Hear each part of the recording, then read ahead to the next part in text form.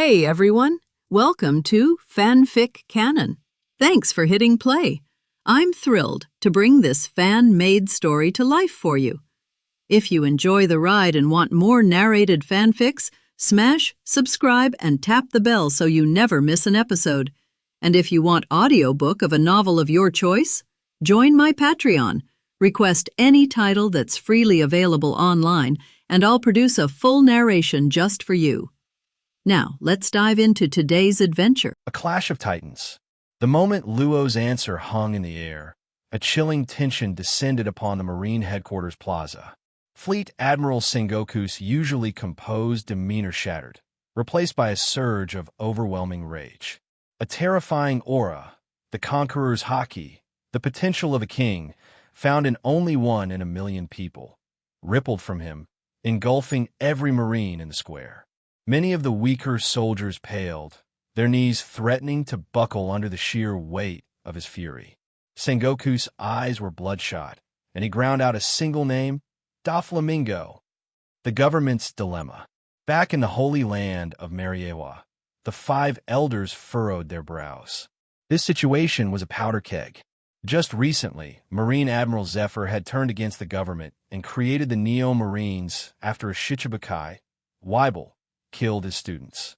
Now, another Shichibukai, Doflamingo, was publicly revealed to have killed Sengoku's adopted son. The five elders were caught between a rock and a hard place. They couldn't simply move against Doflamingo. He was a former celestial dragon, and although he had been cast out, his bloodline made him untouchable by the government or the Marines. Furthermore, Doflamingo held a secret about the celestial dragons that gave him leverage and allowed him to extort the title of Shichibukai by hijacking the heavenly gold. The government had no choice but to agree. The five elders' heads throbbed with a familiar headache. They knew Sengoku would be calling soon, and his demand would be simple: revoke Doflamingo's Shichibukai status and launch a full-scale crusade against him. This was a Zephyr Incident 2.0 in the making, and it was a mess they couldn't afford. They needed a way to solve this conflict without triggering another catastrophic fallout. The spider's web. At the same time, Doflamingo's face was grim. This public revelation put him on a collision course with the Fleet Admiral of the Marines. Sengoku might be old, but his position made him a formidable enemy. Doflamingo knew he couldn't survive an attack from all three admirals at once. He needed to find a way to resolve the situation, perhaps by speaking to the five elders himself. The news of Doflamingo's cold-blooded murder of his own brother, Rosinante, who was also the adopted son of Sengoku, sent a wave of shock across the world. The public understood that this was not a simple family feud. It was a crisis that would surely lead to a major confrontation. Anxiety and worry spread through the crowd as they watched the live broadcast, knowing this event could change the landscape of the world. The Q&A continues. Just then, the voice of the live broadcaster, Luo Ke, broke through the tension. "The answer is correct," he announced. After Virgo discovered Rosinante was a Marine informant, he confirmed his suspicions that the Don Quixote family had a traitor. Doflamingo had already suspected Rosinante because of their constant trouble with the Marines while Rosinante was with Luo. He continued, "After Virgo beat Rosinante, Rosinante and Luo escaped, but Doflamingo activated his birdcage, trapping everyone on the island. Rosinante, realizing there was no escape, used his final moments to distract Doflamingo, giving Luo a chance to flee. Rosinante was killed by Doflamingo, but Luo escaped and used the op fruit to cure his lead disease, living with a new hatred for the Don Quixote family." Now, for the next question. Luo Ke's voice sharpened. Question: after the Summit War, which force did Luo join? A. Don Quixote family. B. Beast Pirates. C. Straw Hat Grand Fleet. D. The Seven Warlords of the Sea. You have 1 minute. Time starts now. Luo listened with a solemn expression. He knew the first 5 questions were just warm-ups. This new question about his future was the real challenge. He had to be cautious with his answer. He had learned from previous questions that Luo Ke's broadcast was a mix of known questions about the past and future questions that required careful thought or even a gamble.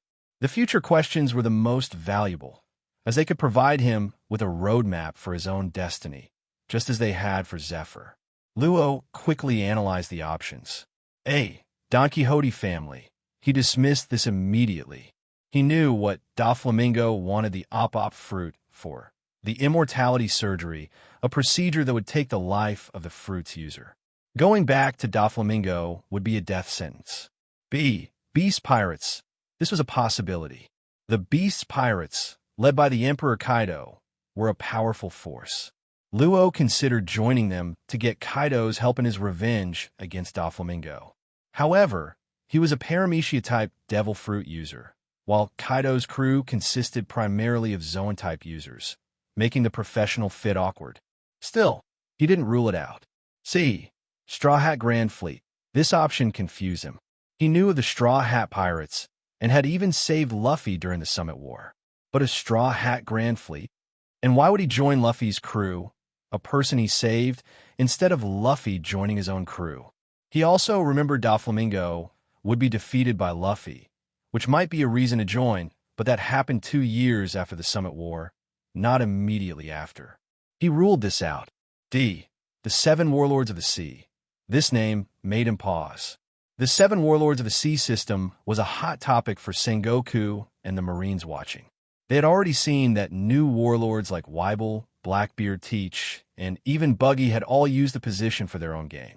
The system, intended to maintain global stability, was becoming a breeding ground for pirates with ulterior motives. Sengoku and the other Marines recognized that if Luo truly joined the warlords, it would be for one reason: to get revenge on Doflamingo. They feared that the system would continue to empower dangerous criminals rather than rein them in. After weighing the possibilities, Luo made his decision. A warlord's calculated move. Luo's choice to join the 7 Warlords of the Sea was a calculated move, born from his desire to avenge Corazon. He knew that to take on a formidable figure like Doflamingo, he couldn't stand on the wrong side of the law. By becoming a warlord, he could operate with the backing of the world government, just as Blackbeard had when he entered Impelled Down. This newfound freedom would allow him to strike at Doflamingo without being a primary target of the Marines. Luo was curious, though. How exactly did he become a warlord? What was the next step in his plan? Why was Luffy the one to defeat Doflamingo? And where was he when it happened? Luo Ke's voice cut through his thoughts, providing the answers. The answer is correct, he announced. Trafalgar Law, a user of the op fruit, can manipulate everything within his domain. He can slice and rearrange bodies without killing, and even swap the souls of 2 people. Luo Ke continued, revealing the stunning truth. After the Summit War, Luo delivered the living hearts of 100 pirates to the world government, earning him the title of 7 Warlords of the Sea. Everyone in the plaza gasped. The thought of a pirate surgically removing the hearts of 100 others was terrifying. Luo's op fruit was truly a horrifying power, worthy of its 5 billion berry price tag.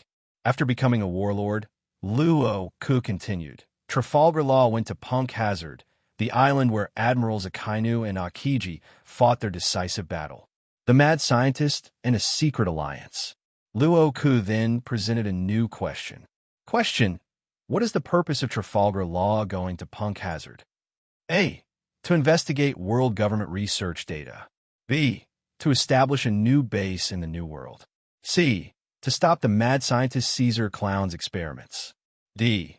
To use Caesar Clown, an important collaborator of Doflamingo, against him.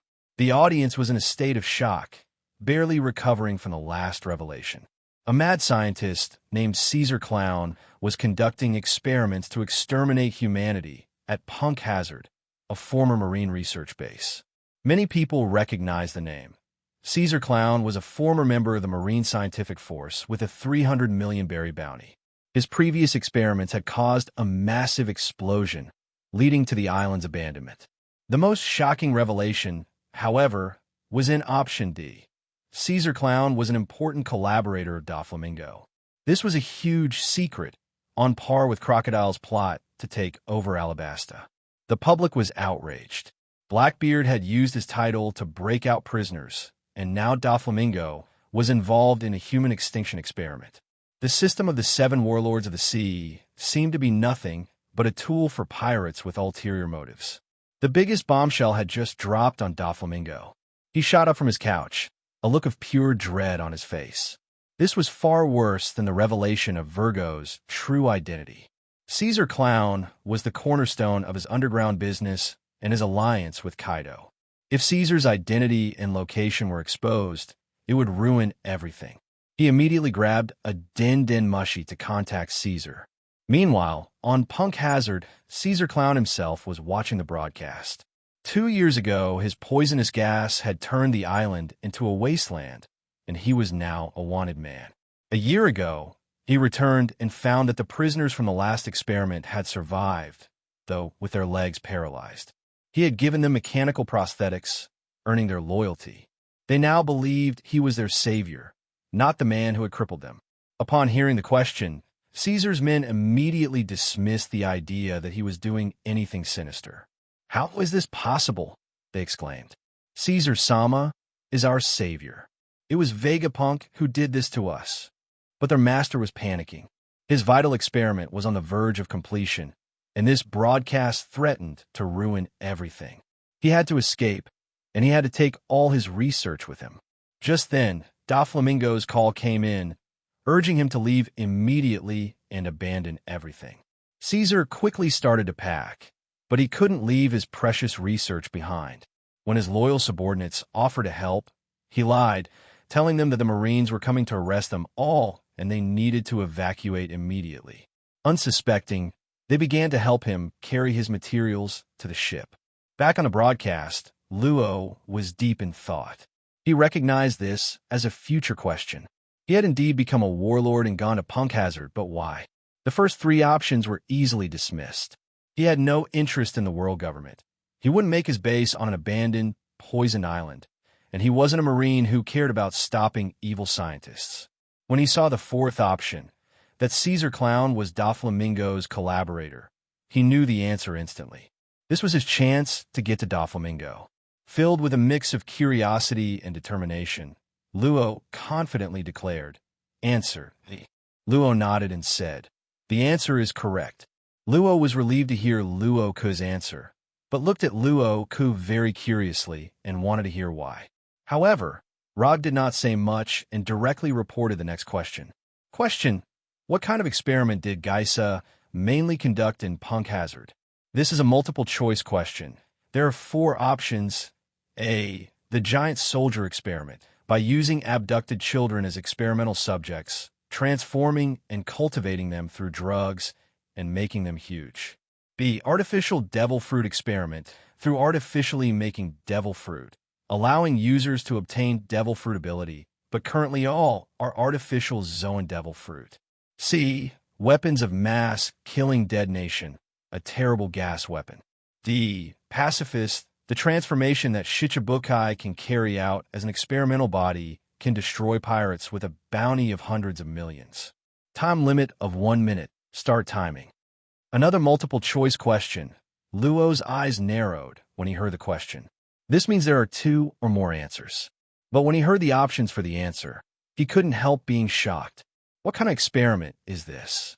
Human experiments with children as experimental subjects have already wiped out human nature.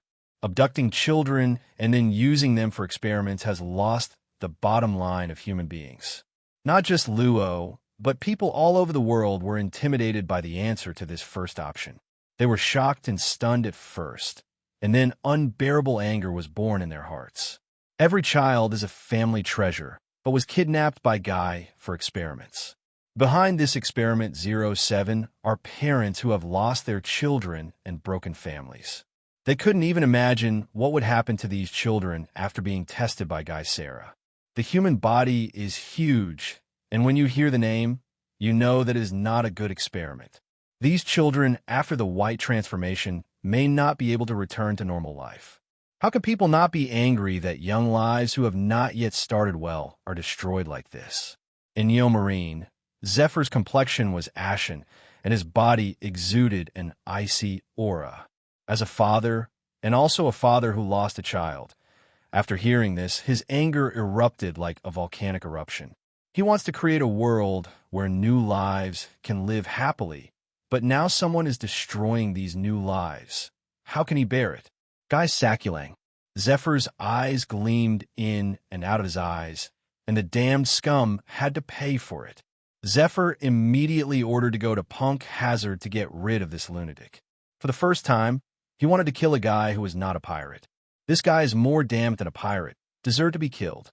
The first option is appalling, and the second option is appalling. Artificial devil fruit. Devil fruit can also be artificial. This news can't help but make people shine. They have seen how powerful devil fruit is, and now even anyone in the world knows what devil fruit is. They have seen all kinds of devil fruit in Summit War: frozen fruit, shock fruit, lava fruit, sparkling fruit, phoenix fruit. The power of these fruits is beyond their imagination. Who doesn't want to obtain the same powerful power as these powerhouses? However, the reality is that devil fruit is rare, and each one is worth hundreds of millions of Baileys. They even know that an op fruit worth 5 billion Baileys was eaten by the live broadcast. But the funny thing is that Luo's bounty after eating devil fruit is less than 1/10 of the price of devil fruit he ate. Such a precious devil fruit, and the ability of no fruit can only be consumed by one person master. This makes devil fruit even rarer. Under such circumstances, the emergence of artificial devil fruit has made many people see possibility and hope. If such a thing really exists, doesn't it mean that they will be able to buy one to eat and see in the future? Ordinary people have a desire, but in the eyes of some people, this is big news because they notice that this artificial devil fruit is Zoan's. And Guy's collaborator is Doflamingo, and Doflamingo is quite close to Kaido. And Kaido's pirate group is called Beast Pirates, and his goal is to build a zoo. No, it's an army composed of Zoan-capable people. If so, then the buyer of this foe's Zoan devil fruit is obvious, Kaido. Now, they suddenly understood why Luo went to catch Guy as a bargaining chip against Doflamingo. Guy is the key to the artificial devil fruit. Without him, Doflamingo would not be able to continue making the artificial devil fruit. And Doflamingo received Kaido's weapons, but could not deliver the artificial devil fruit as scheduled. Then Doflamingo will offend Kaido. Luo is trying to kill someone with a knife. At this moment, Kaido of Ghost Island found out that he had eaten melons on his body. Hearing that someone was hitting him with the idea of creating devil fruit, he immediately raised his brows. This kid dared to plot against him. He was courting death.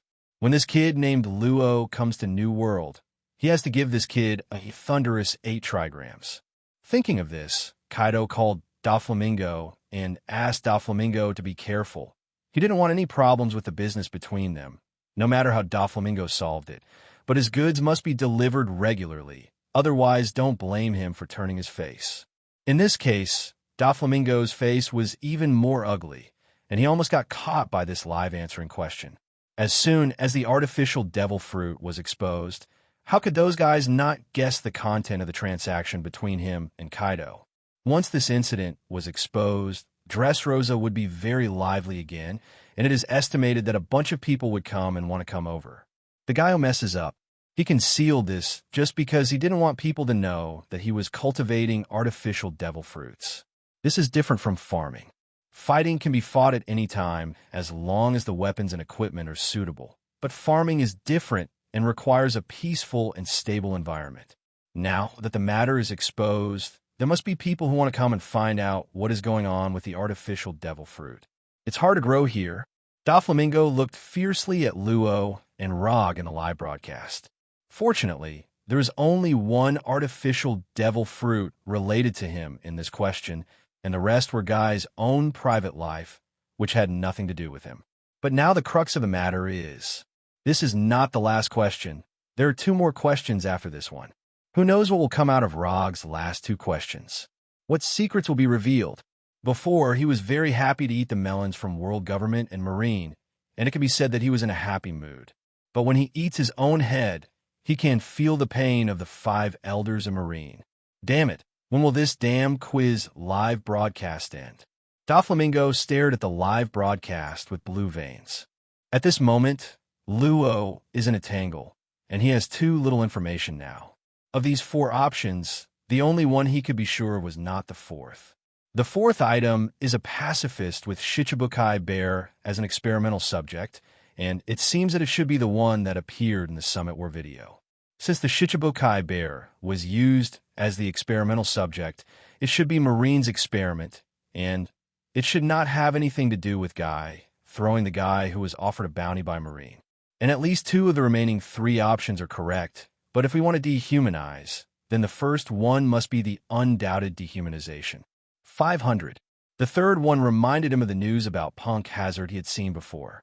It seemed that there had been a poison gas accident here, and Geisa seemed to be wanted for it. If so, the 3rd option should also be Geisa's. Research objectives. The only thing Luo can't figure out is the artificial devil fruit. He has just arrived at the Grand Line, and he doesn't know much about Doflamingo, apart from what he learned from the newspapers and what he has inquired about during this time. It is his previous impressions. Not much is known about the latest situation. It seems that he can only take a gamble. Now that he has answered the 6 paths question correctly, even if he is wrong, Luo's eyes suddenly shrink. A chance to pull off. Luo began to ponder again what else he had overlooked. He suddenly remembered the 6th question, which faction he joined in Summit War, and he remembered that beast pirates appeared in the answer. Each of Rog's answers has a deep meaning, and it is not inexplicable. In that option, the beast pirates appeared instead of the other 4 emperors. You must know that besides Kaido, there are 3 emperors who can also help him defeat Doflamingo. However, Kaido's beast pirates appeared. Eyes wide open at the age of 100 animals. 100 animals make Zoan devil fruit. There was a flash of lightning in Luo's mind, and he understood. He finally understands why catching guys can deal with Doflamingo. Doflamingo uses the artificial devil fruit to make a deal with Kaido. Guy Sa is the key to this deal. If this deal is broken, Doflamingo and Kaido will become evil. He's trying to kill someone with a knife. If so, the answer is obvious. Luo looked up at Luo Ke and said, "Answer. ABC. 3 items." "Correct answer," Luo Ke said. Rog's affirmation has people around the world outraged. Unexpectedly, it turned out to be true. These experiments are all true, and the 2nd artificial devil fruit is not a problem. The 1st experiment using children on human bodies turned out to be true. Guy shit this guy, even taking children to do experiments. In addition to the anger, people thought that Doflamingo was the guy behind Guy, and they couldn't help but get angry at this guy. This guy should have been killed by someone from a non-joined country back then. What a scourge to live. And the world government. Who exactly did you choose? Are you choosing a partner on the government side? It's all about picking scumbags. All of them are scumbags. Does Shichibukai like this really make sense? Many people think about the world government with a hatred of iron and steel, but what makes them even more helpless is that they have no right to speak about the world government, and their opinions are irrelevant, which makes them both angry and helpless. At this moment, Luo Ke added this answer. The giant transformation experiment is a project Geisa received from the 4 emperors Big Mom.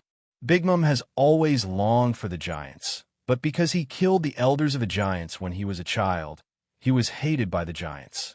So in order to make up for this regret, Big Mom came up with the idea of gigantic human beings. So he asked Guy Sakulang, a mad scientist, to study giganticization for her. So Geisa, with the help of Doflamingo, kidnapped children from the surrounding area by Doflamingo's forces and handed them over to Geisa for experimentation. And in order to appease these children, he lied that he was treating a disease that had grown bigger. However, Geisa's gigantic experiment failed. After the children in the experiment grew to a certain size, they would explode, and the experiment never progressed. Geisa also gradually gave up on this project, but still kept getting a lot of money from Big Mom to eat, drink, and have fun, and pretended to continue experiments in order to continue to defraud Big Mom for funds. The truth of the matter made everyone angry. Doflamingo actually helped Geisa to abduct children to do the experiment, And what made them even more angry was that Geisa knew that the experiment would not be successful, and he had already given up, but he still pretended to carry it out, just for the sake of strength. To get funding, a steady stream of children are pushed into the abyss. Scum can no longer be used to describe this guy. This guy's immortality is not enough for people to be angry. Everyone is furious at this guy, and they can't wait to eat his flesh. In New World, Cake Island. The atmosphere in Cake Castle once dropped to zero. Big Mom's children shrank their heads and did not dare to touch their mother's brows. Big Mom's face was full of anger, and his eyes were full of murderous intent. This guy dared to ask her. He didn't use the fund she gave her to make her research huge, but instead used it to eat, drink, and have fun, and put her project aside. Not only that, but she's been defrauding funds from her. Big Mom glared angrily. I'm going to kill this B asterisk asterisk asterisk asterisk asterisk D. Angry, she looked at Katakuri and said, Send Guy to me and catch him. I want to see him. Yes, Mom. Katakuri responded, then turned and walked outside. Big Mom angrily grabbed the dessert and stuffed it into his own bloodbath.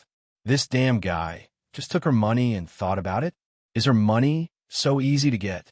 If you can't bring out the gigantic, let's explain it with that life. At the same time, Geisa, who was still watching the live broadcast while preparing to retreat, broke out in cold sweat and turned pale after hearing Luo Ke's words. It's over. Now, there's a lot of trouble. If Big Mom sees that he is lying to her, he will die.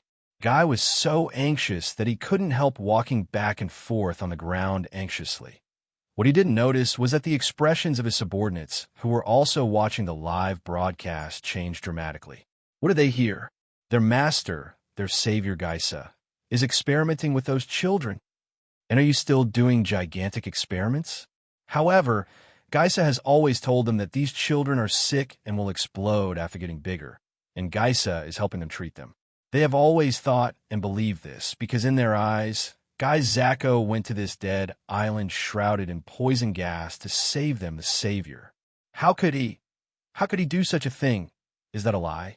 The prisoners stared blankly at the live broadcast in disbelief. However, the live broadcast of the answer has appeared more than once, and its authenticity is obvious to all. If Geisa is really not healing but experimenting with those kids, then what about the killing weapon in the third option, Death Nation? Guy always told them that the poisonous gas was developed by Vegapunk, and it was Vegapunk that made them become like this. Although they knew that Geisa was also developing poison gas, but what Geisa told them was that he developed these out of dissatisfaction with Vegapunk. Vegapunk won the world's first scientist because of this, and he wanted to make more poisonous gas than Vegapunk. Powerful weapons to defeat Vegapunk take his throne as the world's #1 science, home, and avenge them. They were convinced of this before, but now they are a little hesitant. What if guys lied to them? What if the gas wasn't made by Vegapunk? The prisoners were overwhelmed and looked at Guy with a glimmer of hope. He was the spiritual support they had been living on. Can't be what they feared. However, Geisa at this time was so anxious to offend Big Mom that he didn't bother to care about them. In a live broadcast, Luo Ke's words continued. And the second option, artificial devil fruit, is a project of 4 Emperors Kaido. Kaido makes a deal with Doflamingo. Doflamingo provides Kaido with the artificial Zoan devil fruit to form the Beast Pirates. Kaido provides Doflamingo with weapons, and Doflamingo then puts these weapons are sold for a large profit. The source of Doflamingo's artificial Zoan devil fruit comes from Guy's research. However, this is also a semi-finished product, and this artificial devil fruit may fail again. Those who eat this devil fruit will either succeed in obtaining the fruit ability, or if they fail, they will only know how to laugh and lose other expressions. This also gave this artificial devil fruit a nickname Smile. The description of the artificial devil fruit is creepy. After eating it, it will become a person who loses all other expressions except laughing. People just imagine this scene, and their scalps are numb. The person who was thinking of buying an artificial devil fruit before suddenly abandoned this idea, and no one wanted to become a person who can only laugh. At this time, they also reacted What the hell is going on with this guy Sa? Why are they all failures, and they didn't create a decent thing? And what's going on with Kaido? Why keep buying it even though it's a semi-finished product?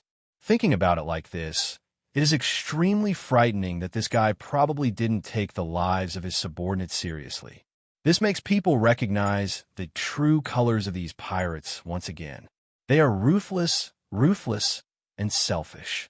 And finally, the third item, Death Nation. This is the weapon of mass killing Geisa has been working on, and it was his experimental error that caused Punk Hazard's poison gas 2 years ago. Geisa was wanted by Marine for this, but he came back a year later to continue his research, hoping to make a weapon that could kill everyone in an instant and sell it to the big bosses in the New World. Guys, get a steady stream of wealth. As soon as Roger finished speaking, the prisoners of Punk Hazard were stunned. It turned out that the gas was not created by Vegapunk, but Guy. It was Guy who made them look like this, and then framed it on Vegapunk. They were all tricked by Guy and took him as their savior. This guy is the culprit behind it all. After the sluggishness, there is endless anger, how much torture, how much pain, how much despair they suffered in the year after the poison gas broke out. However, the culprit of everything was right in front of them, and they didn't even know that they still gave their lives for him. Anger welled up from my heart. At this time, Geisa finally found out that something was wrong around him, and his subordinates looked at him with red eyes and hatred in their eyes. He immediately realized that something had been exposed. Looking at his subordinates with anger coming towards him, Guy felt worse. Soon, however, Geisa put it all right. In any case, the world speaks with strength, and anger cannot solve anything. Although Geisa is only a scientist, he is also a Logia gas fruit-capable person, and he is invincible in front of this group of half-crippled subordinates. Geisa easily wiped out the rebellion. However, the rebellion was resolved, and things got worse because his tools were gone and his documents and materials had not been moved. No one helped him sail the boat, and everything had to be on his own. No way, Guy hardly moved it by himself. What he didn't know was that Neo Marine, Bigman Pirates, and Marine were all eyeing him, and they were now rushing to Punk Hazard to attack him. Guy's little episode here did not affect the continuation of the live broadcast. Rog raised the 9th question here. Question: what did Luo ask Doflamingo to do after he caught Guy? Time limit of 1 minute. Start timing. This title obviously means that Guy's scumbag was caught by Luo. This made people cry, and then Luo had to deal with Doflamingo, which made people look forward to it. Doflamingo and Guy have an affair. One experimented with children, and the other helped kidnap them. Asked them to say that neither should die. Hearing that Luo caught Guy and want to shoot at Doflamingo, everyone applauded. Make sure these two scumbags get the punishment they deserve. Doflamingo frowned when he heard the question. It's not good news for Guy if he gets caught by Luo. Guy's importance is self-evident, and Luo's hatred for him is deep-rooted. How will Luo get revenge on Geisa when he catches him? Doflamingo agrees to be curious. For him, all this has not yet come true. The current situation is that what Geisa has done has been exposed, he is about to escape, and he has sent someone to pick up Geisa.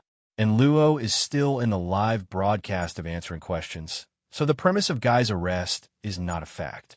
If he can now know how Luo plans to deal with him, then he can also deal with the crisis. After all, he felt that there were not many means to deal with him, and he knew one less. As long as he knows this in advance, he can take precautions first, and he doesn't have to worry that this will become a reality. What worries him more is not Luo. Luo's ability is limited. After all, he taught it with his own hands. He knows how many pounds and how many tails. A Luo, Doflamingo is not worried. What worried him even more was another person, Monkey D. Luffy. The Straw Hat seems to have a close relationship with Luo, who saved him in Summit War. And what bothered him even more was that Luffy had beaten him with integrity. Doflamingo still remembers that scene, the scene where Luffy turned on Gear 4 and smashed his Fruit Awakening attack, knocking him to the ground. This should be what actually happens. This means that he was indeed defeated, and the person who defeated him was not Luo, but Luffy. While Law is planning to take him down, Is Luffy also involved? He wondered how they had driven him into a corner, and if he could know, he could turn this failed future around. However, this also means that more things will be exposed, which makes his face even more ugly. Luo, what are you going to do? Doflamingo looked at Luo thought in the live broadcast. People all over the world are now also attracted by Luo's plan to deal with Doflamingo. Kaido didn't even bother to drink and also stared at the screen. Gaisa was caught by Luo, which also means that there will be a problem with his artificial devil fruit, which is not good news for him. If so, he has to do something too. Otherwise, his plans for the 100 Beast Legion would be in vain. Kaido's face was ocked, Su, and Tongling's big eyes were fixed on the screen. At the same time, Naval Headquarters, Sengoku, and other Marines were also staring at Luo, waiting for his answer. They also wanted to see how Luo dealt with Doflamingo.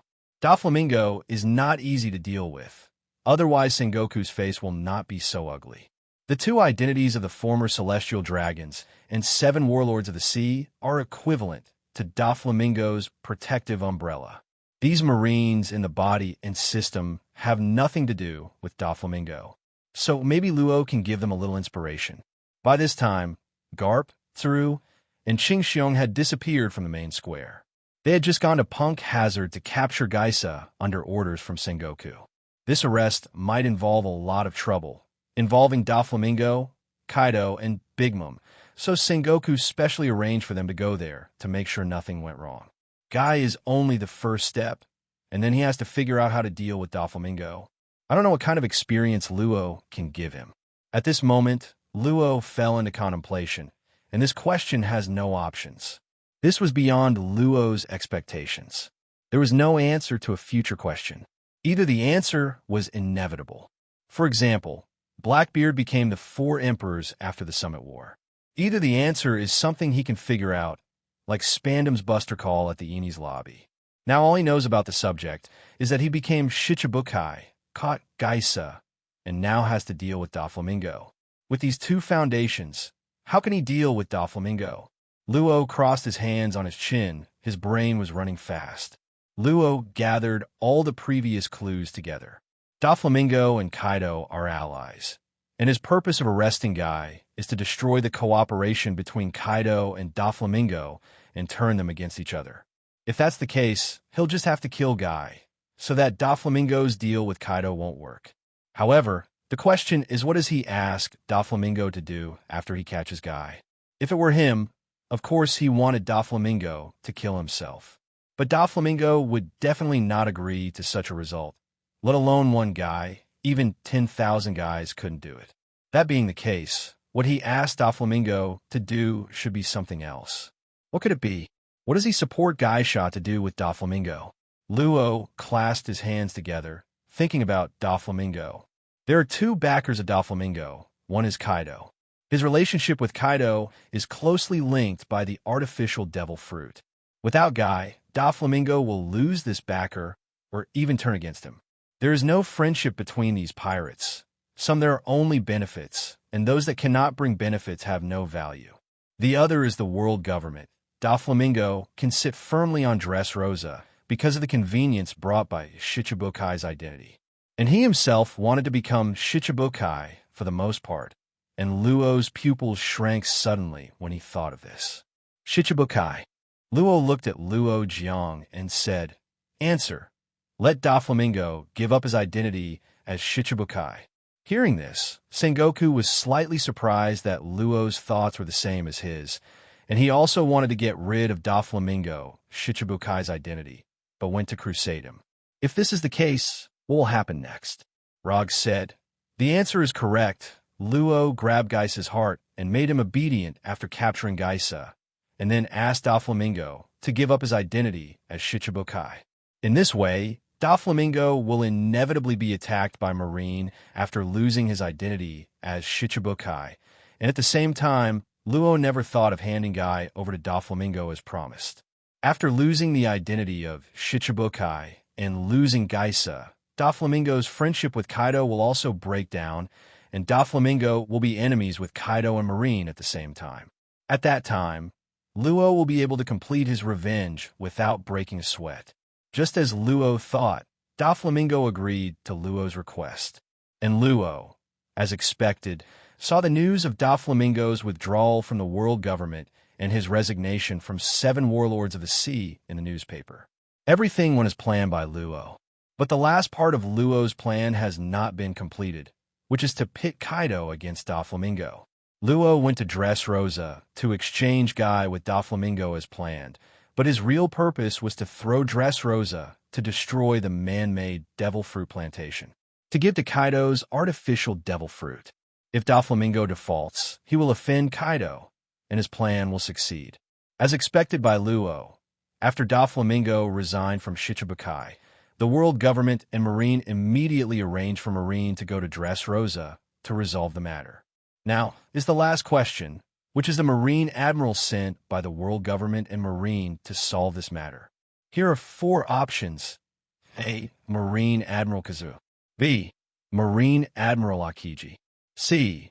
Marine Admiral Fujitora. D. Marine Admiral Green Cow. The time limit is 3 minutes, and the timer starts. People are listening to Doflamingo's gradual defeat under Luo's plan, and they're full of joy to see Doflamingo's demise. However, I didn't expect that the last question was not that Doflamingo Luo's plan failed or turned defeat into victory, but asked which Marine Admiral Marine sent this time. What is the problem? What does this ask at this time? Although people were a little surprised, they also heard the follow-up content, as Rog said. Then everyone was shocked, because they heard the code names of 4 Marine Admiral, namely Kizaru, Akiji, Fujitora, and Green Bull. How could there be 4? And then they suddenly remembered that Qingxiong seemed to be competing with Akainu for the position of marshal and failed to quit Marine. The newly appeared Fujitora and Green Bull should be added later, Marine Admiral. However, this shocked them even more. They are no strangers to the code name Fujitora. It was reported in the newspaper not long ago that Inyo Marine added a new member, Admiral, whose code name is Fujitora. Is there such a coincidence in the world? In the prophecy, after the Summit War, Marine Admiral newly added by Marine is Fujitora, and now the code name of Marine Admiral newly added by Inyo Marine is also Fujitora. Are these 2 Fujitora alone? If it is not the same person, why do 2 identical codes appear? But they can't be sure because the code name is not a name. Anyone can take it. There is a coincidence. However, if it is really the same person, then this matter is interesting. Fujitora, who originally became Marine Admiral, has now become Inyo Marine Admiral. The moral behind this incident is self-evident, because there's only one thing that changes the world, and that is the live answering of the question. The live answering of the question exposed a lot of things, which made many people see the darkness of world government and Marine. And now Fujitora, which originally became Marine Admiral, became Inyo Marine Admiral. This proves that he abandoned the original Marine and chose Inyo Marine. This is already reflecting one thing. Marine is letting people in the world disappoint, give up, and start to choose new hope. Inyo Marine is replacing Marine under government control. This incident immediately made people all over the world energetic. This is good news. They have been looking forward to the rise of Inyo Marine and replace Marine under government control. They want a pure Marine and not a government puppet.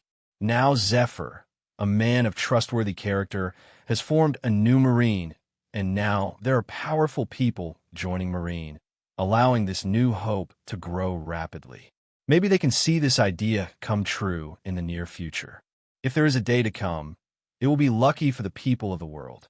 This has greatly stimulated people's expectations and enthusiasm for Inyo Marine, and more people have joined Inyo Marine to help this new Marine grow and grow. Compared with the excitement of the people, Marine was shocked and emotionally complex. On the one hand, they are very happy that the new Marine of Teacher Zephyr can become stronger. And on the other hand, they feel a bit sad that the Marine they have worked hard to maintain for so many years has fallen to the way it is now. Things shouldn't have become like this, but they have become like this. This makes them feel complicated. And what surprised them was another thing. Fujitora, Green Bull, they Marine did not have the 2 code names. The codename of Marine Admiral was not taken when he became Admiral, but he was given certain achievements after he joined Marine. Codenames like Akainu had been there when it was Vice Admiral. So when the two codenames of Fujitora and Green Bull suddenly appeared, they were all taken aback, because no one in their existing Vice Admiral has these two codenames. However, none of Luo Ke's options are made out of nothing, and has a certain factual nature. Since Rog said so, it means that he will be promoted to marshal in Akainu in the future. After Akiji resigned and left Marine, the two vacant positions of Admiral were taken up by Fujitora and Green Bull. They and Kazuru formed the new Marine 3 Admiral. If this is the case, then their origins are also obvious. They are not the Admiral who came up from the headquarters, but the Marine Admiral who was recruited from the people. From this perspective, the Fujitora of Inyo Marine is likely to be the Fujitora who will join Marine after the Summit War in the future. The people of Justice have already begun to make their choice. This situation makes the Marine of the headquarters even more sad, and their Marine has lost people's trust. Sengoku's face was also very ugly. As Marshal Marine, he knew how this kind of thing could be happy. This proves that Marine under his management has lost to Marine under Zephyr's management, which can be regarded as a major failure in his life. He worked hard for Marine for a lifetime and lost to the new Marine that Zephyr had just established. This was a huge blow to Sengoku's self-esteem. Knowing that the son died in Doflamingo, and now knowing it again, Sengoku's mood is extremely bad. God knows how much he wanted to make this Marine great, but now it has become like this. Where's the problem? Sengoku looked away in the direction of the red line, where was the location of the world government, Marineford. Marine's justice has been tainted by politics and governance, and there was nothing he could do as Marshal Marine. Sengoku's long-term ambition finally has a hint of shyness and frustration. Maybe it's time for him to let go of this responsibility, this stall. He really doesn't seem to be able to carry it. And Marineford looking at Sengoku. In the Hall of Power, the 5 elders sullen, the atmosphere stagnant. What they were most worried about still happened. The emergence of Inyo Marine has given people in the world an alternative direction. Even if they had known for a long time that Inyo Marine had a powerful force capable of summoning meteorites. However, knowing that Fujitora was supposed to be the future Marine Admiral made them even more distressed. This was supposed to be Marine's strength, but now it went to the enemy's side. This is more or less equal to losing 2 Admiral, blood loss. Those who belonged to them had now become enemies, and the 5 elders regretted it, knowing that Weibel's appointment should not have been taken lightly. They didn't take Zephyr seriously at the time, and did so deliberately to make him defect out of Marine in order to find a chance to kill him. But they didn't expect that this release would directly let the tiger return to the mountain. They did all the calculations, but did not count the variable of Rog. Rog gave Zephyr more time and a healthy body, so that he had the ability to fight against them. If they had known that Luo Ke would cross the bar, they should have waited for Zephyr to issue an appointment when he was at the naval headquarters, and then detained Zephyr directly to nip all troubles in the bud. Though, look for flowers. This way nothing will happen. However, it is too late to say. Zephyr has formed Inyo Marine. What would have become Marine Admiral Fujitora has now become Inyo Marine Admiral. Now, the situation turns against them even more, and Inyo Marine is starting to look like a replacement for Marine. But now there is a bigger problem before them. That is the new Marine Admiral with 2 people. One of them is Fujitora, which has now become Inyo Marine Admiral. The other person only has the code name Green Bull, and no one knows his true identity. In case this Green Bull also ran to Inyo Marine after hearing the news. That's no joke. It's equal to Inyo Marine Zephyr, Fujitora, Green Bull, plus the Revolutionary Army Dorag, who has a close relationship with them. They will have 4 Admiral-level combat power. What is this concept? The current 4 Emperors Regiment. No regiment can withstand Inyo Marine's crusade. Of course, if Zephyr did that, it would have come at a price, and the 5 elders would have fainted in the toilet laughing. Why chance? Inyo Marine with 4 Admiral powers. Even the world government and Marine are not sure to win. 0-0. If that's the case, then Inyo Marine really stands up. All they need is time. Inyo Marine has enough high-end combat power, but the mid-tier and bottom tier are far less than Marine. They only need time to expand the middle and bottom layers in place, and they can really replace Marine and bring justice to the world. At that time, Marine under the control of the government really does not need to exist, and correspondingly, the existence of world government becomes unnecessary.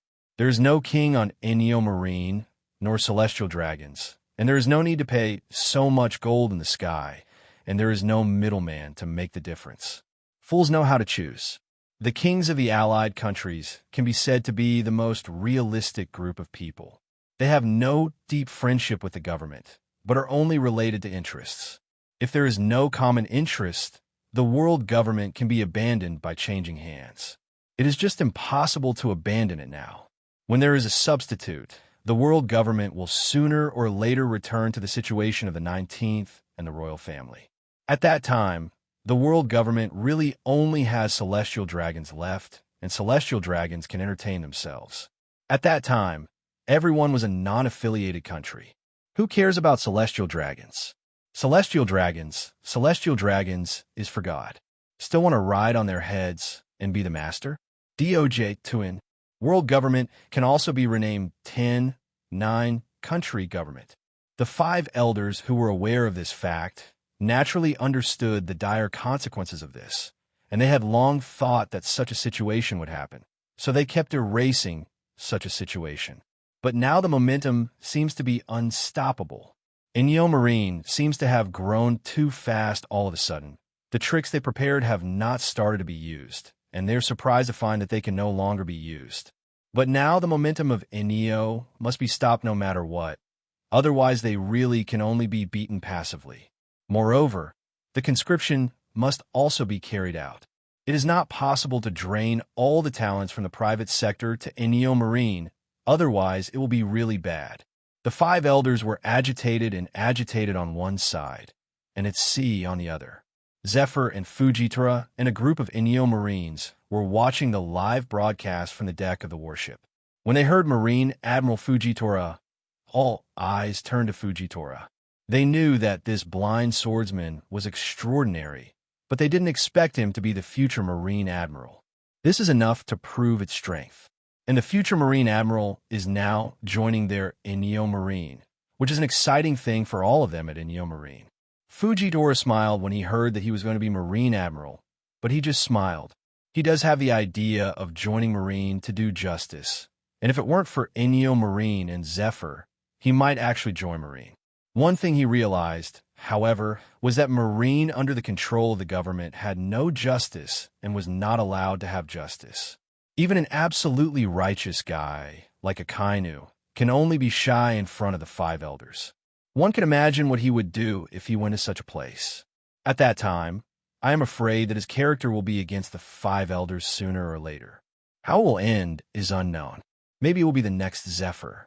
In contrast, he is more fortunate to have Inyo Marine. At least he can practice his justice here, together with a group of like-minded people. Zephyr looked at Fujitora and asked, "What do you know about the Green Bull 50? I've never heard of it, but if he is a righteous person like me, then I believe he will make the right choice." Fujitora closed his eyes and said indifferently, "Hopefully." Zephyr nodded and looked back at the screen. At this moment, somewhere in the world, a certain man looks up at the live broadcast and thinks. Talking about the question itself is already more interesting than discussing the answer. After the discussion about whether this Marine Admiral Fujitora is the Fujitora of Inyo Marine and who the Green Bull is, people return to the answer to this question. However, they don't know what the answer is. Luo naturally also fell into a predicament. Among the 4 options, only Qingxiong can be ruled out because he has already quit Marine at this time. Among the remaining 3 options, either Kizuru, Fujitora, or Green Bull may be selected. No one has a higher probability and no one has a lower probability, because all 3 are similar. However, in comparison, Kizuru is a veteran admiral, more familiar, and his recent performance is higher than that of Akainu and Akiji. The possibility of becoming the next Marshal Marine is also higher. As for Fujitora, This man is also a man who has only recently gained fame. I heard that it is the new Admiral of Inyo Marine. It is also somewhat understandable. However, the last green cow, this person has no clue at all, and he has never even heard of such a person. So after thinking about it, Luo was shocked to find that he could only guess this question. If he didn't guess, he couldn't figure out who it was. But Luo didn't want to leave his fate to luck. He said that his luck in this life was not good, but he also said that it was not bad. To say he was lucky, but when he was a child, his parents and relatives died. Tragically, the country was destroyed, and he also suffered from uranium and lead disease. He finally met a good person, and he died to protect himself. Fate seems to be he has never favored himself, but has been making him suffer and torment. However, to say that he was unlucky, Luo survived the mortal situation of Flevance again. Not only that, but also met a noble who saved his twisted mind, and then obtained a value of 5 billion Bailey's op fruit. He was also saved from lead disease, and he finally managed to survive in a desperate situation like Mignon Island. In such a situation, even Luo himself did not know whether he was lucky or unlucky. So leave things to luck. He can't do this kind of thing. He believes in himself more than luck, makes plans, and then moves. Everything depends on himself. Since it is impossible to start with the topic, then we can only start with the idea of the person who asked the question. Why does Luo Ke ask such a question? What is his purpose? What does this answer mean? Luo stole a glance at Rog and found that the other party looked very indifferent, as if he didn't care whether his answer was right or wrong. Whether it's right or wrong has nothing to do with him. Luo suddenly thought that it seemed that regardless of whether he answered correctly or incorrectly, Rog would announce the correct answer. If the question itself was his purpose, then his answer was obviously not important. That is to say, he is just a tool person to prove the authenticity of the questions and answers. As soon as this idea appeared, the corners of Luo's mouth twitched. Luo used this thought out of his mind to focus on the title and Luo Ke's thoughts. Soon a new idea appeared in Luo's mind.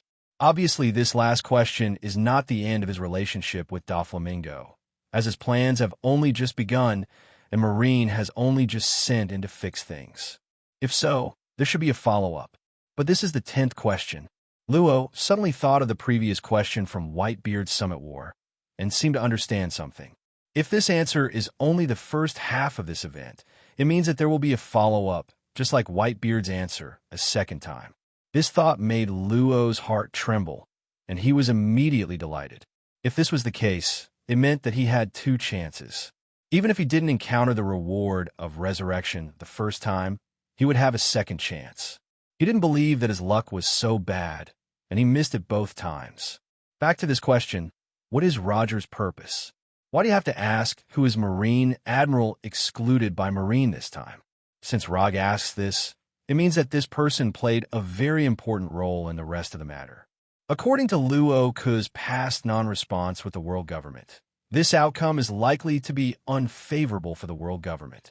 In other words, this may be another scandal of the world government or Marine, which will make them embarrassed or angry. But why? Several question marks popped up on Luo's head. What happened to make them angry or embarrassed? He remembers that Doflamingo was defeated by Luffy in the Straw Hat, right? Wait, if Doflamingo withdrew from Shichibukai and Marine sent Admiral to crusade him, then Marine Admiral should solve Doflamingo. Why is it the turn of Straw Hat Luffy? Luo suddenly felt something was wrong. It seemed that something was wrong. This thing seems to go too smoothly. He threatened Doflamingo with Guy Saw, and Doflamingo immediately gave up Shichibukai, which was abnormal in itself. It's impossible for Doflamingo to guess his intentions, and he certainly won't believe that he will give him back 0. However, Doflamingo agreed so easily, there is definitely a problem. After Doflamingo agreed, the newspaper immediately reported Doflamingo's withdrawal from Shichibukai. Suddenly another thing popped into Luo's mind. At that time, he felt something inexplicable. This is the conversation with 5 elders after Akainu became Marine Marshal. Because it is related to Doflamingo, he remembers very clearly. Akainu said to 5 elders at the time. Why do you have to make the whole world go round for the sake of a small Doflamingo? If this happens again in the future, will I still have face as Marshal Marine? Don't do this kind of thing anymore. 5 elders replied. What is your face? At the time, they were very puzzled. What happened to Akainu made Akainu feel that his face was lost, and it was also related to Doflamingo. But now when I think about it, Akainu's faceless incident happened after he became a marshal and was related to Doflamingo. And Doflamingo's resignation from Shichibukai also happened when Akainu was the marshal. Now that the two things are linked together, the answer to make the whole world go round is obvious. Doflamingo's resignation from Shichibukai was a scam. The world government cooperated with Doflamingo in sending this report, and Akainu found out about it and quarreled with 5 elders, but was tolerated and returned. If this is the case, the Marine Admiral who was sent is not to attack Doflamingo at all, but to deal with him Trafalgar Law. Luo Tong suddenly shrank. How could things be like this? They will be troublesome. He went to Dressrosa, according to the plan, to destroy Doflamingo's plantation. Now Doflamingo is waiting for him in Dressrosa, and Marine Admiral is also going to Dressrosa. It is very difficult for him to deal with a Doflamingo. How could he deal with another Marine Admiral? The situation has come to a dead end. At the age of 2.3, his face changed drastically. But soon he thought of Luffy. Luffy defeated Doflamingo. Why can he defeat Doflamingo? Even if he is better than Doflamingo, what about the Marine Admiral who was sent over? Why didn't he make a move? How could you watch Doflamingo get knocked down? Luo suddenly found a blind spot. Marine Admiral defeated Doflamingo in Dressrosa and Luffy, which is an incredible thing in itself. No matter how powerful it is impossible for Luffy to defeat the Doflamingo plus Marine Admiral combination at the same time. They are unlikely to have an advantage in numbers. The number of people is not dominant, and the combat power is not dominant. However, Luffy defeated Doflamingo. The only answer Luo can think of is that this Marine Admiral who was sent over has released the water. And it was not a normal release, it was just watching Doflamingo get knocked down. When it comes to releasing water, Luo has a funny face in his mind. It is Marine Admiral Kizaru. I am afraid that the whole world knows that Kizaru is an ape, especially his release of water to Luffy is an upright and unconcealed one. Asking for it is a clear conscience. Kicking Luffy into Whitebeard's arms is still an unsolved mystery. It even led to rumors that Kizaru was an undercover agent sent by the Revolutionary Army to Marine. With the possibility of Dressrosa, Luo also had a doubt that Kizaru's real name might be Monkey D. Kizaru. Otherwise, it would be too ridiculous. Summit War You Release the Water. Dressrosa meets Luffy or Release the Water. You are not the Revolutionary Army who believes it. Luo subconsciously answered that it was Kizaru. But in the last one, he decided to be more cautious, not to lose all the set because of a small mistake, to miss the reward he wanted most, and this answer was a bit too ridiculous. Because 5 elders sent Kizaru to solve Doflamingo's troubles in the past. Kizaru played out in the past. Not only did not help, but also watched Doflamingo get knocked down, which is too unreasonable. After this incident, he still wanted to be a Marine Admiral and played it again and again. But who would it be if it wasn't for Kizaru? Why did Roger deliberately mention this Marine Admiral? What did this Marine Admiral do to make Luo think that this is something the government and Marine don't want to see? Luo's thoughts were placed on Fujitora among the remaining 2 7-member Admiral. He had no clue about the Green Bull. Only Fujitora could think about it. Suddenly, he thought of one thing. That is, Fujitora became Enyo Marine Admiral, and originally he should be Marine Admiral. Why didn't he go to Marine instead of Enyo Marine as he originally thought? I'm afraid the only answer is that Fujitora saw that the current government and Marine's true colors were contrary to his wishes, so he went to Enyo Marine. If this is the case, Fujitora should be a similar person to Zephyr. After all, people gather in groups and divide into groups. His choice of translation method should be that he appreciates Zephyr's concept. Although Luo doesn't know much about Fujitora, he knows something about Zephyr. He has already learned about Zephyr's life in the live answering live broadcast. Although they belong to the hostile camp, they also admire this person very much. This is not the same as the government and Marine. The group of guys are completely different people, and he doesn't hate such a Marine. If Fujitora is similar to Zephyr, then Fujitora should be quite dissatisfied with the Shichibukai system. If the government and Marine send him to solve the Doflamingo issue, then he is very likely to violate the law, and he will take this opportunity to get rid of Doflamingo. However, he is Marine again. He can't make a move, so he can only remove it with the help of other people's hands. And who is this knife? Obviously, the eyes of Luffy Luo in the straw hat suddenly glowed. Things seemed to be connected, and everything had a plausible explanation. A complete and clear context of the incident emerged in Luo's mind. He finally understood what had happened and why Luo would deliberately mention who the government and Marine sent to resolve this matter. If Fujitora really came, then the truth of this incident would really make the government and Marine regret it. Luo Ke turned the corner of his mouth and looked at Luo General. His eyes showed that I understand you. It turns out that you have this kind of intention, I understand. Luo opened his mouth and said, Answer, C. Marine Admiral Fujitora. People who had no clue about the answer heard Luo's answer and were slightly taken aback, and they didn't seem to understand the reason for Luo's choice. But now that Luo has chosen Fujitora, what is the correct answer? People watch Roger in the live broadcast. Rog looked at Luo and said, The answer is correct. You got it right.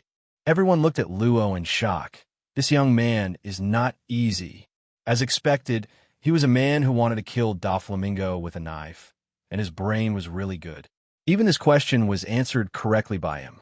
Sengoku was also a little stunned. He also thought about Luffy's defeat of Doflamingo. Since Marine Admiral is there, how could Doflamingo be knocked down? This is somewhat illogical. So he also guessed that this Admiral had a problem. It is estimated that there is no effort to release the water. But he guessed it was Kizaru, because Kizaru's performance in Summit War is still fresh in his memory. This time it was Luffy who was facing again. He was really not sure if this guy would let him go. However, what Sengoku did not expect was that it was not Kizaru that was sent this time, but Fujitora, who had already joined in Yomarine. Then this matter is interesting. A thoughtful look flashed in Sengoku's eyes, and then he sighed with regret. It seemed that Marine had missed an excellent admiral. Sengoku suddenly admired Zephyr. I am afraid that in the future, Zephyr will gather more and more righteous people, and the Marine on his side may only get worse. On the screen, Roger continued. Okay, now the 10 questions have been answered. As usual, the video will be played. Please look forward to it. As Luo Ke's voice fell, live broadcast screens all over the world turned black at the same time. After a while, bright lights began to appear on the screen, and then images began to appear. A port city appeared in the video, and the screen turned around and came to a room.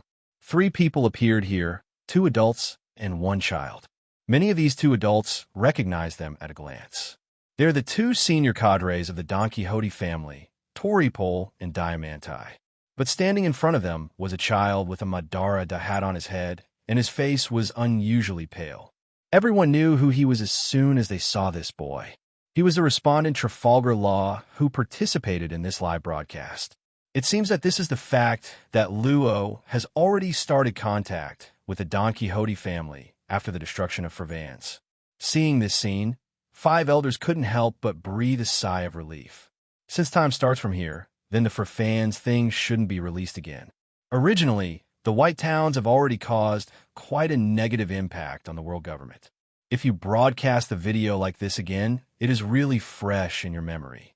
I am afraid this negative impact will last for a long period of time, and it will have a greater impact than before. 5 elders felt a headache just thinking about this, but now that it started after joining the Don Quixote family, it's much better. But 5 elders is a little puzzled. Luo Ke's temperament has changed? Isn't it black them? At this moment, Luo wants to see Doflamingo join the Don Quixote family. However, it was rejected by Toripole and Diamanti. How could Doflamingo have time to meet newcomers? Hearing Luo said that he was dying, the two did not take Luo seriously, but jokingly asked him if he was a doctor and how he knew he was going to die. But Luo said this with a calm face and a serious face. I want to kill as many people as possible in 3 years and destroy everything. Such words came out of a child, and even 500 adults who had gone to sea for many years were shocked. Not only Diamanti, but everyone who was watching the video was equally shocked. Seeing Luo, who was only a child, had a completely different temperament from Luo when he grew up, people couldn't help feeling that this child was really distorted by what happened before. The more they saw Luo's cold and unsentimental expressions in his eyes at this time, the more they felt sorry for his experience. This is how much pain it took to twist a 10-year-old child into this way. The more so, they became more angry about what the world government did in Flevance. Luo now means that Flevance has become a dead city, so everyone is dead. Greedy, Diamanti looked at Luo again, and then said, "Ha ha, this kid's brain is obviously broken. Although we also accept children here, the 100 little ghosts who came before insisted on crying in less than 2 days. I ran away." At this moment, the two children said to Toripole and Diamanti in the room from the window, "Master Toripole, Master Diamanti, and Mr. Corazon are back."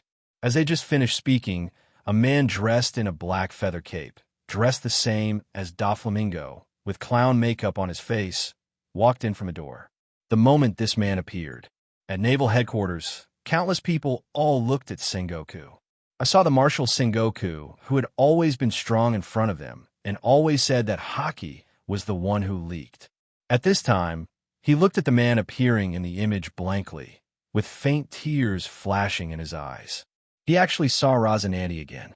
Even with Rosinante's heavy clown makeup, Sengoku could still see his familiar face. Rosinante, his adopted son, his son who died at the hands of Doflamingo. Sengoku's emotions at the moment can't be suppressed. Since Rosinante went undercover with Doflamingo, he hasn't seen him again, and when they meet again, Rosinante is dead. "Finally see you again." There were tears in Sengoku's eyes, and his eyes were fixed on Rosinante's body in the image, not wanting to miss a single second. How he wished Rosinante was still alive, but even the images he could only see on the screen. For the first time, after so many live broadcasts, Sengoku felt grateful to Rock. If Luo Ke hadn't started the live quiz, he wouldn't have seen Rosinante again. At this moment, Sengoku has put aside other thoughts and just concentrates on watching the images of his dead son. Seeing Sengoku like this, Garp couldn't help but sigh, but he didn't speak. He didn't want to disturb Sengoku's mood and opportunity to see Yoshiko again. Even if it was an image, it was a rare opportunity for Sengoku, a lonely old man. It could be said to be a miracle. How could he disturb this miracle? As a friend, the only thing he can do is to silently accompany him to watch all this. And at this moment, Doflamingo is the same emotionally unable to control as Sengoku. He looked at the image of his brother who had been killed, and his mood was particularly complicated, as if there was a kind of excitement to see relatives, but it was immediately covered by anger and coldness. In any case, he does not regret his actions of killing Rosinante, even now. Betrayal. The most unbearable thing for him is betrayal. Rosinante took action against his brother for the sake of Marine and for justice, ignoring the kinship between them, so he didn't need to care about that anymore. It was Rosinante who abandoned him first, not him. Rosinante dropped him twice. The feeling of being betrayed by relatives many times, even Doflamingo, is not feeling well. You could have shared everything with me now. You're my only brother after all, but you betrayed me, betrayed the Don Quixote family. This is the end of the betrayal. Doflamingo looked at Rosinante in the image coldly. Doflamingo didn't want to watch anymore, didn't want to see the face of Rosinante pretending to be a clown in front of him. But he couldn't help but continue to watch. There should be information that he had ignored and the future in this image. He has to catch. Doflamingo suppressed his anger and continued watching Rosinante's undercover show. At the same time, Luo's face was full of tears, and the moment Corazon appeared, Luo saw the scene of their first meeting again. His mouth was slightly open, his eyes were round, and tears could not stop flowing down from the corners of his eyes. "See you again at last, Corazon." In the video, Corazon slipped as soon as he entered the room. Baby 5 and Buffalo next to them laughed and said, "It's been a long time." Apparently, they put the banana peel on the ground. Corazon, who got up from the ground, knocked them down mercilessly and then sat on the sofa. At this time, the knockdown baby 5 actually handed Corazon a cup of black tea without any anger. From a room came the laughter of the 2 children who succeeded in mischief. However, Luo next to him did not react at all, watching this scene with a sullen face. Toripole and Diamante introduced to Luo the identity of Corazon, the younger brother of Doflamingo and the cadre of the Don Quixote family, but now he's become dumb because of some stimulation. Also, he hates children very much. At this moment, Corazon grabbed Luo's head and used him out the window. He lit the cigarette with a handsome set of operations, but the lighter lit the black feather cloak, which immediately attracted a burst of excitement. Riot. At the same time, Luo, who was thrown outside, raised his head with bleeding from his mouth and nose, his eyes filled with hatred for murder and revenge. Seeing this scene, people were very emotional. If they saw this scene before, they would definitely think that Rosinante had a bad character and even bullied children. But now, knowing that Rosinante is Marine's undercover agent, he ran around to find a doctor to save Luo, and he would not hesitate to be killed for Luo to live. There's only one reason Rosinante is so bad to the 2 children in Luo. That is, he wants to drive them away, let them retreat in spite of difficulties, and does not want them to go the way of pirates. It can be said that such behavior is clumsy, but it is also the limit of what he can do without revealing his identity after becoming an undercover agent. And when Rosinante appeared on the stage, there was a lot of trouble, and people couldn't help but feel that this person was a little too sloppy. And Sengoku saw that Rosinante was lit by his own cigarette lighter with a nostalgic smile on his face. Rosinante made a lot of jokes because he was too sloppy when he was a child. The joke at that time has now become a good memory in his memory, and it is also a memory that cannot be added. As soon as the picture turned to the video of the family meal, Doflamingo also officially appeared in the picture. The current main cadres of the Don Quixote family all gathered together to enjoy a huge piece of pizza. Luo stood aside, listening to their chat and laughter. At this time, Toripole looked at Luo and said, "You have been cleaned up by Corazon a lot." Luo was covered in scars, but answered without fear, "I'm not afraid of him, but I have seen hell." Hearing this, Doflamingo smiled dangerously. "Duh. It's your freedom to slap a swollen face and make a fat man. But Corazon is my important brother. If anyone dares to hurt him, I will kill him with my own hands." Doflamingo's words were murderous and extremely protective. However, in front of people who know what happened behind, this sentence seems very ironic. Because Rosinante died at the hands of Doflamingo, killed by his own hands. Sengoku's face suddenly turned cold when he heard this, while Doflamingo showed the anger of being betrayed. At this moment, in the video, Yura, who was eating, said that Luo's pale skin could not be caused by uranium lead disease. This remark caused panic among others. This uranium lead disease is rumored to be contagious, and there is no cure. Luo Wenyin gritted his teeth. At this time, Doflamingo stood up and said, "Don't take out the rumors and say that lead disease is just poisoning, not contagious." The words of Doflamingo in the video confirm what Luo Ke and Luo said when they answered the question. The lead disease was indeed caused by platinum lead poisoning, and why Doflamingo knew this was probably related to his identity as celestial dragons. The world government knew the truth about 100 years ago. Thinking of this, people are even more angry and let people die for the sake of some money. The world government and celestial dragons are all damned. And right now, in the Hall of Power, the 5 elders felt something was wrong. They thought that the image started after the destruction of Flevance, and there should be no more scenes of Flevance, but now, I am afraid that the situation they are most worried about is about to happen. Doflamingo looked at Luo and asked, "Are there any other survivors in Flevance?" "I don't know. I just escaped from there." "How did you escape?" Doflamingo asked. I hid in a pile of corpses and crossed the border. Luo said blankly. Hearing Luo's description, the others who were eating closed their mouths and almost spit it out. However, this contrasted sharply with Luo's calm face. Doflamingo raised his mouth and looked at Luo, as if he had found some interesting toy. Then what do you hate? Little Luo replied. I don't believe in anything anymore. He looked at Corazon, who was eating. I'm not afraid of death. If you don't get too proud, I will definitely seek revenge on you. There was no light in Luo's eyes. Some just wanted to destroy everything. This makes people feel inexplicably sad. As soon as the screen turned around, a warehouse appeared. The cadres of the Don Quixote family are looting here, but they're very leisurely, and they even chatted about the White Town. The people who are watching the video also recognized the rise and fall of the White Towns from their mouths again, and their activities with uranium, lead, and the world government. The toxins in the diamond lead mine are in trace amounts, Lee's, which is also the most terrifying part of him. For example, if a young man's body keeps accumulating this kind of uranium and lead, then when he gives birth to offspring, the life expectancy of children will be shortened. What is even more terrifying is that when that child has another child of his own, the life expectancy of the child born will be further shortened, and the life expectancy will be shorter from one generation to the next. By the time you realize that aluminum is toxic, it's too late. Everything in the picture is switched to a ward. Many people have died with their faces covered with white cloths, while those who are alive are screaming in pain with their faces covered with white Madara blocks, as if a human tragedy. When people saw this scene, they all shuddered.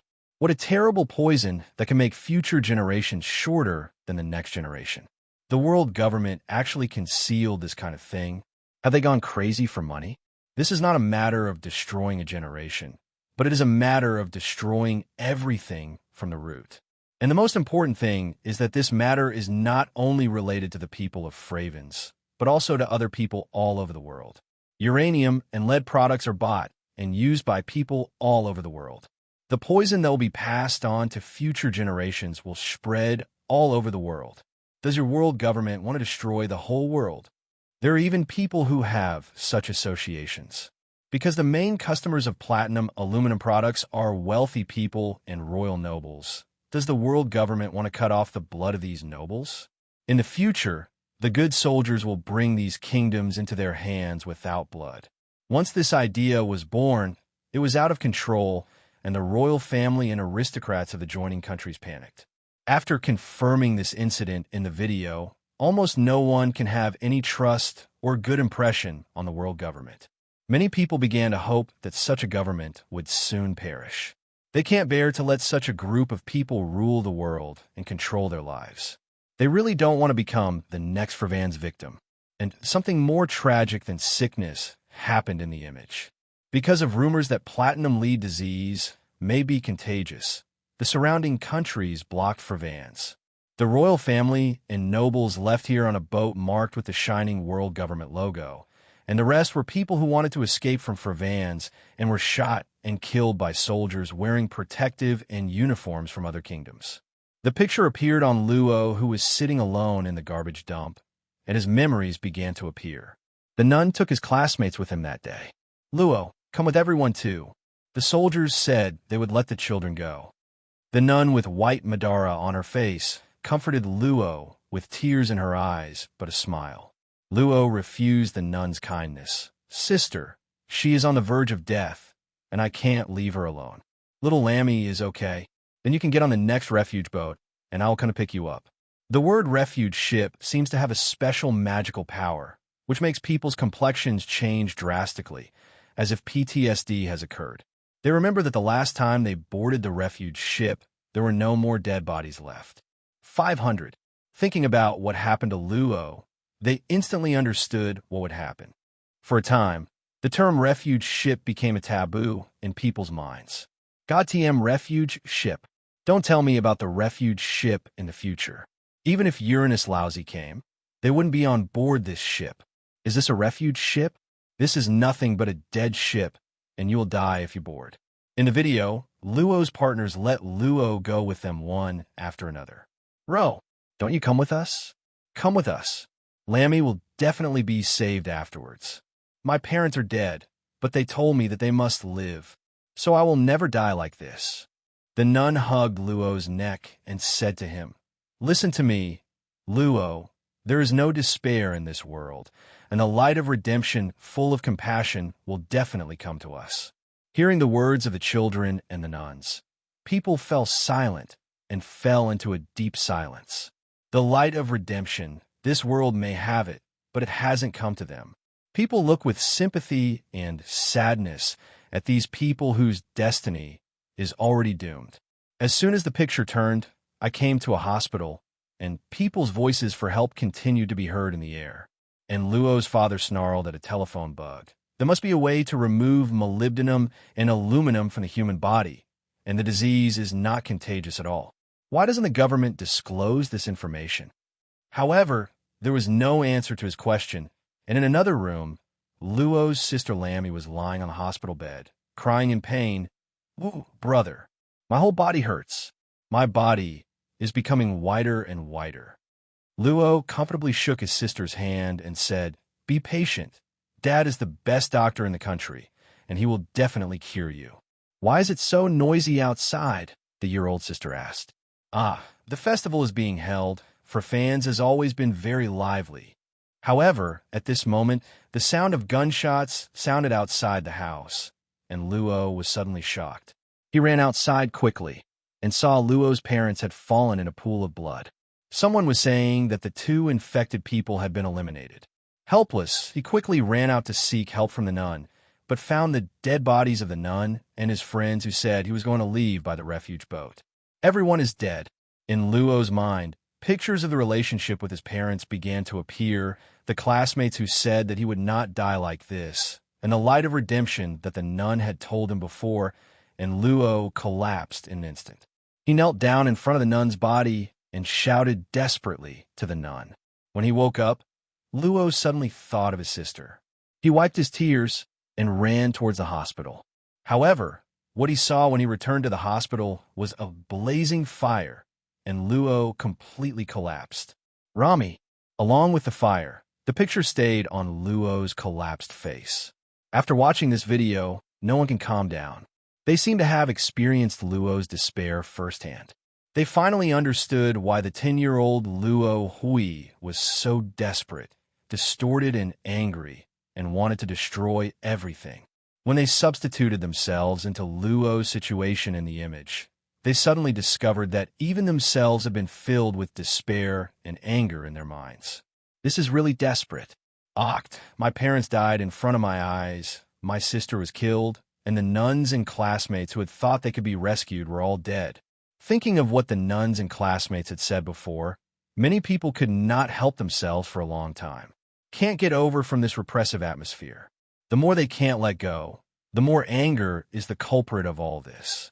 The world government and the Flevance royal family are really guilty.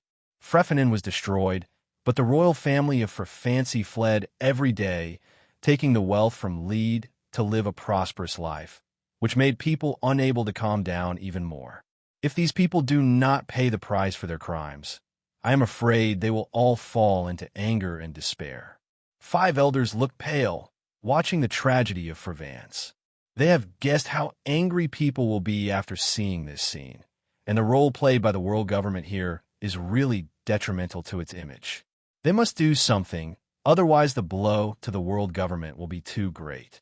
Even if people know about the O'Hara incident, they can't blame the world government's orders, because O'Hara scholars have indeed violated the law and committed crimes, and they are indeed doing things harmful to the world. Although they have done a little too much, their starting point is undoubtedly correct. However, this matter is completely different. There is no righteousness, and some are just for money. The destruction of a country for money and the death of countless people are really untenable. It is estimated that the image of the world government will be blackened by people all over the world. This is very unfavorable to their rule, not to mention that Inyo Marine has emerged now, and this competitor exists. At that time, people will fall to Inyo Marine, and the world government will be over. They moved to Mariewa to abandon the people, not because they don't need people, but because they want to turn people around the world into civilians under their control. And once they lose the people, it also means that they are going to the world. This matter must be separated from the government. Otherwise, the consequences will be disastrous. Then what should I do? It seems that we can only hand over the royal family of Flevance, let them carry this pot, and then hand over 2 dead ghosts from the government. This is their own opinion and has nothing to do with the government. Yes, we can only do this. In any case, we can't let the government get involved in this kind of thing. It's time to put them in handy. Do we worry about this day if we keep them? The image of the government cannot be discredited. Absolutely not. Then let CP0 do this right away. Agree. At this time, the royals who used to be Flevance look pale and watch what happened on the screen. Since the demise of Flevance, although they have lost the kingdom, they have accumulated a lot of wealth. With the help of the world government, they have lived in a franchise country. However, this kind of life makes them a little bit regretful because they now have no other power except money. Life is not as comfortable as being a royal noble. When the world government puts them here, they basically ignore it, and they no longer have any value to the government. At this time, they began to regret their previous behavior of killing chickens and harvesting eggs, and personally destroyed their own country. After losing his country, he has now become a civilian. A slightly rich civilian. He has lost his most precious status. After seeing their previous actions on the screen, they vaguely felt that the matter would not end in this way. Just as they were worried, shortly after, mass CPO appeared here and captured them all. Waiting for them will be public executions. And the wealth they had accumulated before was all confiscated by the CPO. In the end, these greedy guys had nothing left, even their lives. With the end of Luo's memory, he found Corazon, who was reading the newspaper, and then took a dagger and stabbed Corazon in the back. However, this scene was watched by Buffalo. Buffalo fled in a panic. You must report this to the young master. And Luo immediately ran away after realizing that something was wrong. At the same time, Doflamingo was resting on the sofa with a book on his face and the name of the white town on the cover. Then the picture turned around in a luxurious house with 3 people hanging from it, 1 adult and 2 children. Underneath were the blazing flames and people holding weapons and crying angrily roaring. Seeing this scene, people instantly realized that this was Doflamingo's dream or his dream. When Doflamingo saw this scene, his pupils suddenly shrank with anger, shame, hatred, and a variety of complex expressions on his face. The picture hidden deep in his memory was thus exposed. This is not what he hoped. His pride did not allow his weakness to be seen. Doflamingo's forehead was raised with blue veins, and his face flushed as he watched this scene. At this moment, in the video, a roaring sound came from the crowd. Come and see this family's celestial dragons. These celestial dragons have long lost their identity. Even if they kill them, Marine won't care. Thank God, we finally have a chance to take revenge. I thought this hatred could only be kept in my heart for a lifetime. Words of hatred were spoken. My 2 lovely sons are only 5 and 2 years old. Just because they walked in front of celestial dragons, they shot 6 shots and killed them on the spot. My daughter was arrested by them and became a slave. After returning, she committed suicide without saying a word for 3 days. I used to be their slave. They dug out 2 of my eyeballs for fun. People cried and counted the crimes celestial dragons had committed against them. And these things were revealed one by one. And the people who were watching the video felt more and more angry because they were just like them in the eyes of celestial dragons. Just because you have to pay you the supreme heavenly gold. Do you know how many countries perished in famine? Have you ever been hungry? How many people died of starvation? Do you think you're gods, not humans? In your eyes, humans are inferior to ants. Do you know pain, sadness, these heart-piercing feelings? Hey, answer us, celestial dragons. Obviously, they're on the dominant side, but they all question the tide, celestial dragons loudly with tears in their eyes. They question the feelings of people who saw this video. They want to stand in front of celestial dragons and ask them carefully why and why don't they treat them as human beings? Why ignore their lives? Why take pleasure in hurting them? Don't they understand that this will make people painful and sad?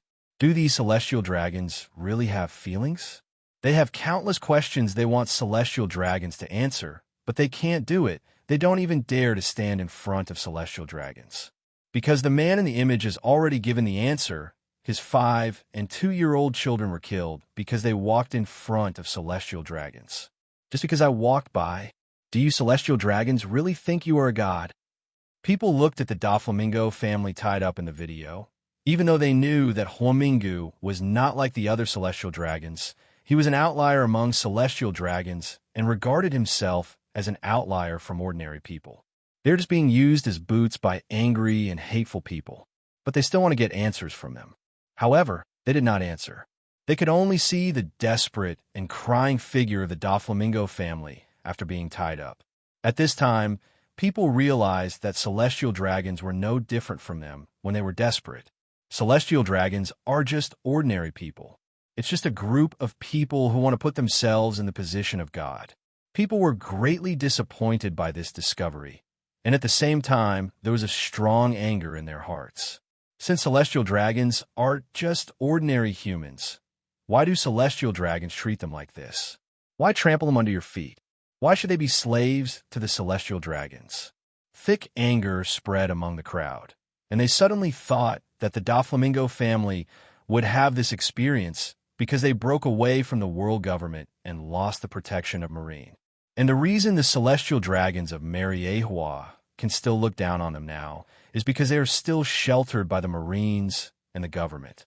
In other words, if you want to pull this group of celestial dragons who despise them and look down on them from the altar, they only need to wipe out their bodyguard Marine and then destroy the world government. In this way, these celestial dragons who have brought them countless disasters will lose all their shelter and reveal themselves as they are. Just an ordinary person. People who fear death and despair like them. Seeing this scene, many people made a decision when they wanted to. The 5 elders frowned when they saw this scene, and this sudden scene was something they didn't expect. They thought it was just a case of Doflamingo being hunted down by angry people from non-allied nations, but it turned into a public execution of celestial dragons. They counted the crimes as having little to do with the Doflamingo family, but with Marineford celestial dragons. The 5 elders don't care about Doflamingo's life or death, but they can't sit back and let them condemn celestial dragons like this. The world government's image has been battered by events in the White Towns, and now the crimes of the celestial dragons have been counted. This will further increase public disgust and hatred for the government and celestial dragons. Damn it! The 5 elders slapped the table angrily. However, this time they had no choice. Before, they could let the royal family of Flevance take the blame, but this time they had no choice because this was something celestial dragons committed themselves, and others couldn't take it. And what makes them even more angry is that these pariahs dare to do such a thing, questioning celestial dragons. What do celestial dragons do they deserve to be questioned by pariahs? The 5 elders were furious that they dared to tarnish the image of celestial dragons in front of the whole world. However, there is nothing they can do. This is what happened in the past. Now it is too late to trouble these people, and there is no way to wash them. So, look for flowers. The 5 elders can only stare at the screen angrily, scolding Rog for playing tricks in the back. The government and celestial dragons will lose all face to Rog in the end. At the same time, the image continued. Doflamingo woke up from the dream, sweating like rain. His father quit celestial dragons. They were hunted, picked up garbage to eat, and the image of his mother was seriously ill flashed in his mind. Then the phone call insects ring. As soon as the picture changed, Doflamingo called the family to recall. Luo was captured and returned. He escaped after assassinating Corazon, but was caught by Yura and brought back.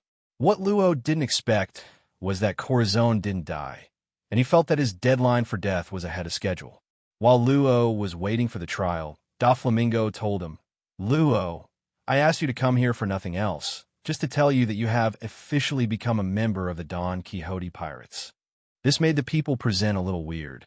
Doflamingo continued, "That extremely painful experience has given you a look that is different from ordinary people. You have great potential. If you are lucky enough to wait for the devil fruit, who can save your life in these 3 years, I will treat you as 10 years later, the left and right hands will come to practice. 00. Hearing Doflamingo's words, everyone understands that Doflamingo saw his childhood self in Luo's eyes, and he thought he had found his own kind. They also saw the reason why Luo was not killed by Doflamingo. Buffalo didn't tell the truth, and Rosinante didn't say anything. When Doflamingo saw the injury, he made an excuse to fool the past. Then people saw the growth of Luo's pirate group in Doflamingo, and the time for going to sea, training, and fighting was in the past. One day, when Luo and two companions of the same age were talking about his incognito, he was caught by Corazon. After knowing that Luo is a family of D, Corazon glared at Luo and warned him that he should not stay by his side. But Luo said at this time that Corazon was able to speak, so Corazon told Luo of his ability and also told him about the D family. The D family is called the natural enemy of the gods. If the gods refer to the celestial dragons, then your purpose is probably to destroy the world. Rosinante's words sounded like a bomb and bomb all over the world. Clan D is the natural enemy of celestial dragons, which is great news. They had always heard of the D family before, but they knew very little. They only knew that this family seemed to be a very special existence. Roger, Blackbeard, and Luffy were all of this family. But they don't know exactly what the D family represents. They only know that the world government cares about this family very much, and they hide very deep secrets. And they seem to have some kind of task on their shoulders, which is closely related to the future of this world. Today, I learned something from the mouth of the former celestial dragons, Rosinante. The D family is the natural enemy of the celestial dragons. If this is the case, doesn't it mean that if someone can overthrow the world government in the future, it is likely to be the D family? At this time, everyone suddenly thought of a man. This man is none other than Dorag of the Revolutionary Army, and his full name is Monkey D. Dorag. The goal of his Revolutionary Army is to overthrow celestial dragons. As soon as this idea came out, many people were excited in an instant. If this is the case, then they seem to have found a way to overthrow the world government, the Revolutionary Army. Moreover, it is reported that Zephyr was rescued by the Revolutionary Army when he was hunted by Marine. If this is the case, it means that the Revolutionary Army has a very close relationship with Inyo Marine. Inyo Marine is now their last hope, and the Revolutionary Army is an organization established by the D-Clan that wants to overthrow the world government. When the two were put together, people suddenly discovered that the opportunity they had been looking for to change the status quo was in front of them. Marines shelter celestial dragons, isn't it? Inyo Marine can be substituted. The world government is an organization that maintains the rule of celestial dragons, isn't it? The Revolutionary Army can come to overthrow it. In other words, now the opportunity to change the world has appeared, right in the Revolutionary Army, right in Inyo Marine. They're the hope of changing the future. This discovery refreshed many people, and suddenly the idea of joining the Revolutionary Army and Inyo Marine was born. They have been fed up with the current world, fed up with the 5-0 being treated inappropriately by celestial dragons. Now that they have the opportunity to change all of this, they will not miss it. Celestial dragons have been on it for 800 years. It's time to get them off. At this moment, the eyes of countless people all over the world suddenly burst into dazzling light, and it was hope that flickered. The video on the screen continued. Luo did not agree to leave after listening to Corazon's words. Instead, he laughed and wanted to inform the police. Corazon wanted to stop, but let Luo escape because of Sloppy. Kora Matsumoto thought that he would be exposed. After returning home, he found that Luo did not report on him. He only saw Luo smiled and said that it was his favor. He was not accused of assassinating him back then. This time he was the same. They both cleared up. Then the picture changed. Doflamingo and the others found a note left by Corazon, and he took Luo to treat him. Rosinante on the ship called Sengoku and said that he would temporarily lay down his mission to do some personal affairs. Sengoku asked with some concern what happened, and when he heard Rosinante said that it was all right, he went with him. During the conversation, they talked about the 3 children again, revealing the real reason for Rosinante's bad attitude towards them. He wanted to force them to leave, but failed. Sengoku could only sigh regretfully and let Rosinante let it go. Before the video, Sengoku felt infinite regret when he saw this scene. If he didn't let Rosinante do it or stop it, Rosinante wouldn't die because of it. In the next second, Sengoku's face sank, his eyes widened, and he watched the scene in the video. In between, Sengoku had just put Rosinante's file back into a bin, and a man outside reported and walked in. This person is not someone else. It is Virgo, who was arranged by Doflamingo to join Marine. Sengoku saw this familiar scene, and it was because of this guy Rosinante's identity was exposed, and he finally died in Doflamingo's hands. Soon the scene circulated in the scene of Rosinante leading Luo to seek medical treatment. They went to many places and found many doctors, but no doctor was willing to treat Luo. In the end, Rosinante could only sleep in Luo. He drank and bought drunk late at night and muttered to himself, "What am I doing?" Let a kid born in a country of tragedy recall the tragedies he has experienced countless times. The condition didn't get better at all. Rosinante took a sharp sip. "Is it for D? No, I don't care about those things. I have always sympathized with you, but I might not be qualified to say this if I bully you a lot." Obviously, he's still a nasty kid, but he said from his mouth that I will live soon. What a poor kid. Rosinante put the quilt that Luo kicked off and covered him. Looking at the white Madara on Luo's sleeping face, tears couldn't stop slipping down. "At that time you took the knife and bucket to me, but I didn't feel any pain at all. It's actually you that really suffers, you poor kid." Rosinante wiped her tears and turned and left, but didn't notice that Luo, who was still asleep just now, also burst into tears.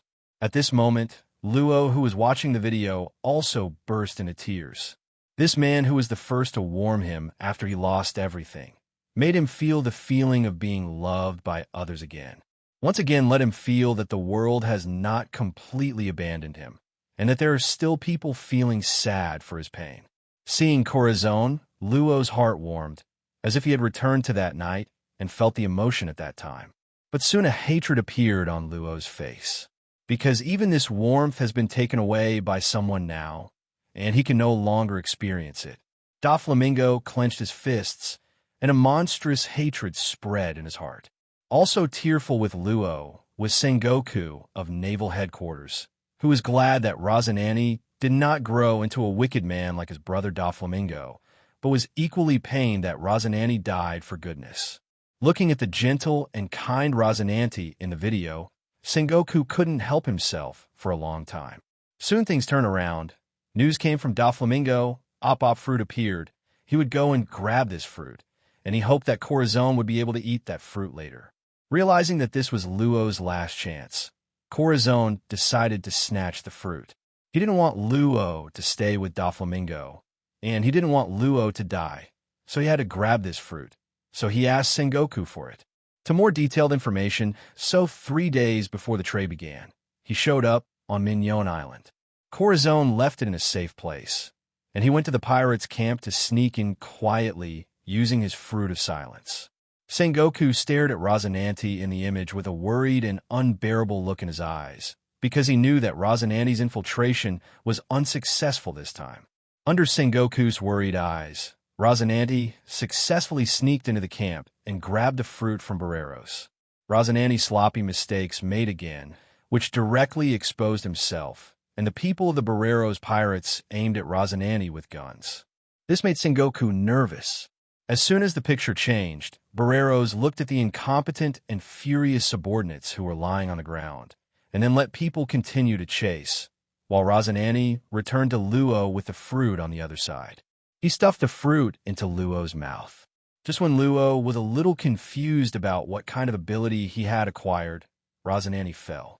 Then the scene that Sengoku was afraid to see appeared. Rosinante fell to the ground with bullet holes from his body to his feet, and blood kept flowing from his body. Rosinante fell to the ground, unable to move, apparently seriously injured. Sengoku had a look of pain on Rosinante's face when he saw Rosinante's appearance. But what he was even more afraid to see appeared. Rosinante barely supported his consciousness and took out an intelligence letter from his pocket and handed it to Luo. As soon as Marine sees this, they will immediately understand that this little mailbox is enough to save a country called Dressrosa in the distance. Seeing this scene, people couldn't help being moved by this man. Originally, because Rosinante was celestial dragons, it was difficult for many people to have a good impression of him. But when they saw that he was injured like this, he was still worried about the distant country when he was about to die, and wanted to save Dressrosa. They couldn't help but feel sorry for him. The man gave birth to respect. Although he was a celestial dragons before, he is now a respectable Marine. At this time, people also suddenly discovered what they had been ignoring before, which was this intelligence letter. According to Rosinante, this letter was enough to save Dressrosa, but it fell into the hands of Virgo and was not sent out. However, one thing could not help them care. That is, the current king of 2.3 Dressrosa is Doflamingo. That is, the force that Rosinante went undercover. In the video, Doflamingo was just a pirate who was running around and being chased by Marine, but more than 10 years later, Doflamingo transformed into not only Shichibukai, but also the king of Dressrosa. And this intelligence letter can save Dressrosa. Suddenly, a bold idea sprang up in everyone's heart. Perhaps this intelligence letter documents a conspiracy related to Doflamingo becoming king of Dressrosa. Maybe this will be another Shichibukai kleptocratic incident. And unlike Crocodile's failure, Doflamingo's kleptocratic plan was a success. The thought surprised everyone. At this moment, the people of Dressrosa looked at the image in mid-air suspiciously. Intelligence letter saves Dressrosa. Doflamingo. Conspiracy. Suddenly, a bad idea appeared in people's minds. A horrific incident occurred in Dressrosa 8 years ago. 8 years ago, King Luo Ke, the former king of Dressrosa, suddenly asked the people of Dressrosa to give him their money.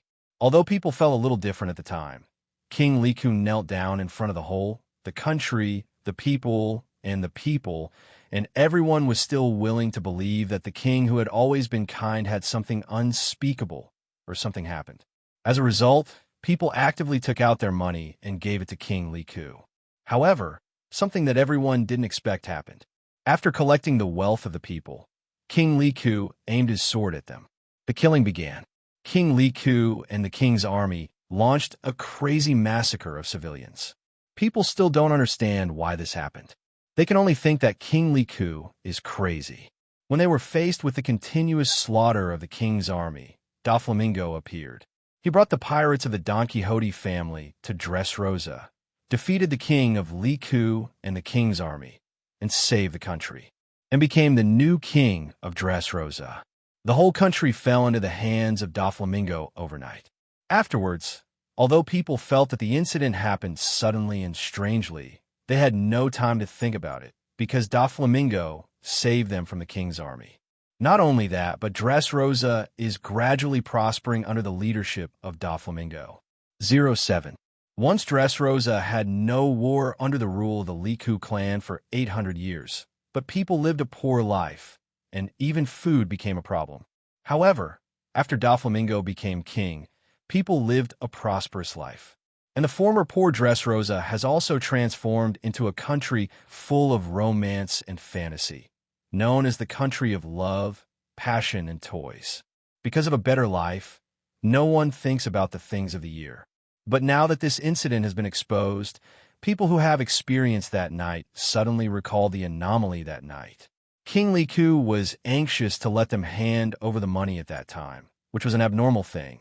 And King Luo Ke was kneeling and begging to the whole country at that time, putting on such a low posture.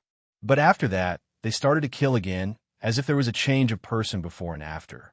After experiencing the country theft by Alabasta Crocodile, people saw Crocodile's plan to steal the country, in which Crocodile let his subordinates pretend to be King Cobra of Alabasta to deliberately engage in conflicts. Now, when they think about the events of the first 8 nights, they will feel familiar. It can't be said that they are completely consistent, but they can only be said to be very similar. Was it also a conspiracy to steal the country back then? This idea sprouted in the hearts of the people of Dressrosa. But thoughts are just thoughts after all, because they don't want to go back to the poor life. Even if Doflamingo really stole Dressrosa, their current life makes them very satisfied. Even if Doflamingo steals the country, they don't care anyway. For common people, it doesn't matter to them who the king and noble are at all. The important thing is whether they can live a happy and healthy life. For the time being, they're not disgusted with this kind of life, and this kind of life is much better than the previous life of hunger and fullness. Now, they can not only have material enough, but also pursue spiritual enjoyment. This is many times better than life 8 years ago. No one continues to delve into this issue. However, the civilians of Dressrosa didn't go further, and they didn't notice the complexity of the anthropomorphic expressions of the toys around them after hearing this. At this moment, people are discussing whether Dressrosa was snatched by Doflamingo, and whether they planned a conspiracy like Crocodile. But they stopped soon because they saw a better picture. Image Luo met a team of Marine. However, being disgusted and vigilant towards Marine, Luo did not immediately come forward to ask for help. Instead, he hid behind a rock and looked carefully, with a hesitant look on his face. When a Marine team was about to leave, Luo took a deep breath and rushed to the Marine who fell behind. Without raising his head, he extended the intelligence letter in his hand to the opponent. "This is for you." Marine in front of Luo was a little surprised when he saw the intelligence letter in Luo's hand. Then he bent down and looked straight at Luo's face. "Thank you, I will accept it. Don't worry." The kind appearance is exactly like a real Marine. However, everyone recognized him when they saw this Marine. This man was the undercover agent sent by Doflamingo to Marine Virgo. Seeing Virgo, people's eyes showed sighs, regrets, and sadness. "It's really sad. This luck is really no one. And I wanted to ask for help, and I asked for the person who shouldn't be encountered." When Sengoku saw Virgo disguised as Marine, his face was even more pale, and he wanted to rush to the image to kill Vice Admiral, the inner ghost, and the dialogue between Luo and Virgo below made his eyes full of anger. "Speaking of kids, your voice sounds recovering," Virgo said. "Can I trust you?" Luo looked at Virgo and asked. "The people outside the image are calling no." However, it was not transmitted to the image. "Hey, of course, I will definitely know the paperwork." Luo interrupted Virgo. He said anxiously, "I hope you can help me save someone. He was shot several times, and he will die immediately." Luo cried bitterly and said, "Please, save him. I want him to live anyway. He became like that because of me."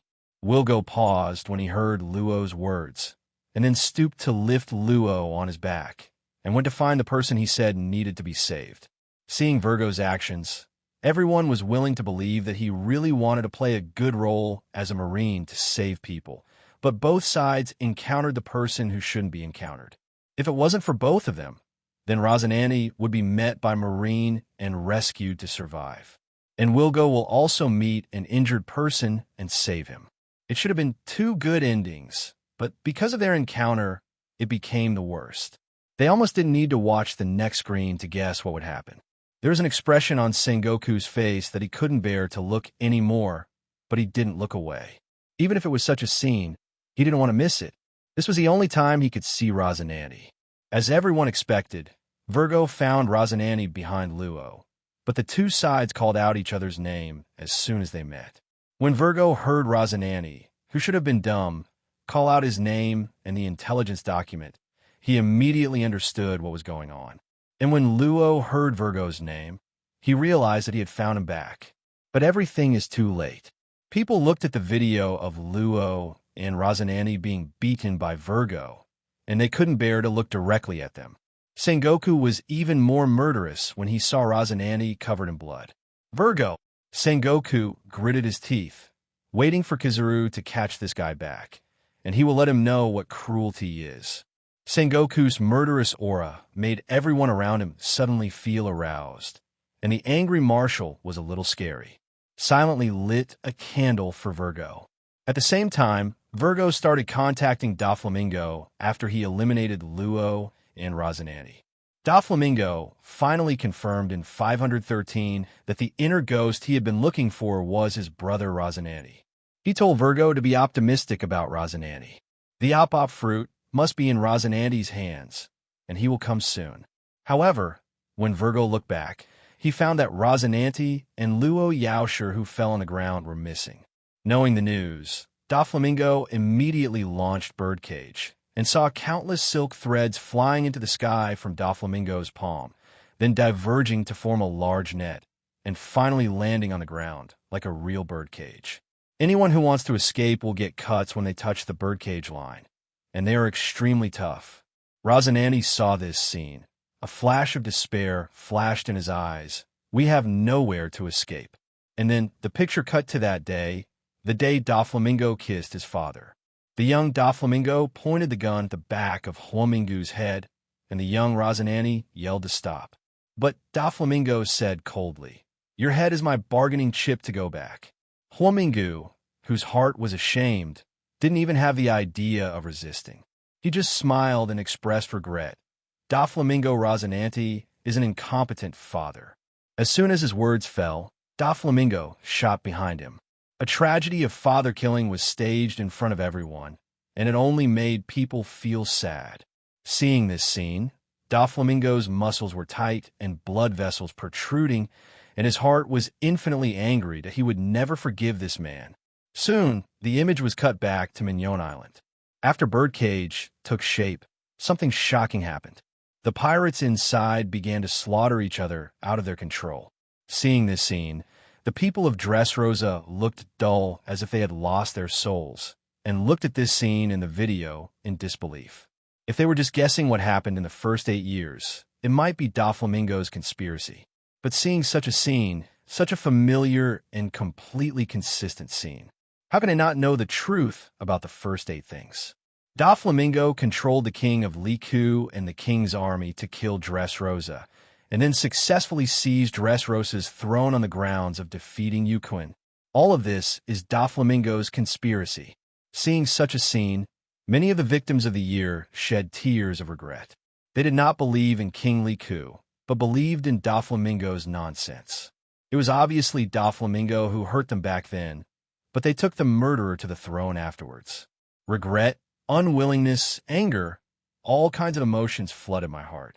However, it is too late now. Doflamingo has secured the throne, and the world government is behind it. If they dare to rebel, then Don Quixote family is not sitting and eating. You know, Doflamingo is the pirate first, and then the king of Dressrosa. He will not engage them with Cobra and King Luo Ke's love for the people like children. And even if they want to rebel, it is almost impossible because more Dressrosa people are unwilling to give up their current lives. Although Doflamingo's position is not right, it is undeniable that he has brought them a stable and prosperous life, and they don't want to give up. Again, they don't like which king, but the king who can bring them a stable life. As for who this king is, they don't care. Seeing the scene of the pirates killing each other in the video, many people in Dressrosa were silent. Even if they knew the truth now, they still did not move. Only those toys looked at Doflamingo in the video with hatred. They wanted revenge, but looked at the body of their toys, but couldn't do anything. At this moment, Birdcage has become a hell on earth, and the pirates are killing each other, almost completely wiped out. The pirates of the Don Quixote family receive the treasure of the pirates of Barreros, while Buffalo and the others search for Rosinante's whereabouts in midair. At this time, news came from Buffalo's tap phone that Marine had rescued a teenager. And Corazon also took the initiative to appear in front of Don Quixote family. In the video, Luo is in a dark space. It seems that the boy who was rescued by Marine just mentioned was not him. Corazon was beaten half dead and thrown on the ground. Doflamingo also walked over when he heard the news. The two brothers looked at each other. "I haven't seen him in half a year, Corazon." Doflamingo said with his pockets crossed and looking down at the fallen Corazon, his face full of coldness. The seriously injured Corazon did not answer, but took out a gun and aimed it at Doflamingo. Lieutenant Colonel Naval Headquarters Rosinante, captain of the Don Quixote pirates Doflamingo, in order to prevent all the tragedies you will cause, I sneaked into this family. Rosinante looked at Doflamingo and said, I am a Marine. Hearing Rosinante's words, Sengoku's tears shed like a tide again. You're a real Marine, Rosinante. Rosinante's performance also refreshed people's views on Marine. Perhaps Marine is not as bad as they thought. There are many people like Rosinante and Zephyr in it, and it's just that their justice was taken advantage of by the world government. Then Rosinante said strange words. Sorry, I lied to you before, but I really don't want to be hated by you. People are a little different. What does Rosinante's sudden change of speech mean? Doflamingo also remembered this scene at the time, and he also looked dazed. However, in the next second, he was shocked, and angry. I saw the figure of a young man appear in the box that Rosinante was leaning upside down, and it was Luo who was hidden. Luo was actually under his nose. This discovery made Doflamingo furious. He actually missed Luo in this way. No wonder Rosinante said such strange things at the time, and it made him feel so soft at the time. It turned out that it was not said to him, but to Luo who was hiding in the box. This made Doflamingo more angry. Luo said loudly in the box, When a matter is up, what do you still apologize for? I have known this kind of thing a long time ago. However, his voice did not come out, and was muted by Rosinante's silent fruit. Doflamingo outside looked at Rosinante with a puzzled look. Stop making such silly jokes, and immediately answer my two questions. Where is Op Fruit? And where is Luo? Op Fruit has been eaten by Luo.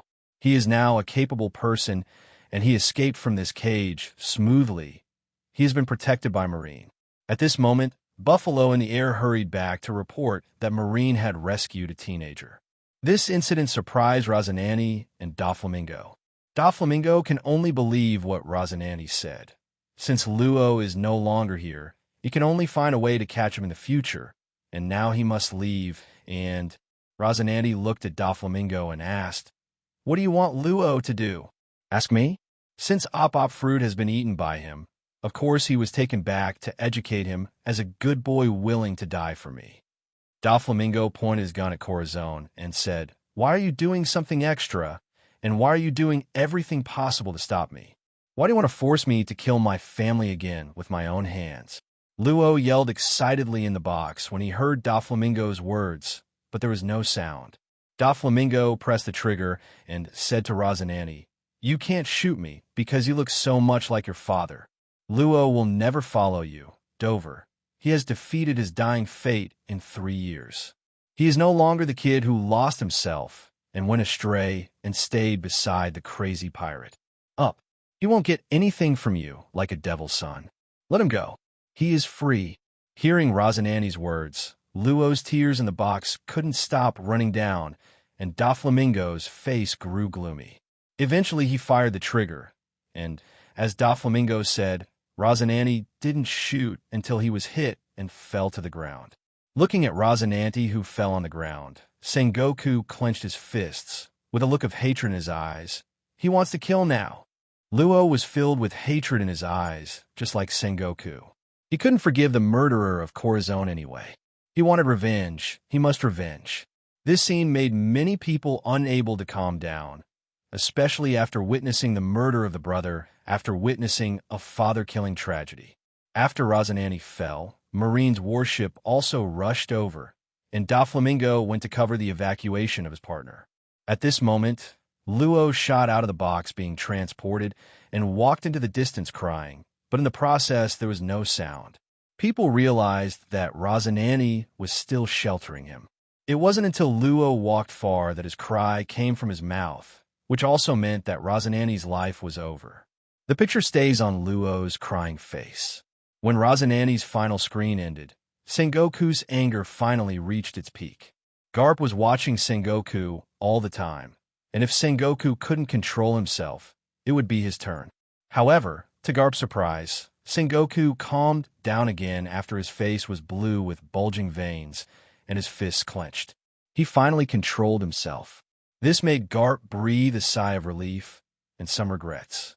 Perhaps it's best to vent and vent, but it's worse. At the same time, the screen picture in mid-air turned and cut to another place. I saw a group of Marines looking at the boat floating in front of them. There was a bag on it. When they opened the bag, it turned out that there was a beating heart inside. This shocked the group of Marines and also shocked the people watching the video. I didn't expect that op fruit could actually pluck the human heart alive, just piled in a bag like this. Inside, this makes people scalp numb. This guy is really a bit scary. Then, the picture turned, and unexpected people appeared in the video. Everyone looked at the group of people who appeared dumbfounded. They were the Straw Hat Pirates. The moment they saw Luffy in them, everyone had the same thought. Why are you still in this place? Maybe this question should be put another way. What they really want to ask is, why are you everywhere? Whether it is Summit War, Alabasta, Yindi Pont, or Eni's Lobby, how come there's a Straw Hat crew in every place? What is the situation? A big question mark appeared on everyone's heads. Only when Luo saw Luffy with such an expression on his face, as he expected, he would inevitably meet Luffy in Portgas. Otherwise, Luffy would not be able to participate in the Battle of Dressrosa. Because his plan in Dressrosa must have a helper. Since Guy is killed to drag Doflamingo, then someone will inevitably destroy the plantation, and the members of his Heart Pirate group cannot do this. Their strength is not enough to complete this task. So the only possibility is the Straw Hat Pirates. They have made a plan to adjust the tiger away from the mountain before going to Dressrosa. On the screen, the image continues. Everyone looked at the development in the image. It seems that the Straw Hat Pirates came here after entering New World. As soon as they arrived at the beach, they were ready to come and take an adventure, and they also brought a lunchbox. Immediately after the situation of Portgas also fell into everyone's eyes, the scene after the battle between Akainu and Akiji came into view. The battle has turned this place into a hell on earth. They followed the Straw Hat crew's perspective and saw that they broke into a place with world government, marine and experimental base, bank restricted area, and as soon as they entered, a group of large children appeared in front of everyone. When people saw this group of huge children, their faces instantly became pale. What Rog said is true. Guy Sa is really doing a huge experiment on the human body, and the subjects of the experiment are all children. In an instant, everyone's anger was hooked up. This scum is really damn. Seeing these huge children asking Luffy for help and wanting to go home, people became even more angry. Seeing this scene, Sengoku couldn't bear it anymore. He said a brand new, "Hurry up Akiji and the others. Let them rush to Portgas Sad as soon as possible to catch Guy Sa. Remember to protect these children, no matter what. Let them get hurt." In another place, Zephyr and Fujitora had the same ugly faces, urging them to speed up to Portgas. In the video, the members of the Straw Hat Pirates did not refuse to face the children's help. They knocked down the guards and prepared to take them away. This behavior has added a lot of goodwill to them all over the world. As the picture turned, a group of Marines appeared in the picture. Seeing the leader of the generals, everyone immediately recognized the identity of each other. It was Smoker, who was previously called Five Elders. Listening to the words of the men next to him, Smoker has become Vice Admiral at this time. They also came here in order to hunt Luffy. They came to the front entrance gate of the Research Institute and were about to enter. However, at this moment, the door was opened from the inside, and a man appeared from the door. It was Luo. Marine of the G5 branch exclaimed, "Trafalgar Law, why is Shichibukai here? Mr. Smoker, let's go. I don't want to get involved with this guy." This guy loosened 100 pirate hearts and went to the madman in order to become Shichibukai. It's disgusting. Smoker looked at Luo directly and asked, "Luo, this is an island that even government-related people are forbidden to enter. Then you guys can't come in either?" Luo Ke said in an intermittently, "What's the matter with you coming to my villa?" Luo and Smoker met at the door. Smoker wanted to go in and inquire about the situation, but Luo refused their entry. The two sides were in a stalemate at the door, and at this moment a group of people, Litiheo, ran out. It was the Straw Hat crew who escaped with huge children. They were shocked when they saw a group of Marines standing at the door and ran back, coming and going in a hurry, leaving Luo and Smoker in shock. Seeing their appearance, Smoker immediately ordered his men to follow up and arrest people. Now it must be done. Luo stopped talking nonsense and directly activated the ability to fly Marines' warships into the sky, cutting off their retreat. Later, they exchanged their hearts with the 5 members of the Straw Hat Pirates who were about to escape. After solving the trouble in the back, Luo looked at the smoker and the Marines ahead, activated the ability to snatch the phone bug from them, and then a battle began. Everyone watched Luo's battle in shock. Such a battle was beyond their imagination. In the special space that Luo created, Luo can easily cut off any people and things, but the cut-off people are still alive.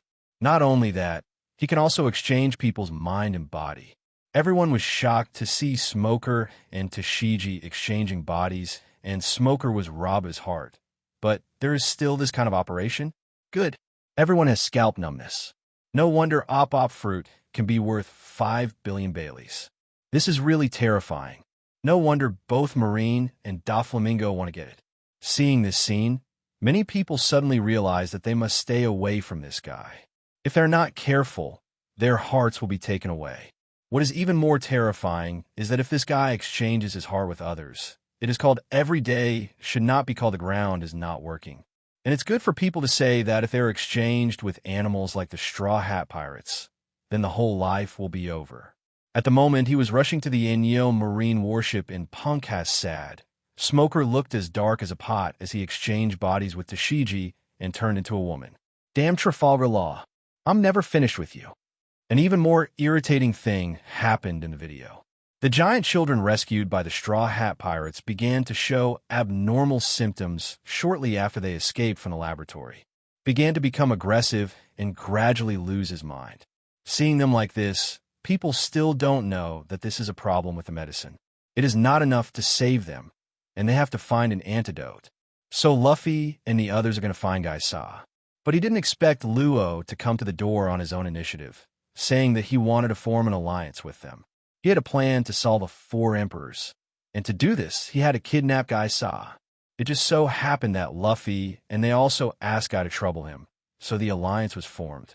The 2 sides act separately. Luffy and the others kidnap Gaiza from the front, while Luo and Chopper investigate the way to treat the giant child. This scene is emotionally complicated, and they did not expect that the pirates who have been vicious in their eyes would actually do such a good deed. But thinking that Luffy is Garp's grandson, and thinking that Luo is not born a pirate, he is kind-hearted and he wants to be a doctor, but he is driven to extremes by the world. People feel that there is no simple good or bad in this world. There are good people among the pirates, and there are bad people among Marine and the government. If it were not for the live broadcast of the question, they would not have seen Luffy, who saved a country, saved New World, and these children, nor would they have known the crime of the world government ruining Flevance for money. Sometimes something is not as simple as you think. If you don't see it with your own eyes, is good or bad, true or false, no one knows. They still don't know much about this world. However, the Lola League in the video at the moment coincidentally went to a bad situation 513. Luffy and Smoker were knocked down by Guy Sa's gas fruit in a sneak attack. Guy Sa also used the crazy children to attack Sanji and the others. Sanji and the others were unable to attack the children, so they were all knocked down. Seeing this scene once again increased people's anger at Guy's scum. On the other side, Luo, who went to the laboratory to investigate the antidote, ran into the enemy he regretted most, Virgo'd, in order to gain the trust of Gaiza before. Luo gave his heart to the other party, but now the heart fell into Virgo's hands, and Luo was taken down on the spot. Now Luffy, Luo, and Smoker were all caught. At this time, Guy Sa was not in a hurry to kill them, but contacted the big guys in the underground world of New World and wanted to show them a live broadcast. The content of the live broadcast is his masterpiece, Kingdom of Death, and he wants to use the Marine and the pirates on the island to make experiments for this show. Guy excitedly introduced his masterpiece to everyone. People watch Guy San's crazy face and the horrible poison gas weapon in his mouth sweating. This guy is simply a lunatic. There is no bottom line at all. If you continue to let him go, it will only cause more damage to the world. And they finally saw the horror of Guy's death kingdom in the video. As the huge spicy monster ate the candy, it immediately exploded and exploded and the poisonous gas and toxic smoke spread out on the island, spreading at the same speed. Avalanche. In the blink of an eye, all areas on the island where the poison gas was diffused turned white, and the marine and the pirates wrapped in poison gas and toxic smoke, obesity, all turned into white statues, leaving only a dead silence. People watched this scene in horror. If Guy Sa is asked to spread this horrible weapon, if it is used by others, it may be easy to destroy a country, and no one can survive. Sengoku and their faces became serious. Such weapons must not fall into the hands of criminals, otherwise it will be troublesome. This guy must be caught. At the same time, Luffy and Luo were locked up in a cage and hung outside by Guy as a victim of his performance. The Kingdom of Death could kill 2 supernovae and a Marine Vice Admiral as soon as it appeared on the stage. This is absolutely remarkable. The record will surely cause hot sales at that time. When the poison gas approached, Luo quietly opened the chain and then released both Straw Hat Crew and Smoker to start a counterattack. Immediately after the battle began, the Luolu Alliance and Marine, led by Smoker, temporarily formed an alliance to solve the enemy Guy and talk about other things. They ran towards Guy, who was hiding in a laboratory. However, halfway through the road, they encountered an enemy who came to stop them. So Luo and Smoker confronted Marine's Neville Virgo, and Zoro confronted the Don Quixote family Cadre Monet. And Luffy rushed through the obstacles to find Guy Sa. Everyone was tricked to come here. What the hell is this island? Luffy asked. Hearing Luffy's problem, Guy triumphantly talked to Luffy about what he was doing here, and also said about his cooperation with Doflamingo to develop artificial devil fruits. I heard that one of the 4 emperors is using the smile fruit to form an army of hundreds of demon fruit powers. It's scary. Guy smiled and looked at Luffy and said, "Do you understand how big this is? As long as you hinder Doflamingo's business, you will provoke a lot of big people. As long as those big people act, the world will start to change. That is, Luo, the purpose. You idiots don't understand these things at all. If you want to catch it, catch it. Anyway, someone protects me. Doflamingo, the 4 emperors, do you have any kind of challenge to them?" However, before the video, Doflamingo, the backer of Guy's mouth, saw Guy's appearance and covered his face. Does this damn guy think he has lived too long? How could he say such a thing casually? And bring him? Doflamingo really wanted to slap Guy's face on the face and have a clean relationship with this pig teammate. What is a pig teammate? This is called a pig teammate. Do you think your hatred is not enough? If you go on like this, Lousy will be taken to the pit by you. Although Doflamingo is well-connected, he can't stand guys so bad and kicking. At that time, he will really cause public anger, and the 5 elders can't stand to crusade him. At that time, he may not even be able to stay with Dressrosa, which means that everything he has now is in jeopardy. Doflamingo thought of the ending that he was knocked down by Luffy. He is now a mud bodhisattva crossing the river. Doflamingo's face was terrifyingly gloomy. If Guy hadn't been involved in the smile fruit, he really wanted to kill this pig teammate directly. At the same time, people wanted to punch him in the face when they saw Guy being so arrogant and unbridled that he thought he had a protective umbrella.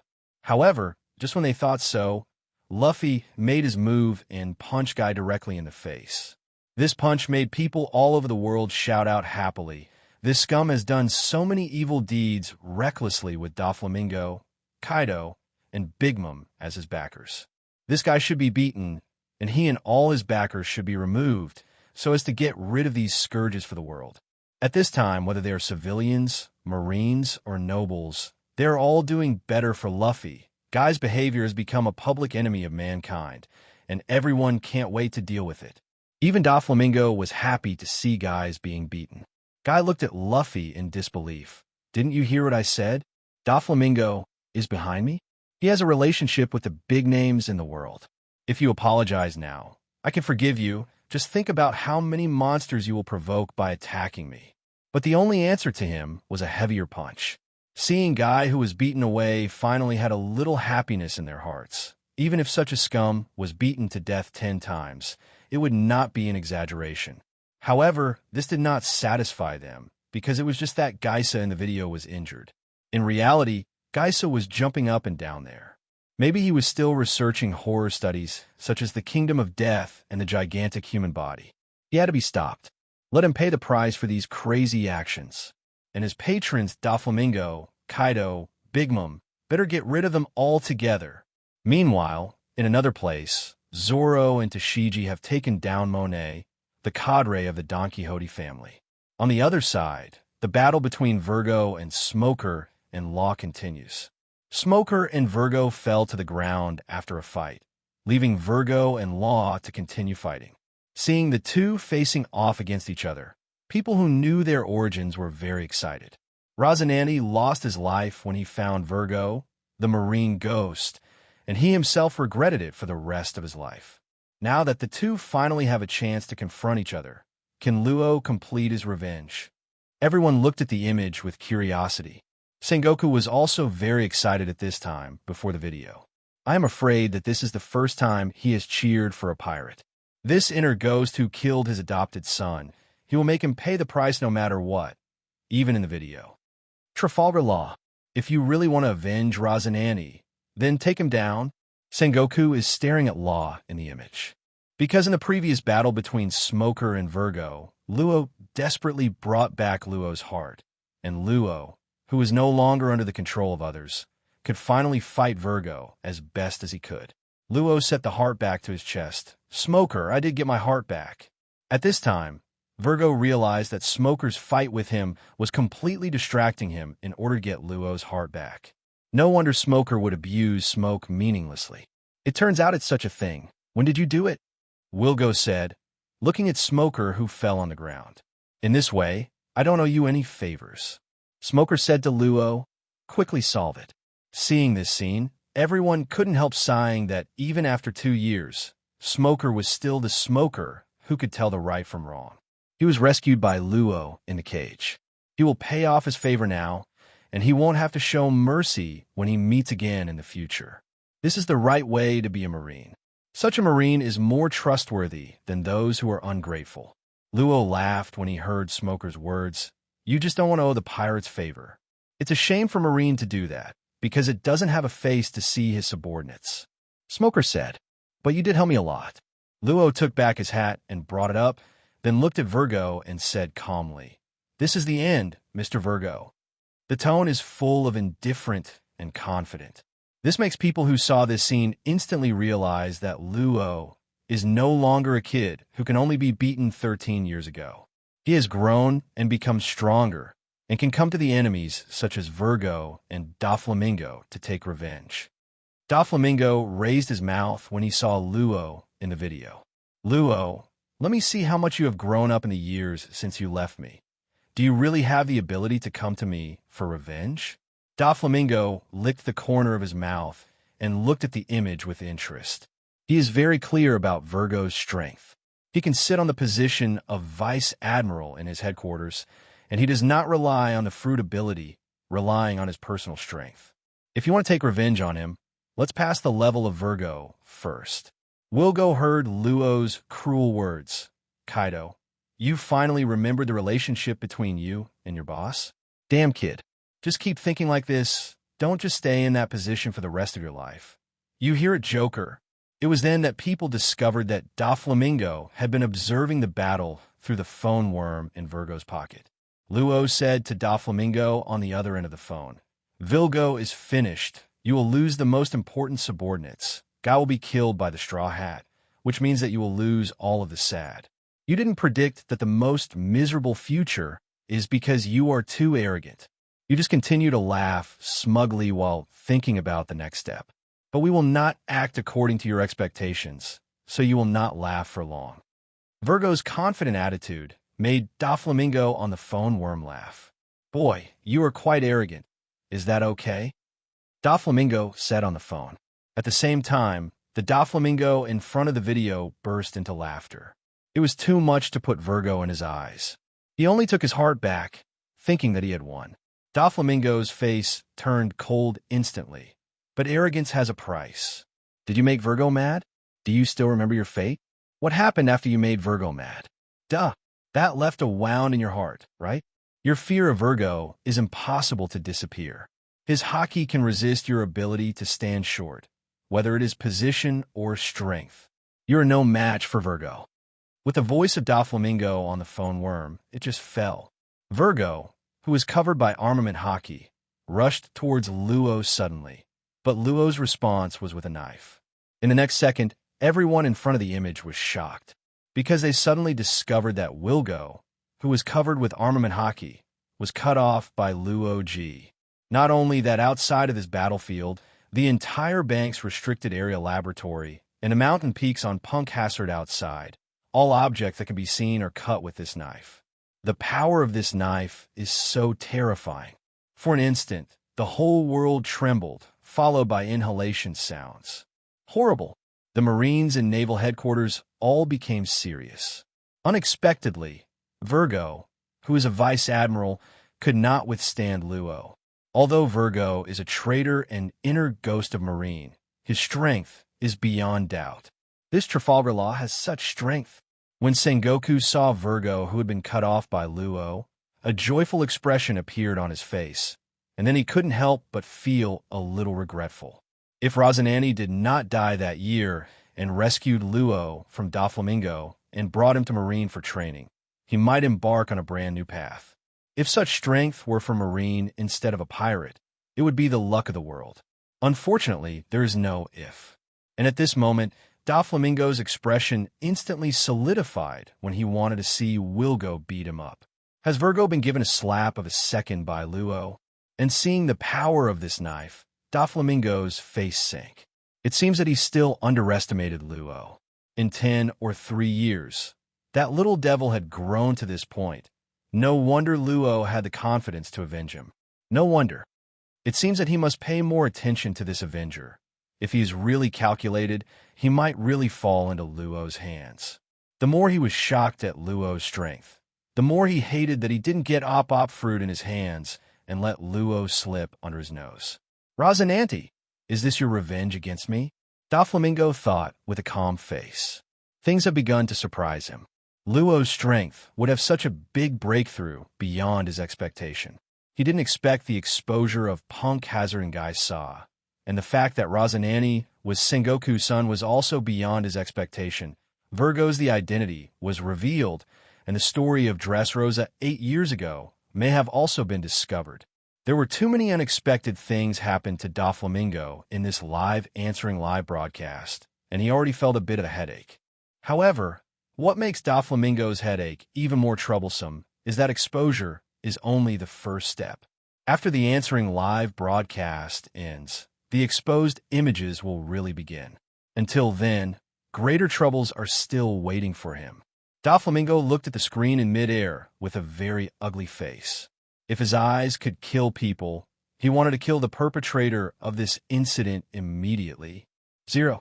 However, he couldn't do anything, and he still had to find a way to make up for the trouble caused by this matter. Damn! Luo's performance has attracted a lot of attention in the world, and the emperors of New World began to focus on this newcomer who has not yet reached New World. To them, these newcomers are fresh blood.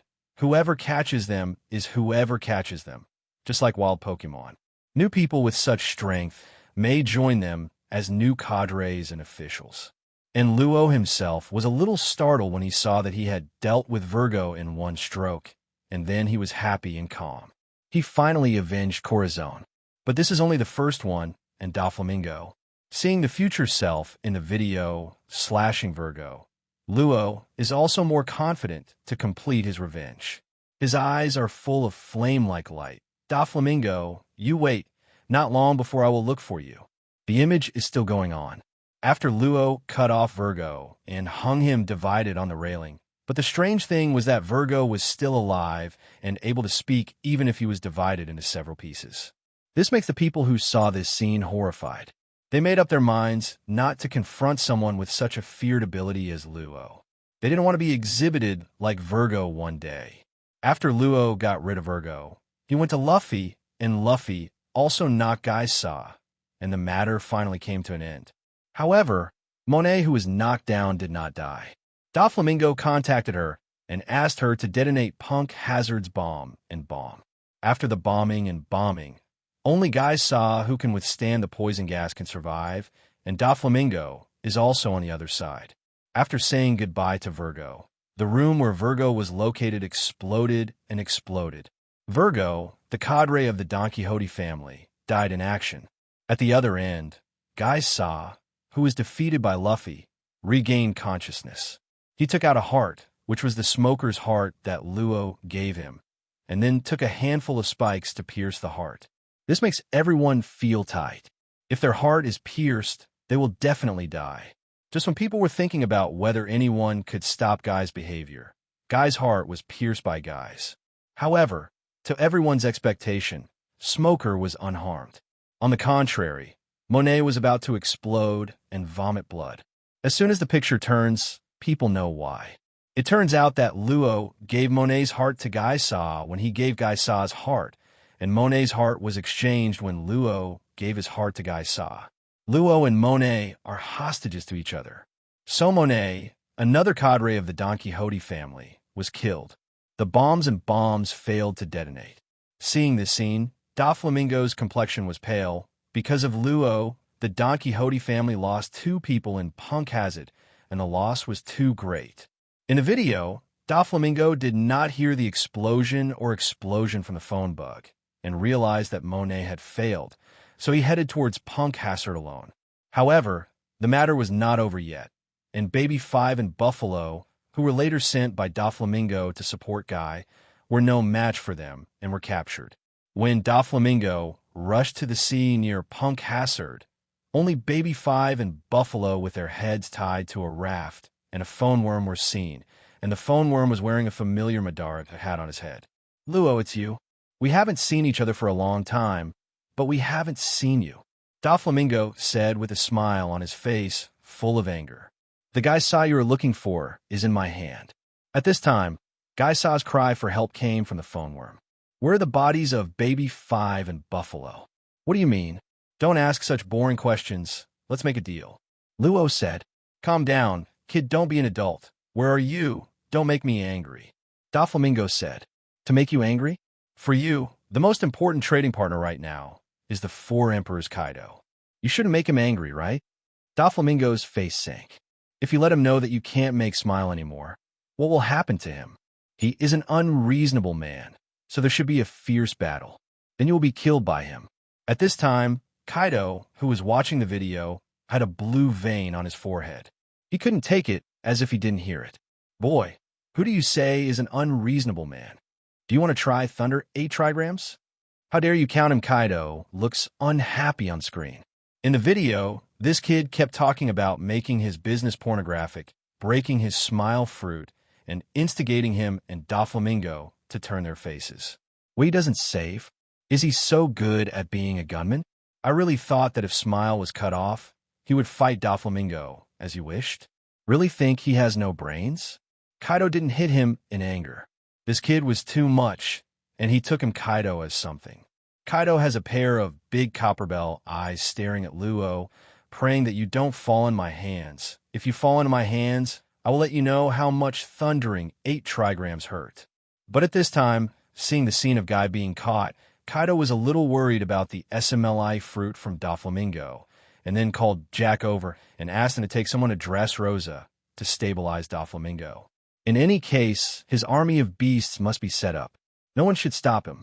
Whoever dares to stop is just having trouble with him, Kaido.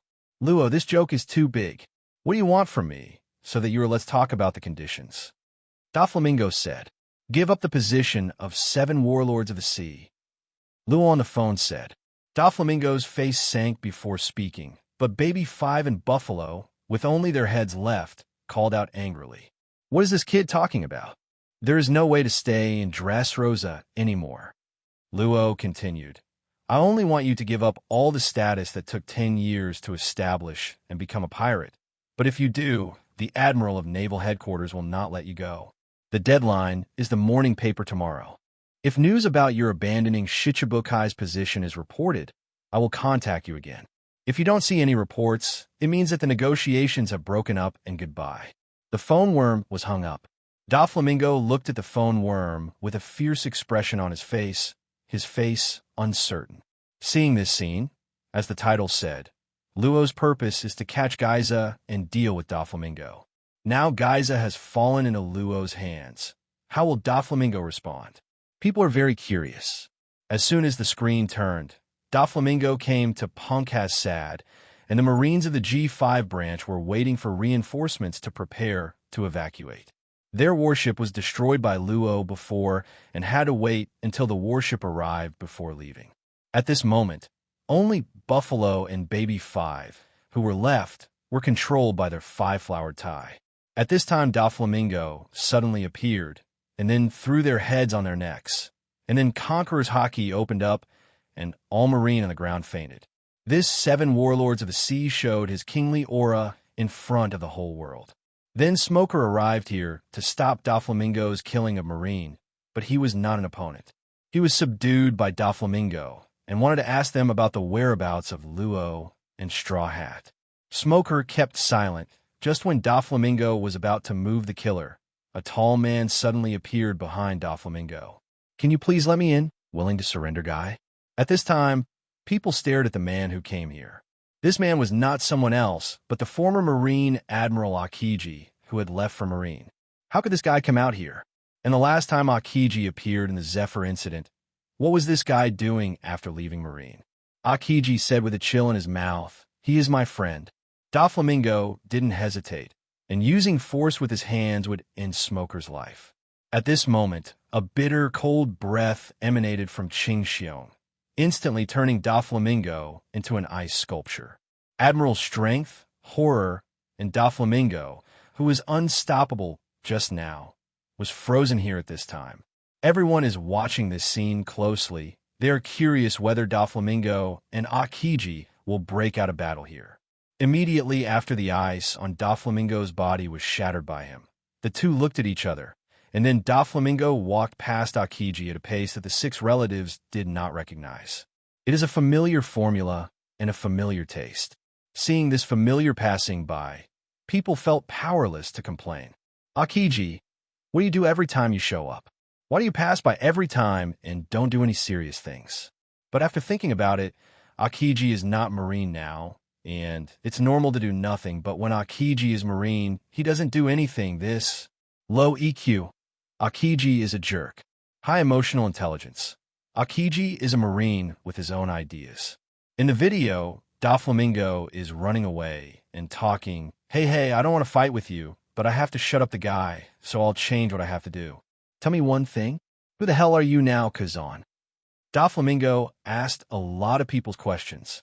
A Marine Admiral, who left Marine and then joined the Blackbeard pirates, is a stretch. Although they didn't like Akiji well and thought he was an incompetent Marine, they didn't think he was a bad guy and would become a pirate. They suspect that there may be some hidden secrets. And after experiencing Doflamingo and Sengoku arranging an inside ghost, they're very suspicious that Akiji is also an inside ghost, but was arranged by Marine to go to Blackbeard teach. But this is where it gets interesting, because the 5 elders didn't know about it. The 5 elders also blamed Akainu for it in the video. If Akiji is undercover and the 5 elders don't know about it, does it mean that Marine has started to have his own ideas and doesn't want the 5 elders to intervene? If that's the case, then Akainu isn't as obedient as the 5 elders think. Meanwhile, Mariehua, the Hall of Power. The 5 elders' faces sank after hearing Doflamingo's words, and they thought of the image too. If Akainu and Akiji do things behind their backs and keep them from knowing, then there is something wrong with this guy, Akainu. The most annoying thing for them to be the superiors is to be overseen by the subordinates. Especially the subordinates also control the huge Marine, which cannot help but make them cautious and vigilant. They chose Akainu as the marshal because he was obedient. If Akainu was not as obedient as he showed, then it is time to consider the replacement of the marshal. It just so happened that Akainu's reputation is not very good. They didn't need a thoughtful martial Marine. Sengoku used to be fine, but could be replaced now. And Akiji has more ideas than Sengoku, so it can be ignored directly. Then there seems to be only one option left. People are looking forward to Akiji's answer, but apparently Akiji won't answer such a question, especially if the opposite is Doflamingo. Doflamingo, who didn't get an answer, was not annoyed and walked away without recognizing his parents. Doflamingo's voice came from air. It's just a man who is wandering around, and his expression is different from a man who has made up his mind. When the scene changed, Akiji looked at Smoker with bandages all over his body and said, "I didn't think world government was everything in this world from the beginning. Even if I didn't belong to Marine, I was still able to do it. Even without the Marine, I could see certain things." The five elders were even more annoyed when they heard Akiji's words. They had already seen that this guy had his back on his head. O'Hara was fighting against the government, and it will be the same in the future. No one can give his position of marshal to Akiji. "What are you doing here?" Smoker asked. "Come and see you." Akiji said. "How did you know I was here?" Smoker asked Akiji, laying on the ground and glancing at Akiji. "You don't have anything to do with the underworld now, do you? The old Admiral and—" Smoker, "I am who I am," Akiji said. Smoker paused. "That's it. Anyway, you must pay attention to Doflamingo now. He is now a member of Shichibukai and the current king of Dressrosa. You go and report this to Akainu. Let Admiral act. The worst is that the situation will change drastically. The biggest event since the new naval headquarters led by Akainu. I've warned you. Listen up about this encounter with me." Akiji made a booing gesture. As soon as the picture turned, everyone in the Straw Hat Pirates saw a newspaper. Don Quixote Doflamingo quit Shichibukai and gave up Dressrosa's throne. In addition, Shichibukai Trafalgar Law formed an alliance with the Straw Hat Pirates, and it is still uncertain what kind of trial the government will make against Law. In addition, there are also Supernova's Kid, Apu, and Hawkins forming the Pirate Alliance. And in the next scene in 2.3, Dressrosa is in chaos because of Doflamingo's exit. Doflamingo received Luo's contact again. They agreed to drop Guy there in Greenbit in 8 hours. In the next second, the screen cuts to Naval Headquarters, which is the new naval headquarters after Summit War, located in the New World G1 branch, which is now the new naval headquarters. Marine executives are discussing Shichibukai, Doflamingo's exit from Shichibukai. The meeting Wong Brand New presided over the meeting and said, "Doflamingo suddenly left Shichibukai this morning. Luo may also be expelled from Shichibukai for doing too many inappropriate things, and the three became so unstable." Field Marshal Akainu interrupted. "Brand New, I understand what you mean. Now I won't let Luo or the Straw Hat mess around. Yesterday, the smoker from G5 reported to me. Let's observe for a day. I have sent Fujitora over." When they heard the code name of Fujitora, everyone's pupils suddenly shrank. What they're most curious about now is whether this Fujitora is the Fujitora they know. If so, then there is a good show to watch. Naval Headquarters, Sengoku. They stared at the screen. Mariewa, five elders, looked at the screen sullenly. On the Enyo Marine warship, Zephyr and Fujitora were also watching the screen. Just as Akainu's voice fell off, the picture cut to another place. I saw a town in the back that sounded like Dressrosa, because the people were asking Doflamingo how to quit Shichibukai, and I could see that they didn't want this result very much, because it also meant that Doflamingo would give up the throne of Dressrosa. This scene is very mocking in the eyes of many people, and a pirate is so trusted and reluctant to give up. Then the CPO, wearing a white dress and a mask, appeared on the high platform. People recognized their identities. It's a CPO directly under the Celestial Dragon's government, officials and employees. What are they doing here? Many people were curious before the video. Now that Doflamingo quit Shichibukai, is CP0 here to catch Doflamingo? However, as soon as CPO spoke, many people were surprised. Be calm, people of Dressrosa, about Doflamingo's withdrawal from Shichibukai's throne that the whole world is reporting. This incident was a mistake of the newspaper, a false alarm. False alarm. The people in front of the video were shocked.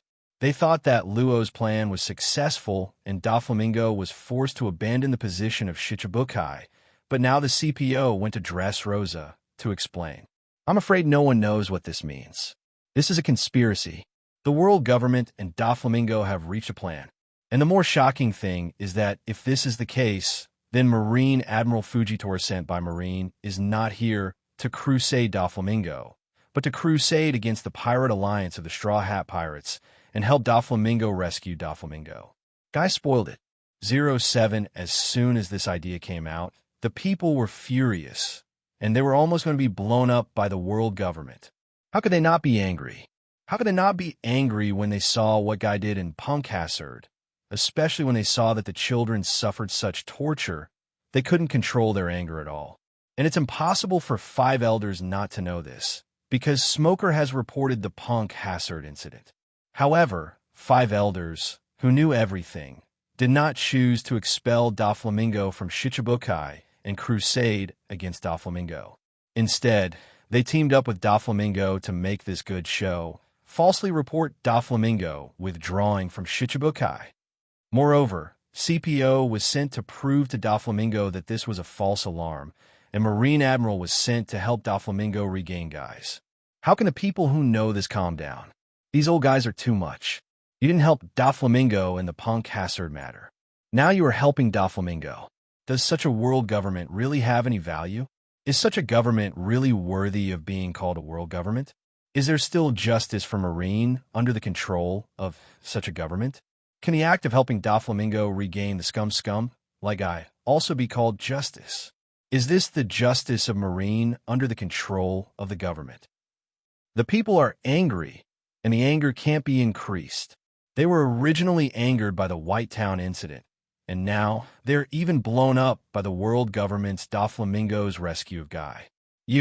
World government. It's standing now. The opposite of people and people. Many people are completely disappointed in the world government. Such a government can only be destroyed, and there is no hope. They need a new government, a new Marine, and they want to live in another sky to draw a line with these scumbags who only benefit from right and wrong. Not only that, they have to drive these guys off from there. The world does not belong to and should not belong to these scumbags. The world belongs to everyone. This scene disappointed countless people and also disappointed many Marines in Marine. It was enough. Such Marines felt ashamed to stay any longer. How can they continue to stay? This is no longer the justice they want. This is not even justice, and it is already on the side of the villain. Are they going to be bad guys? Are they not Marine? Sengoku was also pale.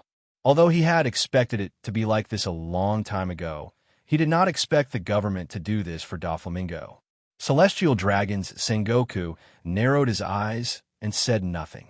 At this moment, the screen switched to a beach, and people immediately remembered that this might be the beach where Luo and Doflamingo had agreed to Grimbit. Is this going to be a transaction? Sure enough, Luo appeared in the picture. The next second, another man also appeared in the picture, and a blind man in purple clothes and holding a wooden stick appeared in the image, and he seemed to be in contact with people while holding a phone bug. Akainu, what the hell is going on here? Naval Headquarters also misreports? Akainu's somewhat angry voice came from the phone bug. Yeah, it's really annoying. I'm going to Mariawa to find the 5 elders and ask them what's going on. I'm sorry, that's all for now. Seeing this, everyone immediately realized that the person communicating with Akainu on the other end of the phone was the new Marine Admiral Fujitora. When they saw his face clearly, they immediately remembered another thing. That is, the new man who became a Neo-Marine Admiral was reported in the newspaper not long ago, and his photo was also published in the newspaper. And the face in the newspaper happened to be the man in the image. That is to say, Fujitora, who would have become Marine Admiral, has now become Enyo Marine Admiral. He abandoned the current Marine and chose Zephyr's Enyo Marine, and he made his choice. Now even the strong who would have become Marine Admiral gave up Marine and chose Enyo Marine. What does this mean? All spirits up. Enyo Marine is the right choice. Many people who originally wanted to join Enyo Marine were even more excited at this time. Compared to the excitement of the people, the 5 elders looked as ugly as eating shit. Fujitora is actually this guy. The guy didn't choose to join Marine, but went to Zephyr's side. This is very uncomfortable. Marine lost 1 admiral, and Enyo Marine gained 1 more admiral, which means they lost 2 admiral, blood loss. And what is even more uncomfortable is that this incident proves that the people have already started to fall towards Enyo Marine. Now it is the strong folks who are falling towards Marine. Soon, the people will move towards Marine. Both the member countries and the non-member countries are all falling towards Marine. Follow up synchronously. In the end, it's the last thing they want to see, and Marine will also defect, and then they will betray each other and have nothing. Damn it! How did things get to this point? Why did they suddenly pop out such an enemy, and why? Marine has to be put at the top of the list now. Otherwise, this will really be a dead end for the government. How to solve it? This is the key question and the one that has plagued them for a long time. How to solve Marine. If Zephyr isn't healthy and doesn't have a few years to live, then Marine will naturally collapse if left alone. But Zephyr still has 10 years to live, 10 years the world government may be cold by him. Before Zephyr died, they were all over. The only way now is to take the initiative to solve them. But how to solve this is a problem. Now that Zephyr has the Revolutionary Army as an ally, and has 2 admiral strengths, it is not easy to solve the problem. Marine must dispatch at least 4 to 5 admiral strengths to be sure to think about them thoroughly. But if you can leave the Revolutionary Army 513 aside, you only need 3 to 4 people, plus CP0 can be foolproof. The question now is opportunity, and they have to find a chance for Marine to place the order before they can get it done. Just then, a CP walked in and sent them a message. Their eyeliner found that Marine was heading towards Punk Hazard in the New World. Immediately, a look of joy appeared on the faces of the 5 elders, saying that the opportunity was here. Marine probably saw the live broadcast, so he wanted to find Guy's trouble. This time the Revolutionary Army definitely didn't have time to participate. If only Zephyr and Fujitora were the strong admiral, it would not be impossible to kill Marine in one go. They had received information that Marine sent Akiji, Garp, and Crane as the main force to Punk Hazard. Thinking of Garp and Akiji, the 5 elders' faces darkened, and this time they couldn't rely on them anymore, and the hard-won opportunity gave them another chance to run away. The 5 elders quickly contacted Mariehua, Akainu, to let him go to Punk Hazard Jiao and give him the command. At that time, Garp, Ching Xiong, and Crane will follow his full command and must destroy Marine. At the same time, they also arranged CP0 to go with him. Not only that, the 5 elders also contacted Kizaru, who went to the G5 branch, and told him to leave Virgo alone and go to Punk Hazard to deal with Marine first. Among the people who went there this time, they believed in Kizaru the most. Although Akainu was ruthless, Kizaru was the man who killed Zephyr with his own hands. They believed that Kizaru could bring them good news this time. Looking back, even the 5 elders were a little surprised that they subconsciously began to regard Kizaru as the most reliable admiral among the 3 admirals. However, this person is obviously the most unreliable. Why did it become what it is now? This made the 5 elders feel deeply helpless. When Sengoku learned that Kizaru had been ordered to go to Punk Hazard halfway through, he was furious. However, the priority of 5 elders' orders was higher, and he could not stop Kizaru from changing directions. Therefore, Cha Dolphin and Momosaji can only be temporarily arranged to take people to the G5 branch, and they must catch Virgo before he escapes. There was news from the G5 branch that everyone in the G5 branch who was going to catch Virgo was knocked down. Virgo has disappeared, and his whereabouts are unknown. It is not clear whether he has escaped from the G5 branch or where he is hiding. However, the G5 branch has been blocked, and no warships left. Sengoku's face sank when he got the news. If he didn't seize the time, he might really have allowed Virgo to escape. However, it was in his expectation that the people in the G5 branch could not catch Virgo. After all, Virgo is the headquarters of Vice Admiral. The head of the base is the strongest person in the G5 branch. Even Smoker, who was promoted to the headquarters of Vice Admiral 2 years later, was assigned to the G5 branch and only played for Virgo. The strength can be seen in Madara. Therefore, he mainly asked them to blockade the port and prohibit ships from traveling to prevent Virgo from escaping by warship. Fortunately, warships cannot be driven by one person. But even this is not safe, because Virgo is not capable of being able to reach this level of strength, and he can swim across the sea without relying on warships. It is only relatively time-consuming and labor-intensive. Just rush over as soon as possible. Sengoku sent another 5 vice admiral to search outside the G5 branch to prevent him from swimming and escaping. We must catch Virgo, otherwise it will be difficult for him to flee to Doflamingo. However, the behavior of 5 elders still made Sengoku very annoyed, and his dissatisfaction with them grew deeper and deeper. At the same time, in the video, Luo and the others also received the news that it was a lie to quit Shichibukai. The plantation is gone. Does Doflamingo have anything to do with Shichibukai? At 3 o'clock in the afternoon, Doflamingo arrived as scheduled. At the same time, came Marine Admiral Fujitora and his marine. Duo, it's you. Fujitora, who was promoted to Marine Admiral during the World Conscription. I often hear your rumors. It is said that you are an unfathomable monster like the Green Bull. Doflamingo saw Fujitora, came over, and said with a smile, "You exalted me too much." Fujitora said solemnly, "Huh, fake guy." Doflamingo hummed, "I'm only a newcomer to Marine, but your behavior is also difficult to understand.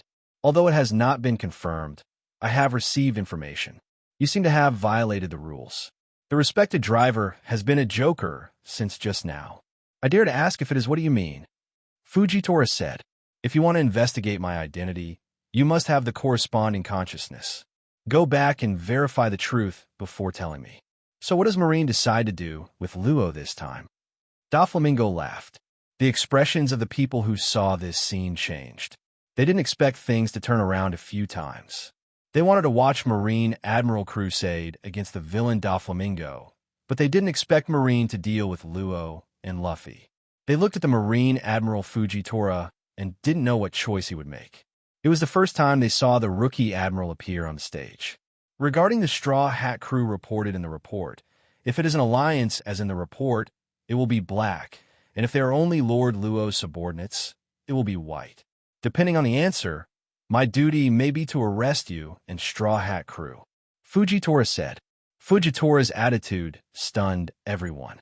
It looked like this was a rather old-fashioned Marine, different from the Akiji, Kizuru, and Akainu they had seen before. And give this option to Luo. If Luo chooses to be a subordinate, then Fujitora will let them go? Just when everyone was in doubt, Guy asked this question. If he lied, wouldn't it be all right? However, Luo decisively denied after thinking, "The Straw Hat and me are not up and down. Just like the report said, it is an alliance." Doflamingo laughed and said, "You are really stupid." However, Luo's real intention is to hold Fujitora and Doflamingo here and buy time for Luffy and them. Luo's answer is over. Fujitora makes a decision, then deprived of the title. It would be nice if the news can do the same. The people in front of the video are a little confused, and it would be fine if the news can also be like this. What does this mean? Does it mean Doflamingo's withdrawal from Shichibukai? Are you saying that it would be great if Shichibukai, who deprived Doflamingo, could do the same? However, before everyone could think about it, a terrifying picture appeared in front of everyone. As Fujitora's voice just fell, Fujitora slightly drew his knife and saw a strange aperture rising into the sky. Just when everyone was a little confused, a black spot appeared in the sky, and the black spot kept getting bigger and closer. When the black spot approached to make it clear what it was, everyone was shocked. This turned out to be a meteorite. Fujitora just pulled down an alien meteorite. This is actually something human can do. Originally, they saw Fujitora with unclear eyes. They thought that although his strength was good, he was still limited. However, they realized that it was because of his unclear eyes that he could become Marine Admiral to prove his strength. Horrible. With Fujitora's hand, many big people all over the world can't sit still. This is a real monster. This is just a meteorite with a diameter of 100 meters. You must know that there are not only meteorites of this size in the sky, but there is also a moon. If Fujitora pulls the moon down, then half of the world will have to be destroyed. In an instant, many people realized the horror of Fujitora. Of course, if Fujitora could really do such a thing. After the shock, many people were a little glowed, especially the pirates such as Big Mom and Kaido. Although Fujitora joined Inyo Marine, he was still their enemy, but he originally wanted to join Marine under the control of the government. However, I went to Inyo Marine, which means that Marine has lost a strong combat force. I am afraid that the world government and Marine will die in distress. Kaido and Big Mom are happy when they think that it can upset them. Moreover, the split of Marine into two groups is also a good thing for these pirates. Naval Headquarters already has 3 Admiral and many Vice Admiral whose strength is comparable to Admiral, as well as countless mid-range combat power, which is scary enough. By absorbing and riding monsters from the folks, Marine strength will be further improved. Inyo Marine and Marine are not of the same mind, and they can separate part of Marine's power, which is equivalent to weakening Marine in disguise, and Inyo Marine can also attract the attention of the government and Marine for them. This can be regarded as a good thing. They are too late to be happy, and even they're thinking about whether Marine and Inyo Marine will continue to compete. Will they lose both sides? Then their chance is here. Now Inyo Marine has absorbed such a monster to come in. In the future, Marine and Inyo Marine will have good show. The pirates were gloating over misfortunes, and 5 elders was utterly ashamed. Fujitora's meteorites from the sky made them feel terrified. At the same time, they felt even more distressed that Marine's combat power had run to the opposite side. If you can't get it, you must get rid of it. Otherwise, Inyo Marine, who has the same terror ability to destroy the world like Whitebeard, will be used by Inyo Marine and will inevitably become their enemy in the future. They must be eliminated before Inyo Marine can grow up. At the same time, the images on the screen are also coming to an end. A huge and hot meteorite fell from the sky, Diheo, with an astonishing speed. At a glance, ordinary people were left in despair and waiting to die. However, the 3 people below the meteorite fall are not ordinary people. Doflamingo looked at the sky in shock and exclaimed, "Hey, what a joke." Then he pulled out a giant net to block him in the sky. At the same time, Luo looked at the meteorite with a face and quickly activated room to cut the meteorite that hit him in half. Fujitora, on the other side, used gravity to bounce off the meteorite that fell on him. Just hearing the rumbling sound, a huge deep hole appeared where the 3 of them were. Only Luo, Doflamingo, and Fujitora were left standing intact, like 3 solitary peaks. Didn't the marshal teach you etiquette? You mad dog! Doflamingo, who was almost taken away by Fujitora, yelled. What do you mean by catching Luo and pulling him into the attack range? This is no longer a question of a level that is invisible to the eyes. Luo said solemnly, touching his hat. Thank you for praising. It's just a small test. Facing the 2 people's exclamation, Fujitora just faintly Kaido. The video ends in this little test. Fujitora's little trick really shocked people. This is just a small show. This is already the case before the fight is started seriously. If you really want to fight, then what kind of scene should be? To accompany you to see the meteor shower? People think of the scenes of meteorites falling like rain, and the scalp becomes numb for an instant. Fortunately, this is a Marine with a righteous heart. Otherwise, the destruction of the country would be a trivial matter to Fujitora, and the world would be in trouble. What makes them feel relieved is that Fujitora's current performance is relatively better for them than Marine's 3 Admiral. He seemed to be a rule-abiding and principled Marine.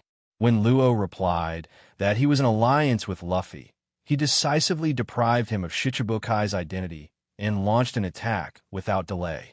It is completely different from Akiji and Kizuru, and judging from his regretful words and the later practice of including Doflamingo in the attack range, he is relatively hostile to the pirates, and even Shichibukai is also his hostile target.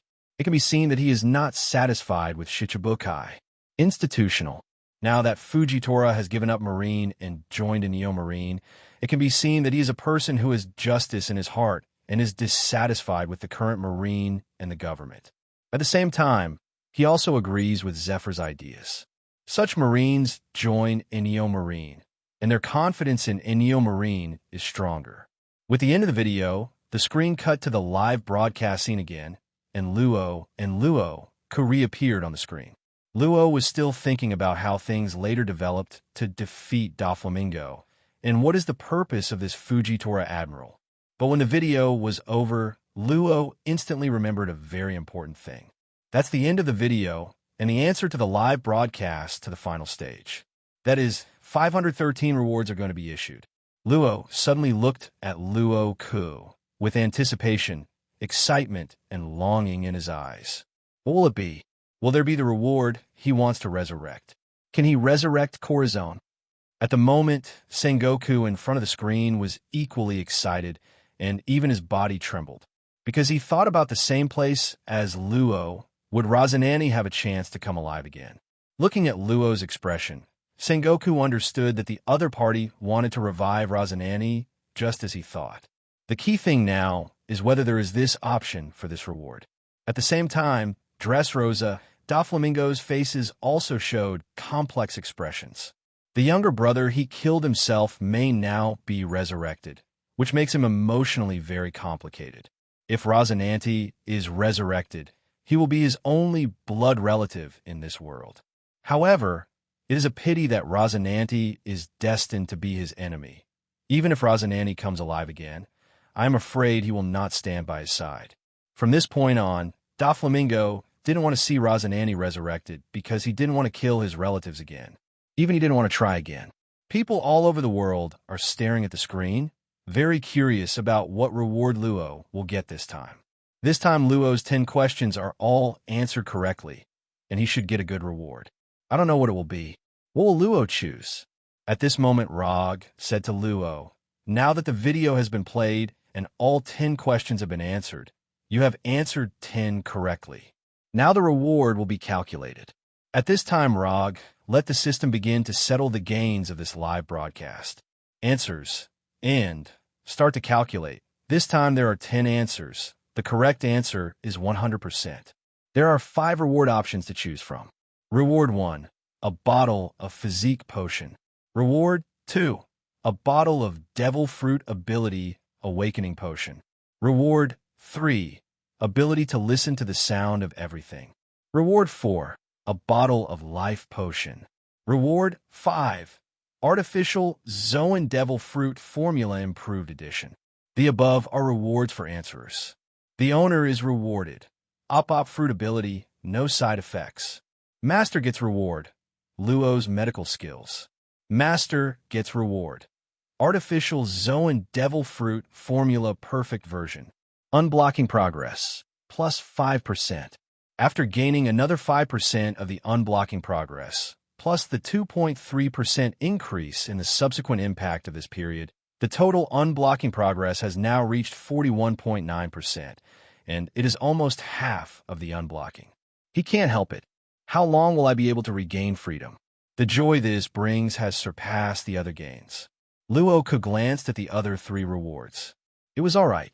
Op fruit was not so important to his current strength, but it was still a bug.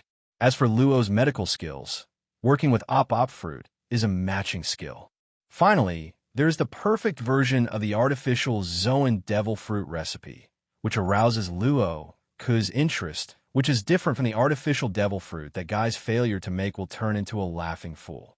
The devil fruit made with this recipe has the same effect as the real Zoan devil fruit.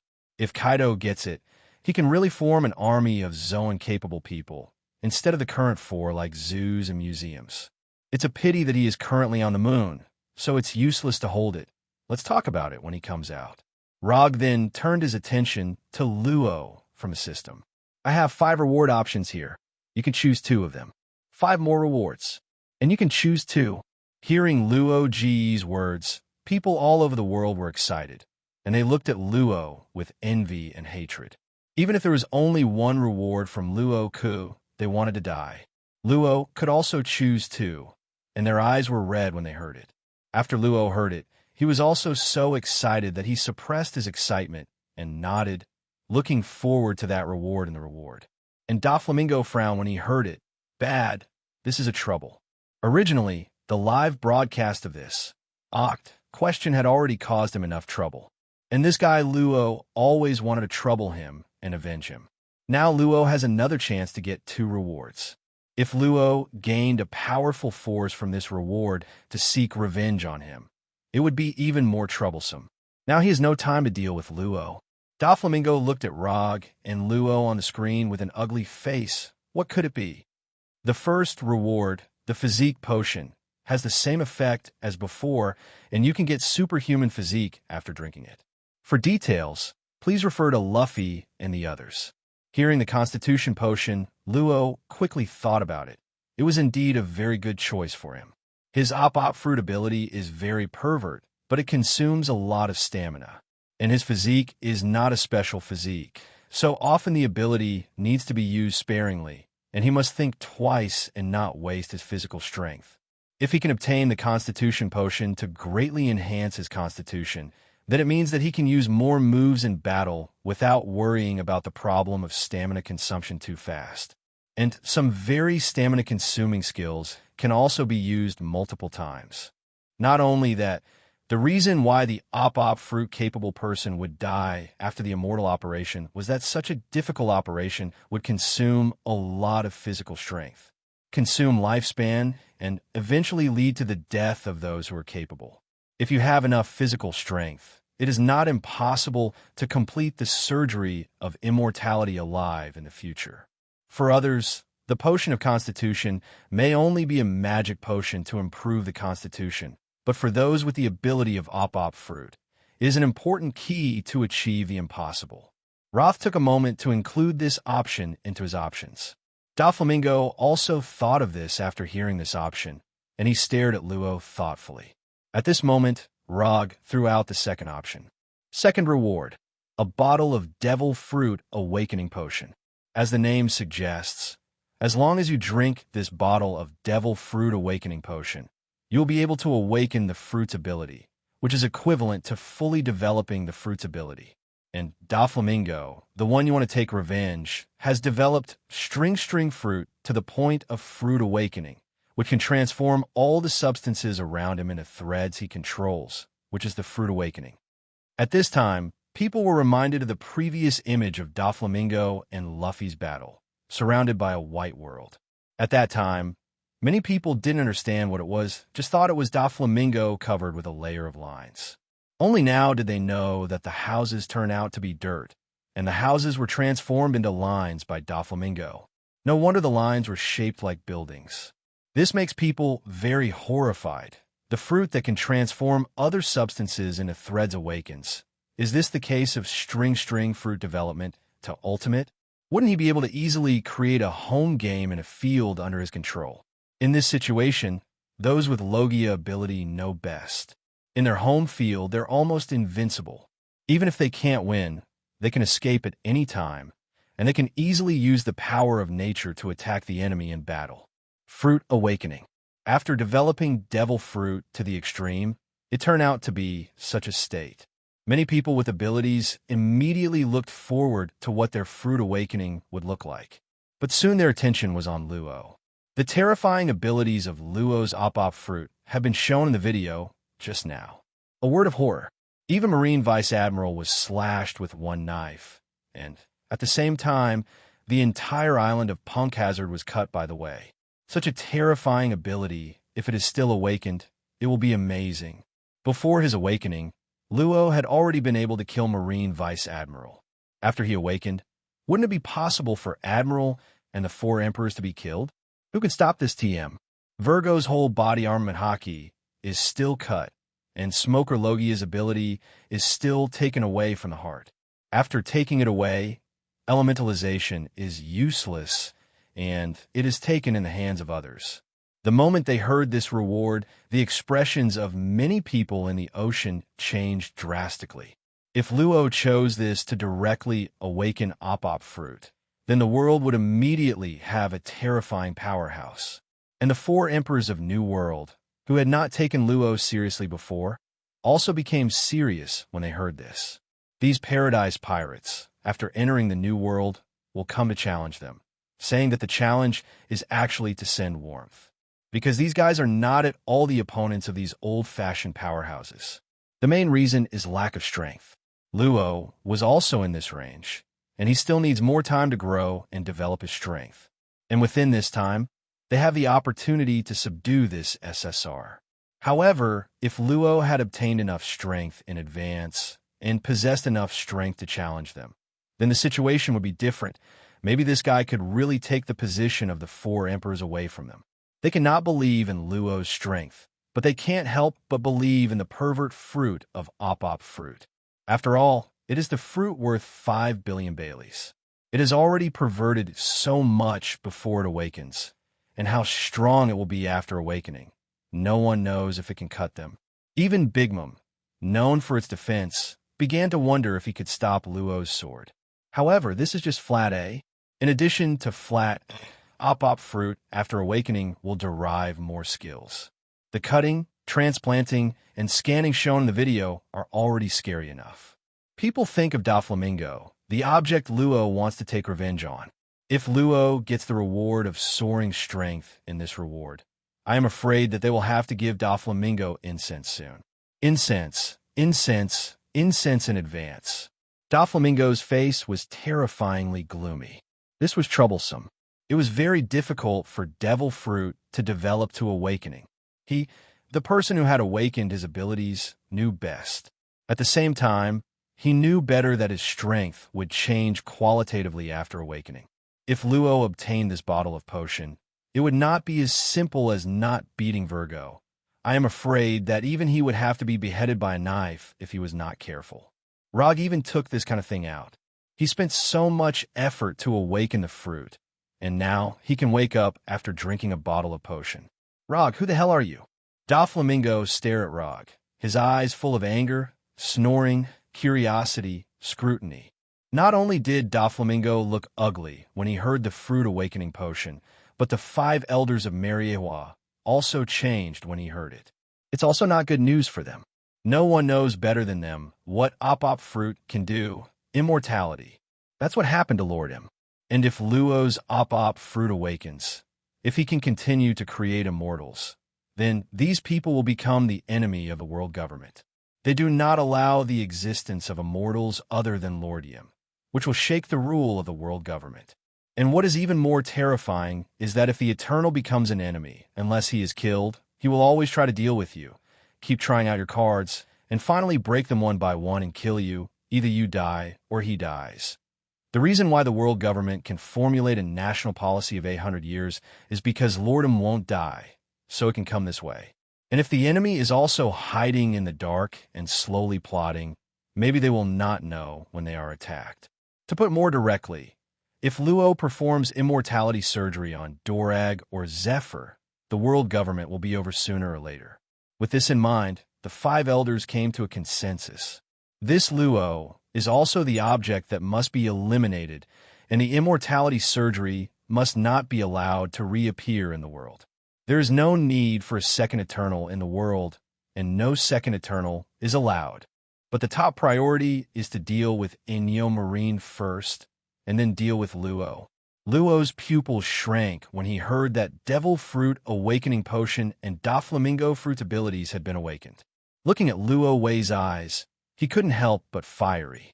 Since he wanted to deal with Doflamingo, who had awakened, his fruit development couldn't be defeated by Doflamingo. Otherwise, his hockey is not as good, and his ability is not as good. How to defeat Doflamingo? Doflamingo can't stand there for him. Moreover, if the armor made by Hockey wants to block his knife, Hockey must be stronger than his ability. Otherwise, it will not be able to block his ability to cut like Virgo, and when his fruit awakens, it will be even more powerful. Not afraid of their Hockey anymore. Luo put the second option into his alternative. Then Luo Ke said the third option. Reward 3, the ability to listen to the voice of all things. Hearing this reward, everyone was slightly taken aback. What is this? Most people have heard of this thing for the first time and have no idea what it is. But since Rod can come up with this reward, it shows that this is not a simple ability. Only a few people's pupils shrank suddenly after hearing this ability. Meanwhile, on the Sabaody archipelago, a gray-haired man froze when he heard Roger's words. Isn't that Roger's ability? Is this also a reward? Who the hell is this Roger? When many people looked at Luo General in a puzzled manner, and Luo was also a little puzzled, Luo Ke added, "Listening to the sounds of all things is the natural ability of Roger, one piece, to hear sounds that ordinary people in nature can't hear, whether it is the sounds of animals, plants, living things, dead things, or even clouds, islands, sea kings, etc. Here, the world in your eyes will be completely different from the world in the eyes of others. And the biggest function of this ability is to be able to hear the sounds from the historical text. It was with this ability that Roger found all the historical texts and gathered the coordinates to go to Raftel, and finally became the One Piece. In other words, with this ability, you will be able to understand the world better, and even have a chance to become the next One Piece." As soon as Luo Ke's words were spoken, the whole world suddenly became a sensation. This turned out to be the ability of One Piece Roger. Listen to the sound of everything. With this ability, Roger found the historical text and became the One Piece. At this time, people suddenly realized that Roger became One Piece not accidentally, but he had the potential of One Piece. No wonder he was the first man ever to find the text of history. No wonder he can become the One Piece. The secret turned out to be this. Now, those who know the truth can't help being a little discouraged. HUTM is born with the ability to hear the voice of historical text. This is too much. Roger, are you born to be the One Piece? Why can you have the ability to listen to the sound of all things, historical text, road signs, One Piece? It seems to be a treasure hunt tailored for you. What's the matter with them? They don't have the ability to find this so-called historical text. Oh, look for flowers. If Luo Ke hadn't told them about it, they would have been kept in the dark. It's like a group of people wandering outside the house, but there is no way to get in, and then try their best. As a result, Roger was born with a key, then opened the door and went in. Others could only watch from the side. This is too unfair. In this case, you might as well give birth to Roger directly to Raftel. Others have to find a way to go to Raftel. Roger was born directly in Raftel, born One Piece. Don't make them happy. Many popular, however, this is completely shady, the shady of Chi Guogua. What is even more irritating is that, in this case, how can they find the historical text if they do not have this ability? It is already a difficult problem to understand the historical text. It's still so troublesome to find now. Roger has the ability to listen to the sound of all things and has been searching for so long. So where do they find it? And now, the only hope is in the young man on the screen. Trafalgar Law. One Piece's ability is in front of him. As long as he chooses this reward, then listening to the voice of all things, One Piece's talent is his. He got the key to becoming One Piece. Around the world, Kid, Luffy, Arp, Hawkins, Blackbeard, Teach, and many others who have aspirations for One Piece have turned their attention to Luo. Especially Teach. The greed in his eyes cannot be increased. I didn't expect this world to still have this ability. God is really unfair. Luo, this kid, is really lucky. The ability of One Piece is placed in front of him. If he gets this ability, he is almost destined to become One Piece. Teach's eyes were red with envy. Compared with Luo, he is really unlucky. Because the answer is live, the favorite dark fruit is snatched away under the nose, and the ambition is discovered by Whitebeard. Avoid some of Marine's chase. And Luo actually picked up the ability of a One Piece in the live broadcast of the answer. He was not satisfied. Seeing this, even many big figures began to think that if Luo gained this ability, then he must find a way to bring Lola to their side. This is the only key to Raftel. Roger is dead. This ability has disappeared. If Luo can obtain it, then he is the next and most likely person to reach Raftel. Everyone put their eyes on Luo, not knowing what choice he would make. And Luo was also taken aback by this ability. He didn't expect this to be the ability of One Piece Roger. But he's not interested in this ability now. His only goal now is revenge. As for the things after revenge is too far away for him. Doflamingo is like a mountain blocking him. He has no thoughts to think about it anymore. Others. In the eyes of other people, the ability to listen to the sound of everything, which was extremely desired by Luo, was used as an alternative reward. Now, there are 3 awards, and there are 2 remaining. Luo was a little nervous. There were only 2 reward options left. Will there be a resurrection in these 2 rewards? This may be his only chance to resurrect Rosinante in his life. His heart is beating as the rewards are revealed one by one. The resurrection still does not appear. He is almost too nervous to breathe. Then next is the 4th bonus option, a bottle of life potion. The effect is the same as that obtained by Whitebeard, increasing lifespan by 50 years. Here comes the life potion again. Many people are excited, and their eyes are incomparable. This is equivalent to more than half a life. Before Whitebeard looked dying, he was alive in a few years. As a result, after the life potion was obtained, not only did the people regain their youth, but the strength to restore gold expired, and the entire Whitebeard pirates group's strength rose greatly. The Whitebeard pirates, which was already in the sunset period, surpassed the other 4 emperors. In showing the overlord's aura, the other 4 emperors have begun to be somewhat weak. However, even if Kaido and Big Mom are a little unwilling, they can't help it. Who made Whitebeard back to the top? In this period of Whitebeard, their heads twitched before thinking about competing with Whitebeard. What's more, Whitebeard has returned to a golden age, and he still has 50 years of life. They're already in their old age on May Day in March. By then, the Whitebeard pirate group will only get stronger and stronger, but they will get weaker and weaker. I am afraid that the status of the 4 emperors will not be preserved. For this reason, they can't compete with Whitebeard. It will only give others a bargain. The best thing now is to find a way to maintain their current status. Maybe they will have the same opportunity as Whitebeard in the future. Fortunately, Kaido is in the prime of life now, and is about the same as Akainu. Not too eager for life potion to continue life. But like Big Mom is already 6 years old, she has gradually encountered Whitebeard's old age. She hopes to get a potion of life more than anyone else, and her kingdoms are not perfect yet. After seeing Luo had a chance to get the life potion, her eyes turned green with eagerness. Want. This shocked Pero and the others, thinking that their mother had an eating disorder. The people of the Big Mom pirate group were frightened for a while, and they wanted to deal with the uncontrolled Big Mom. Fortunately, I didn't lose my mind. I just stared at the screen with bright eyes. Except for Big Mom, many other people are very eager for life potion, but they can only watch the screen, not their share. At this moment, Luo was not very interested when he heard it. Although the life potion was extremely precious, he was still young and didn't particularly need this thing. Now the 4th option is also out. There is only 1 left. What exactly is the remaining one? Luo looked at Luo Ke, feeling that his heartbeat was about to stop. He looked at Rog and saw that the other party said the last option word by word. The 5th reward is an improved version of the artificial Zoan Devil Fruit formula. As the name suggests, this is an improved version of the artificial Zoan Devil Fruit sprinkled by Guy. Eating this artificial devil fruit will not cause Guy to sprinkle smile fruit. Failure will turn into a fool who can only laugh. Failure is just a failure. Just eat 1 more.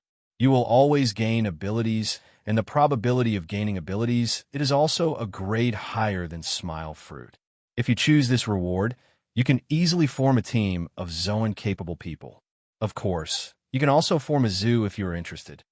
As soon as Roger's words fell, Kaido of Ghost Island immediately stood up from his seat and looked at Roger with fiery eyes. An improved version of the artificial Zoan Devil Fruit recipe. Not only does it have no side effects of SMLI fruit, but the probability of becoming a capable person is even higher. If he can obtain this formula, wouldn't it be easier to fulfill his ideals?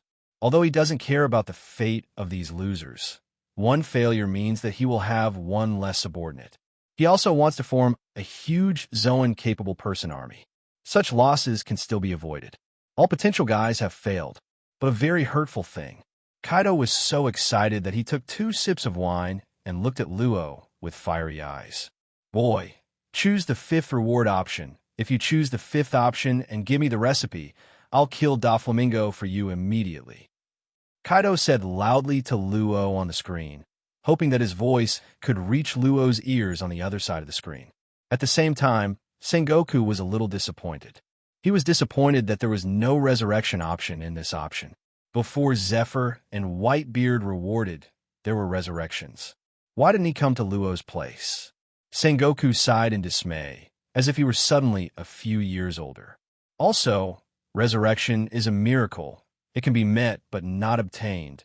Even if Luo Ke wants to revive a person casually, it would be difficult. It's a pity that the chance of Rosinante's resurrection was finally seen, but it just disappeared, which made his old father sad. Luo is equally saddened by Sengoku. After hearing Luo Jiang report the fifth option, he didn't react for a while, and after a while he realized that the fifth option was not resurrection. Feelings of loss, depression, and disbelief lingered in his heart.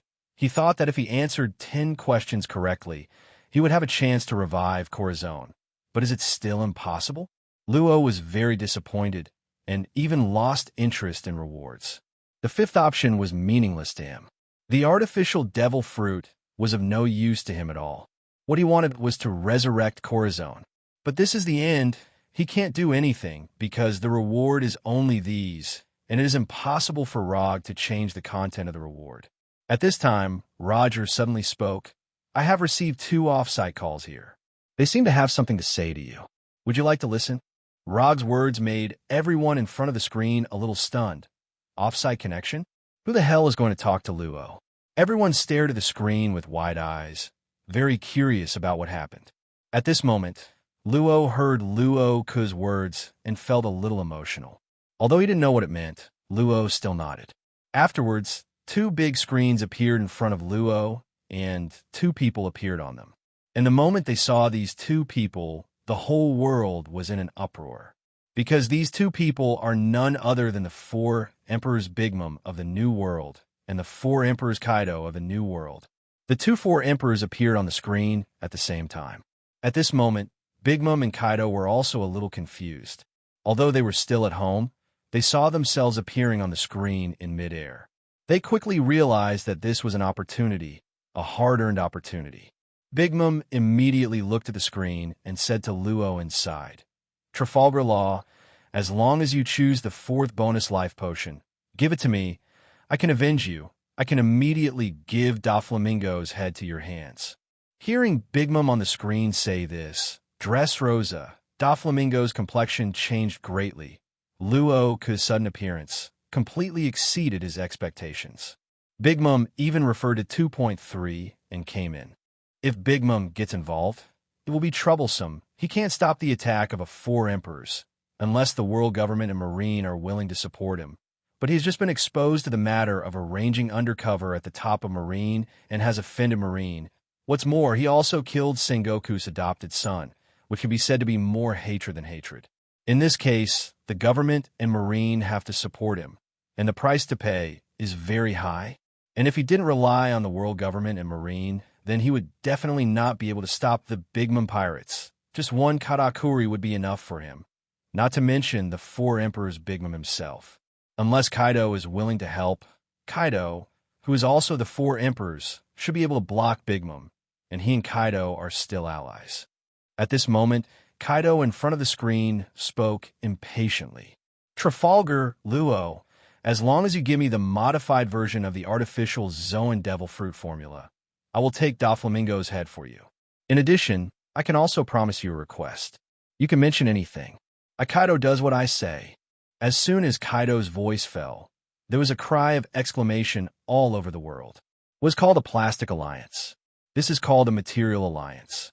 Before Big Mom said that they would trade with Luo to take Doflamingo's head, they were not surprised. After all, this is normal. Big Mom saw that Whitebeard got the life potion. She was a contemporary of Whitebeard and naturally wanted to get it. Doflamingo has nothing to do with her. Exchange his head for the life potion. This deal is quite worth it. But Kaido is different. Kaido is Doflamingo's ally. It could be said that Doflamingo's ally on the surface is the government, while the ally in the dark is Kaido. In this way, Doflamingo eats both black and white, and the whole world can't find a second person like Doflamingo who can save face in both black and white. If so, there is only Shanks with the red hair. This is a man who has eaten the fruits of face blatantly. Both 5 elders and 4 emperors have to give him face. What was unexpected, however, was that Kaido, another of Doflamingo's backers, took out his head and exchanged it for the artificial Devil Fruit 7 real formula. The wave operation directly made people all over the world dumbfounded, and then they were stunned. What is a pirate? This TM is called a pirate. The 2 plastic brothers Kaido and Doflamingo directly taught everyone a lesson. There is no friendship between pirates, and some only have interests. As long as there are interests, brothers will kill them for you. At this time, people suddenly thought that Guy yelled and posed with Luffy, saying that Doflamingo was backing him, and Doflamingo was backing Kaido. However, now it turns out that Kaido's backing is a bit unreliable, and Luffy's background is really iron. It's his grandfather, his father, godfather, and brother. You plastic brother can't compare. Guy said that he was looking for the wrong person because of his background. Thinking of this, many people suddenly laughed out loud. Guy saw and Luffy even compare the background. Isn't this looking for a fight? At the same time, Doflamingo's face was as ugly as he had eaten shit, and it was horribly green. He just wanted to find Kaido to support him, but Kaido sold him after changing hands. Just for an artificial devil fruit recipe. Doflamingo's elegance of the master can't hold back anymore, and he wants to yell at Kaido on the screen. But in the end, he didn't scold him because there was nothing good. He and Kaido were only related to their interests, and they were maintained by the fruits of smile. Luo can come up with a better and improved version of the artificial devil fruit formula, and his side is naturally worthless. It's just that Kaido turned his face and didn't recognize people, which really made Doflamingo nauseous like eating a fly. But he can't trouble Kaido, because Kaido is better than him, and the initiative in this world is always in the hands of the strong. The weak have only the fate of being used, abandoned, and exchanged. Just like now Kaido and Big Mom take his head and want to get what they want from Luo's hands. His magnificent celestial dragons, 7 warlords of the sea, Dressrosa, now seem to be like a piece of meat on a cutting board, waiting for Luo Lai to choose and buy. As long as a good price is negotiated, his head is right. This feeling made Doflamingo suffer the greatest humiliation in his life. Doflamingo was almost blown up with anger. However, what made him even more angry was that if Luo really agreed to their deal, it meant that he would face an attack by 2 4 emperors. You don't need to wait for this wave, just serve incense directly. It's useless for 5 elders to support it, and it's impossible for 5 elders to do it for Doflamingo, the former celestial dragons, and the 2 4 emperors. You could just wait to die. Doflamingo looked at Luo on the screen angrily, helplessly, and aggrievedly. 14 years ago, you would never have imagined that his fate would be in the hands of a dying kid he took in at that time. But now he has no choice but to wait for Luo to negotiate a price with Kaido and Big Mom. And he can only pray that their negotiations will collapse so that he can have a chance to live. Otherwise, he is finished. This development was unexpected by all. People were stunned to discover that Doflamingo, who they hated to the bone, gritted their teeth, and wanted to kill quickly, was now waiting for judgment like a lamb to be slaughtered. It turns out that Doflamingo is just an ant in front of more powerful people, which makes people very helpless. There are really too many villains in this world. In this situation, even Guy, who was about to run away to ask Doflamingo for help, was dumbfounded. Isn't it? Is he planning to go to Dressrosa to seek refuge with Doflamingo, and now tell him that Doflamingo is over? And it's the one he thought was Doflamingo's backer, Kaido? What the hell is going on here? How did things turn into this all of a sudden? Guy was stunned for a while, a little confused. So why is he looking for Doflamingo now? Or go somewhere else to make a living? Don't wait for him to finally get to Doflamingo and get caught. And he has offended Big Mom now. And Big Mom is also the master who wants to exchange Dover's head for the life potion. And maybe he will have to collide with Dressrosa. If he fell into the hands of Big Mom, he would be dead. Guy is in hesitation. People are in punk hazard. My backer is going to kill my backer. What should I do now? Wait online, urgent. At this moment, Sengoku and the others were also a little surprised. They had absolutely no idea that things would turn out this way. Sengoku hears that Big Mom and Kaido are going to trade with Luo in exchange for Doflamingo's chips, in exchange for a life potion and a modified version of the artificial devil fruit recipe. Hearing that they were going to take Doflamingo's head, to be honest, Sengoku was very happy to let these pirate dogs bite and kill each other, just to save Marine from casualties. But if Luo really agreed to the deal between Kaido and Big Mom, then this matter would be in big trouble, because now the world has a Whitebeard who has returned to his youth. The pirates of New World have become stronger than before, and the Whitebeard pirates are now several times stronger than before, and the momentum is too strong. And now, if even Big Mom has obtained the life potion and obtained a lifespan of 5 or 10 years, it means that the 513 New World has another 4 emperors who have returned to their heyday and will be galloping in this sea area for another 50 years. This is a bad thing, even a nightmare, for New World and the whole world. It is conceivable that the Big Mom pirates will also usher in a surge in strength, so the power of the New World pirates will be further enhanced, and will the balance between Marine and pirates continue to be maintained? Will be a problem. This would be even more dangerous, especially with Marine now continuing to go downhill. Not only Big Mom, but also Kaido. Kaido wants to create a Zoan-capable person army. He is naturally clear. However, according to the information obtained, Kaido's progress is not very fast due to the drawbacks of the artificial devil fruit, which is acceptable to him. Moreover, the artificial devil fruit is not also being studied by the scientific team that Guy is doing to study Marine, so they're also not working together. Not too worried about that. But if Kaido can mass-produce artificial devil fruits with no side effects and a higher success rate, then the strength of beast pirates will be rapidly improved in a short period of time. The strength of the 3-4 Emperors regiments has skyrocketed, while Marine has continued to decline, and the balance between Marine and the 4 Emperors will inevitably be broken. The world may be plunged into a great catastrophe as a result. Taking this into consideration, Sengoku can only hope that Luo rejects Kaido's deal with Big Mom. Otherwise, the world may be in chaos. Sengoku's eyes are fixed on Luo on the screen. Don't make a deal with the devil for revenge. Rosinante will not want to see you do this to avenge him. Trafalgar Law. People all over the world looked at Luo, wondering what choice he would make. And the people who have returned to God also realized that Luo's choice, if they really agreed to Big Mom and Kaido, it would not be news for them. However, they're not sure whether they will choose, because Luo's hatred for Doflamingo is obvious to all. If Luo chooses to agree for revenge, they will not be surprised at all. But in this case, it would be troublesome, a young Big Mom, a Zoan-capable person army. I'm afraid the world will be in chaos because of this. At this moment, Luo became the account of the world, and the world focused on him. At this moment, Luo's heart skipped a beat by the intrusion of Big Mom and Kaido. He wasn't mentally prepared to deal with these 2 New World bigwigs at the same time.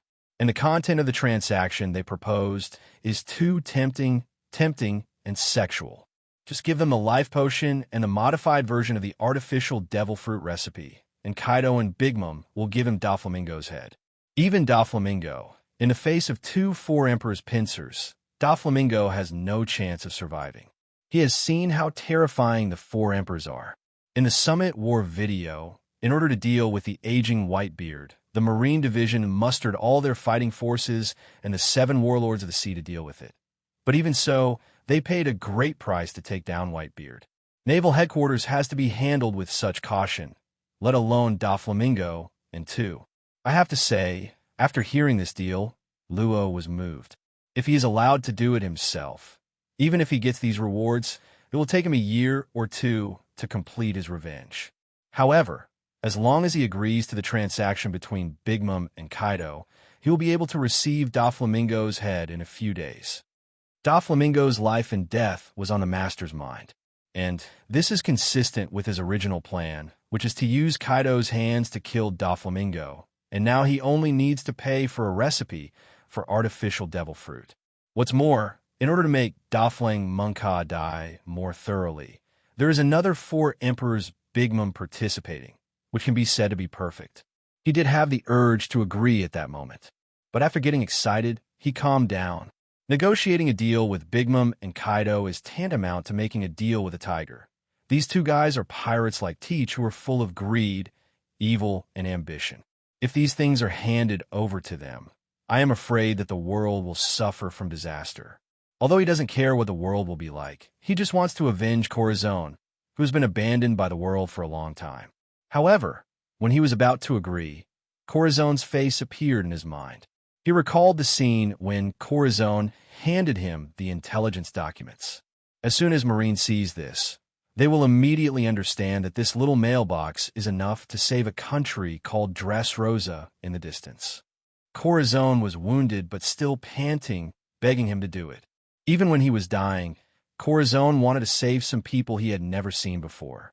If only Corazon knew that in order to avenge him, he had given two pirates, even more terrifying, powerful, and evil than Doflamingo, something that would make them stronger.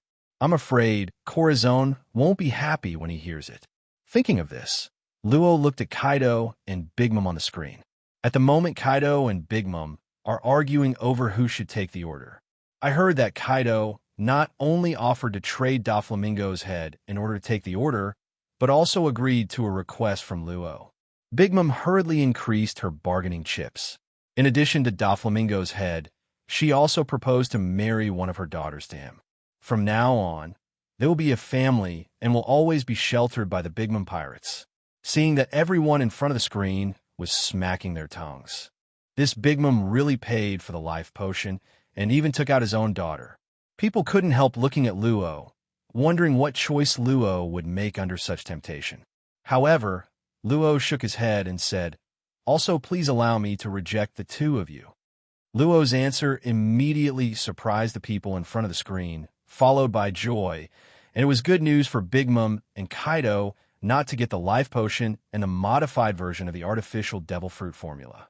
While Dressrosa was waiting for the trial, Doflamingo was stunned when he heard Luo's refusal, and then realized that his back was covered in cold sweat, and then looked at Luo with a complex look in his eyes. Unexpectedly, he would survive because of Luo's refusal. This made him feel very complicated. "Luo, you are really stupid. You are really like a group of people. You have been with Corazon for a long time, and you have become as stupid as Corazon. In this case, then I will wait for your revenge, and let me see how you want to defeat me." Doflamingo looked at Luo on the screen with a sullen face. His pride did not allow him to accept Luo's love. Since Luo chose to take revenge on his own, then he should do it. Sengoku breathed a sigh of relief at this time, but fortunately, Luo did not agree. "If you agree, the world will be in trouble. Rosinante, it seems that you saved a good boy." Sengoku thought to himself. He still remembers Luo's cold and destructive expression when he was a child. If it was like that, Luo would definitely agree to the deal between Big Mom and Kaido for revenge. But now Luo refused. He was changed, and the person who changed him was Rosinante. Sengoku looked at Luo with some regret, but unfortunately he did not rescue Luo back then. Otherwise, he could replace the dead Rosinante and cultivate Luo and let him inherit Rosinante's belief in life. But think about it. This is impossible. Luo's hatred for the government and Marine is too deep. Is the limit for him not to be hostile to Marine, let alone let him join. And Doflamingo later became Shichibukai. How could Luo stay in the government and Marine where Doflamingo was? Destiny makes people. Sengoku sighed. At the same time, Big Mom and Kaido on the screen heard Luo's refusal, and their faces instantly sank. "Boy, do you know who you are rejecting?" Big Mom said with a calm face, murderous and threatening on his face. "This is the live broadcast that people all over the world are watching." A little devil who hadn't been out to sea for a long time actually dared to reject her dignified Four Emperors Big Mom under such circumstances. This is not to put her Big Mom in the eyes. She hadn't heard anyone daring to reject her for a long time, not to mention that she had offered such a generous offer. This kid is toasting and not eating fine wine. Dare to embarrass her all over the world. Big Mom said dangerously, "Do you know what it means to reject me?" Kaido looked at Luo with the same sullen expression. "Boy, just now I kindly talked to you about your disapproval. Now I have changed my mind. The modified version of the artificial devil fruit formula. If you don't get it from me, then from now on, you'll be a member of the Beast Pirates must-kill list. Still wanting revenge from Doflamingo? Wait for death. I'll give you one last chance, whether you choose to agree or die. You have no other choice. Big Mom and Kaido looked at Luo murderously, and Conqueror's Haki could make people feel the power of these two four emperors through the screen. Many people in front of the screen were frightened by these two auras. This is the four emperors Big Mom and Kaido, which are as famous as Whitebeard, and it is really scary. Now Luo is in trouble. Failure to agree is equivalent to offending two four emperors at the same time. Doflamingo should have died. Now, if Luo refuses, then it will be Luo who will be chased by the two four emperors.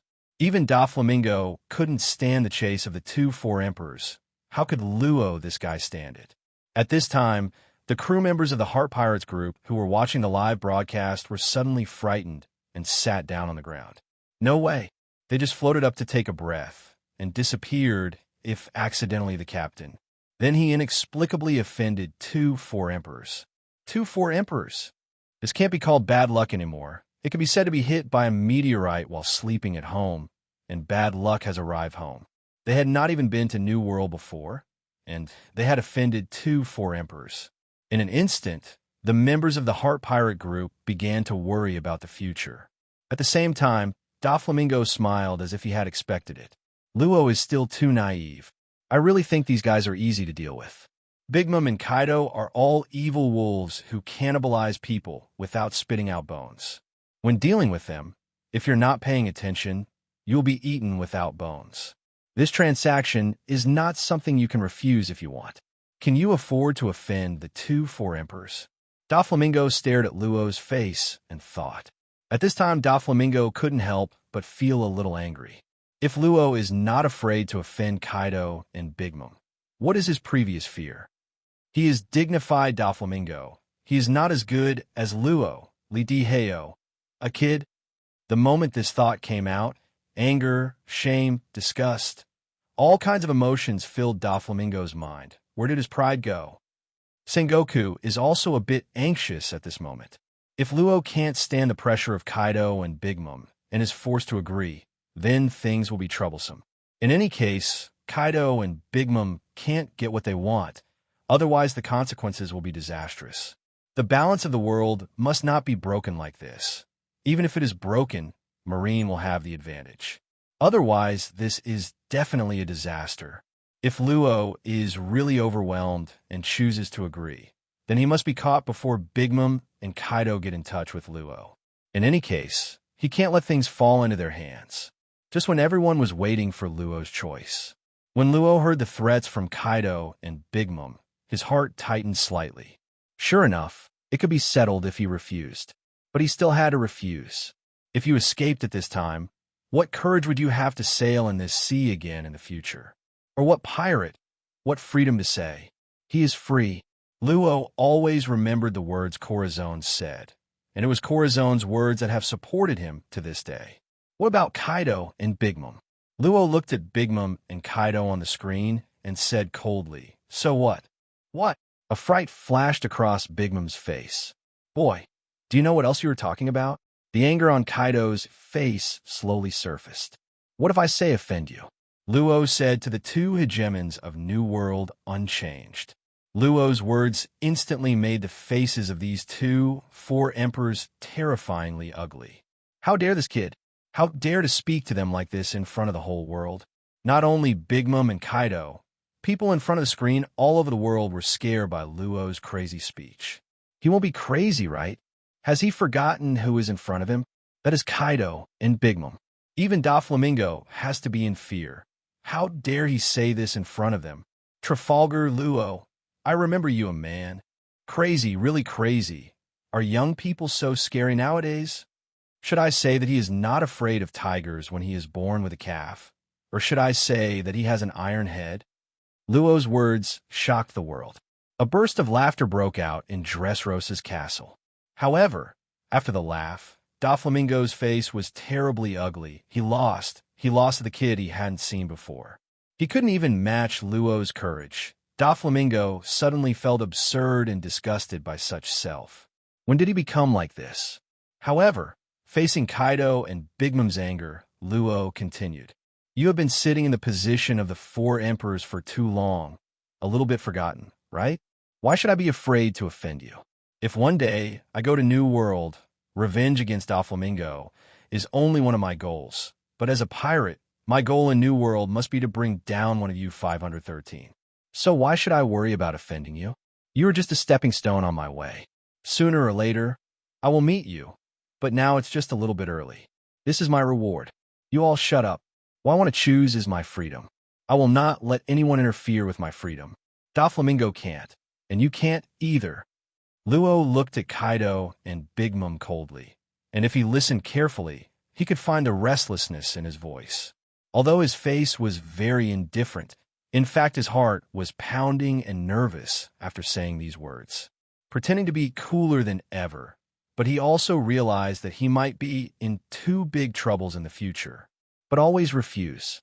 Offending Kaido and Big Mom is inevitable.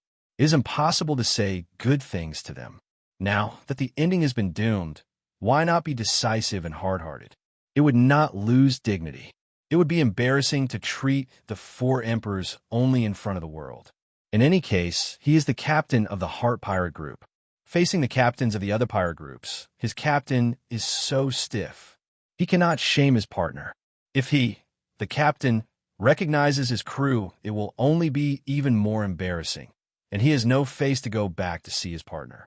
Luo's words just fell, and the faces of Big Mom and Kaido on the screen burst like a volcanic eruption. But before they could say their angry words, their screen disappeared in midair. People can only see the angry and murderous eyes left by these two overlords on the sea. This scene shocked everyone in it. They can be regarded as seeing what courage is today. He dared to provoke two four emperors at the same time, and also told them to shut up, saying that they were just a stumbling block. If it was before they would have thought that only lunatics would dare to do this, but now Luo did it. Everyone can't help but remember that when Luo first joined the Don Quixote family as a child in the previous video, Corazon threw him out the window. Later, Luo Ming knew that Corazon was Doflamingo's younger brother and still assassinated Corazon. From a young age, it can be seen that this person is not so courageous. Although he is more mature and cautious now, he still has the fierceness in his bones. It's no wonder that the four emperors didn't even give up the face.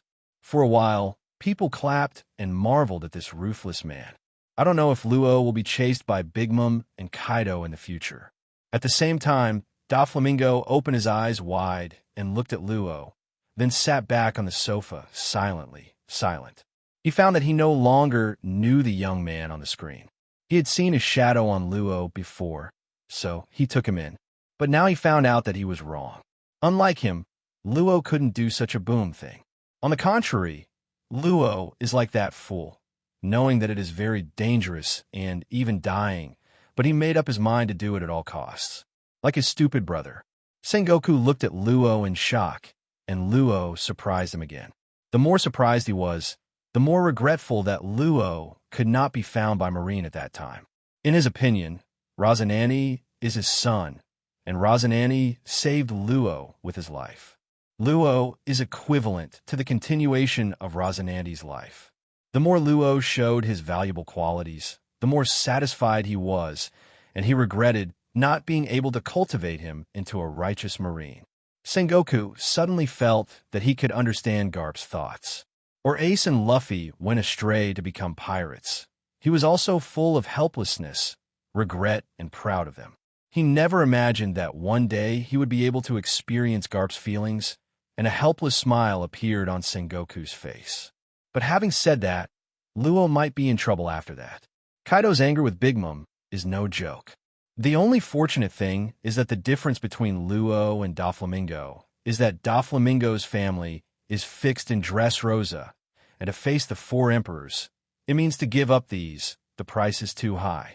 And Luo did not have these burdens, and the barefooted were not afraid of wearing shoes. Even if the four emperors wanted to trouble him, they had to find them first. Let's hope he can escape the catastrophe. Sengoku looks at the calm-faced young man on the screen. At the same time, Kaido and Big Mom, who were rejected and told to shut up, exploded with anger. They were like a volcano about to erupt, exuding a dangerous and angry aura. And what made them even more angry was that they were taken away from the microphone before they could say anything harshly, which almost made them angry. It is equivalent to blocking them after Luo sprayed them, and they couldn't emit fire, and it still sprayed them in front of the whole world. They were scolded by a rookie who had not yet entered the new world, and they couldn't find their way back, and they were even thrown away. Damn guy, I'm going to kill him. Paraspero, quickly order someone to bring him back to me. Big Mom said angrily. Yes, Mom. Paraspero didn't dare to provoke Big Mom at this time. He looked embarrassed. However, Mom, we don't know where this kid is now, and if he chooses the second reward, I am afraid that ordinary people will not be his opponent. Big Mom stared, but also understood that what Paraspero said was the truth. Trafalgar Law slashed Marine Vice Admiral Virgo with a knife. Although Virgo was nothing in her eyes, his strength should not be underestimated. If Op Fruit is awakened after drinking the Fruit Ability Awakening Potion, with Op Fruit's invincible ability, I am afraid that all of her children, except Katakuri, will be divided when they encounter him. Corpse. If stealing chickens is not enough to eat rice, I am afraid she will die of anger. It seems that it is not easy to destroy this kid. It has to be a long-term plan. It is best to wait for this guy to come to New World. She didn't go to paradise here either. She was the 4 emperors after all, and the New World was her power. It would be troublesome if she left and was stolen, especially now that the Whitebeard pirates are so powerful that they have overshadowed the other 4 emperors. If she stole her home while she was away, it would still be a question if she could get it back then. The current Whitebeard is not ordinary, and there's also a nemesis of the able-bodied, the Dark, who can take the ability of the able-bodied. Fruit capable. Almost everyone on her side is capable. Big Mom can only keep this hatred in his heart for a while, and wait for Luo to come to New World to talk about it. Then she will let him know that her stumbling block will kill people. Just as angry as Big Mom is Kaido, who will go out to sea to find Luo to settle accounts on the spot because of his violent temper. But after thinking about it, I sat down. Now is not the time. The focus now is on the smile fruit over there in Doflamingo. Although he is now eager and desperate for a modified version of the artificial devil fruit that rewards 5. However, since Luo did not agree to the conditions, it meant that he could not get this recipe. Kaido tickles his teeth thinking about it. That's what he's dreamed of, damn it. Since the improved version cannot be obtained, then the SMLE fruit cannot be lost. Otherwise, he will have nothing left. Now we have to see what's going on with Doflamingo, whether the smile fruit can continue to be supplied, and whether he can go to paradise to trouble Luo. However, this matter can't be counted just like that. The account will be counted sooner or later. Since this kid wants revenge on Doflamingo, that's fine. If you want to take revenge, then I will not let you take revenge. As long as you guard Doflamingo, sooner or later this kid will take the initiative to send you to the door. Then he'll let this kid know what Thunder 8 trigrams are. Kaido thought about it for a while, and suddenly remembered that he had just exchanged Doflamingo's head for the modified version of the artificial devil fruit formula. This seems a bit inauthentic, so I hurriedly called Doflamingo to get a grip. The smile fruit can't be broken. After all, Dover was his best ally, and their cooperative relationship had to continue stably. And Kaido also said that he was joking just now. How could he really use his brother's head to change the formula? This is purely a lie. I didn't expect this kid to be so ignorant, right or wrong, so shrewd and not fooled. It's a pity. Doflamingo, don't worry. If this kid dares to come to you for revenge in the future, you can contact me, Kaido, and I promise to be the first to help you kill him. We are good brothers who have cooperated for so many years. Who will help you if you don't help. When Doflamingo heard Kaido's words, he was angry but helpless. Although he also wanted to slap Kaido's face and tell him to get out, but he was not as slick and slippery as Luo, and his foundation was in Dressrosa. He dared to break Kaido's smile fruit today, and Kaido dared to come to Dressrosa tomorrow to copy his house. Unless he doesn't want Dressrosa to leave New World, he has no choice but to play with Kaido and continue their ally. At this time, Doflamingo was rather envious of Luo. He didn't have so many concerns, he could do whatever he wanted, and he wouldn't give any face to anyone he wanted. He used to think he was like this, but now he found out that he has become a joker. After adjusting the faces of the 4 emperors, Luo began to make his final decision. Since there is no option to revive Corazon among the 5 options, it can only be selected according to the previous options. Previously, he was interested in the Constitution Potion and Devil Fruit Ability Awakening Potion. In the Potion of Life, Roger's ability to hear the voice of all things, and the recipe for an improved version of the artificial Devil Fruit. None of these 3 are necessary for him. Especially after he offended the 4 emperors, strengthening his strength became a must. Otherwise, it is very likely that after this, he will be killed by the angry 4 emperors. Constitution Potion, which can increase his physique and provide longer battery life for his Op Fruit ability. And after taking Devil Fruit Ability Awakening Potion, his control over Op Fruit will inevitably be stronger, and he will also develop a more powerful move. The more powerful the move, the greater the consumption of physical strength. So the Physique Potion must be selected. Otherwise, even if his fruit is awakened, I am afraid that he will not be able to use the awakened ability well. After making the decision, Luo looked at Rog. I have already thought about it. People in front of the screen all looked at Luo, and Big Mom and Kaido's eyes were full of anger. I choose the first and second items, Constitution Potion and Devil Fruit Awakening Potion. Indeed, these 2. When everyone heard Luo's choice, the expressions on their faces were indeed the same. The combination of the Physique Potion and the Fruit Awakening is indeed the best choice for those who are capable. After Luo chooses these 2 options, his strength will change qualitatively. The latter Luo was even more terrifying. Everyone looked at Luo with some envy. This guy was really lucky. He not only ate the Op Fruit worth 50 billion or 1 billion with pervertibility, but also obtained the Potion of Constitution and Fruit Awakening Potion. The increase in strength can catch up with the sky and sea currents soaring into the sky. Now, I'm afraid Doflamingo will have to be cautious about dealing with Luo. When Big Mom and Kaido saw Luo's choice, there were only anger and regret in their eyes, and the Life Potion and artificial Devil Fruit improved formula they were thinking about were gone. And what made them even more angry was that after Luo chose these 2 options, they had to be careful when they wanted to crusade Luo. Luo's ability, even if they encounter an accident, they will have to roll over. No matter how thick their blood is, no matter how hard their skin is, their hearts are always fragile. Luo's ability, even if they encounter an accident, they will have to roll over. No matter how thick their blood is, no matter how hard their skin is, their hearts are always fragile. They felt a long-lost sense of crisis from Luo, which was the ability to kill them. Doflamingo is also a little dignified. He can foresee that he will usher in the biggest crisis in his life soon. After Luo made a decision, Rog waved at him as Luo wished, and 2 bottles of potions appeared in front of Luo. 1 orange potion and 1 purple potion. The orange potion Luo has seen from the previous live broadcast of the answer. This should be the Physique Potion. The other purple bottle is Devil Fruit Awakening Potion. Seeing these 2 bottles of potion, many people eagerly licked mouth and lips. Any of these 2 bottles could instantly create a strong man. They wished they were the Luo on the screen. Luo didn't hesitate after getting the 2 bottles of potion.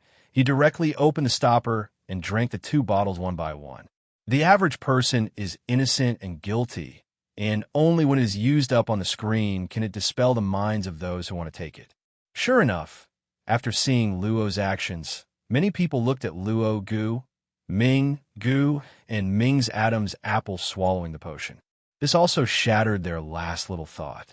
After drinking the 2 bottles of potion, Luo felt that his whole body was a little hot, and a steady stream of power came out of his body.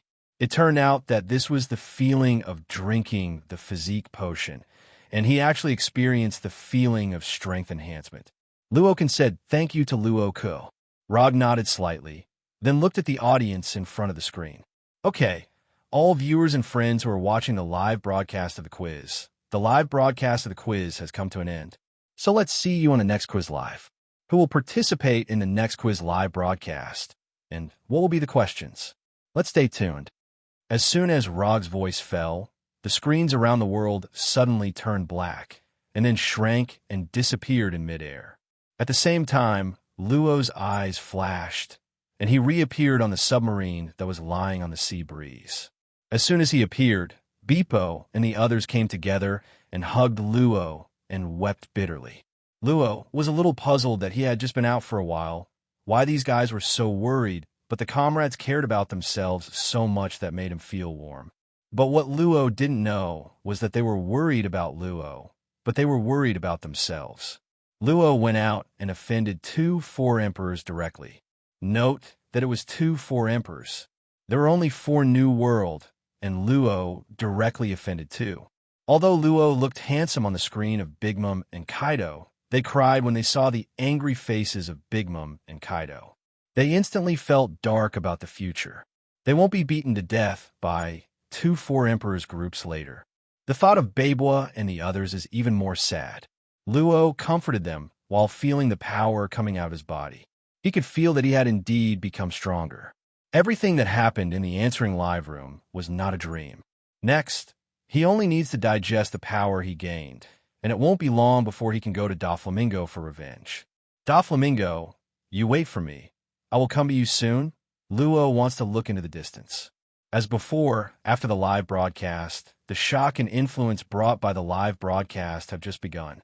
People all over the world are all talking about what they saw in this live broadcast. Without the compact information on the live broadcast of the answers, they finally have time to discuss and vent their dissatisfaction, especially the White Town. Although they're interested in other things, they're not really related to their own lives. However, the White Town is closely related to many people. Oh, look for flowers. Many people, especially the nobles and wealthy people, still have a set of cutlery made with money. Not only that, but the snow-white furniture and white walls in the house are all white with paint made of uranium lead. Such a snowy and white color was quite popular at the time. However, now that people know that platinum and aluminum are poisonous, they see these again as if they have seen a devil and avoid it. I thought of living in such an environment before and coming into contact with toxic things like uranium and lead every day. They felt uncomfortable. What makes them even more angry and scared is that uranium and lead are trace elements that will be absorbed into the body with contact, and it will also be passed on to the body of future generations, making the life of children shorter. This makes many people angry and worried. Although they did not show hook lead disease, uranium lead disease was the last symptom. In the early stage of platinum lead disease, the life expectancy is getting shorter and shorter, and it will not occur until it is irreversible. At this time, very young children will develop uranium lead disease. Although they have not developed uranium lead disease, it is undeniable that they have been exposed to aluminum, and aluminum lead has been inhaled into their bodies. They will affect their health and the lifespan of their children. This incident has made people who have used molybdenum and aluminum products furious, and it has violated their bottom line. Their bottom line, and the bottom line that cannot be touched by anyone, is the child. The world government even ignore it for money. The anger and hatred in their hearts was instantly ignited. Since you celestial dragons are killing them and their children for money, don't blame them for revenge. From this live answering live broadcast, they learned about celestial dragons' evil actions against civilians, especially those from non-participating countries.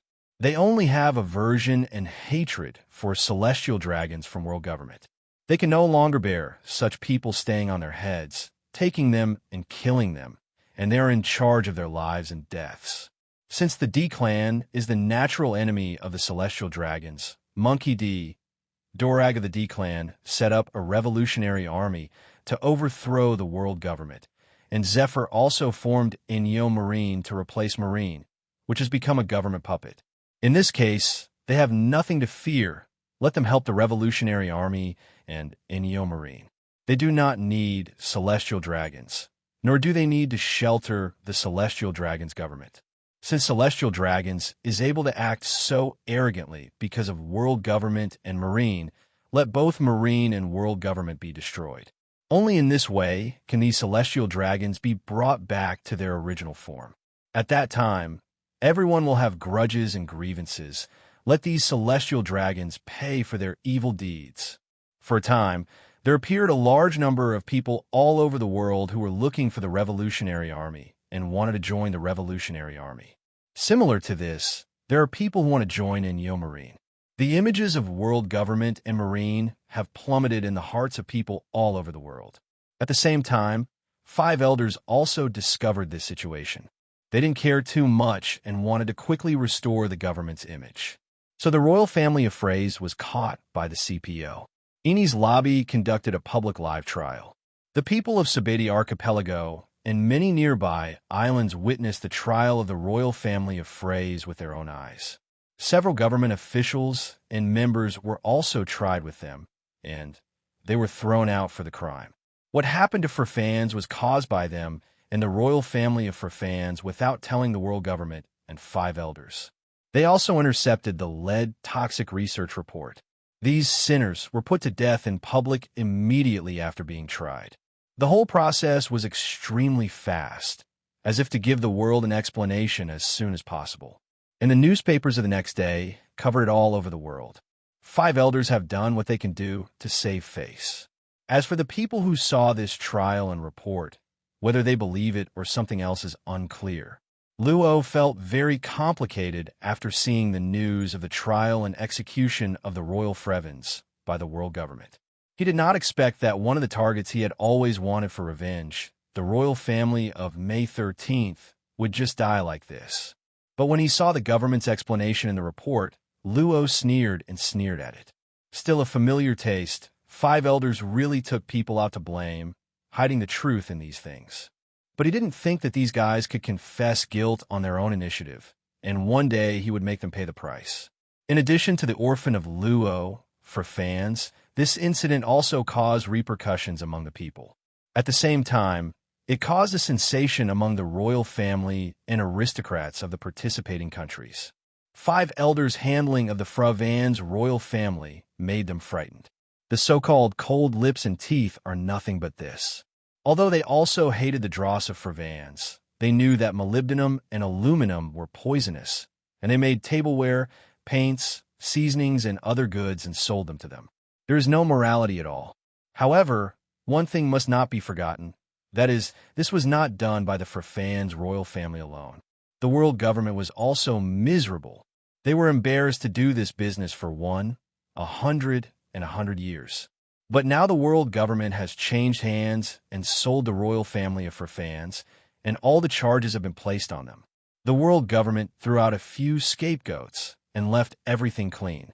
As if he didn't know anything, it was their fault, they were innocent and the victim. If these words deceive the children, let's just deceive them. There are also political kings and nobles. It is impossible to believe the nonsense of the world government.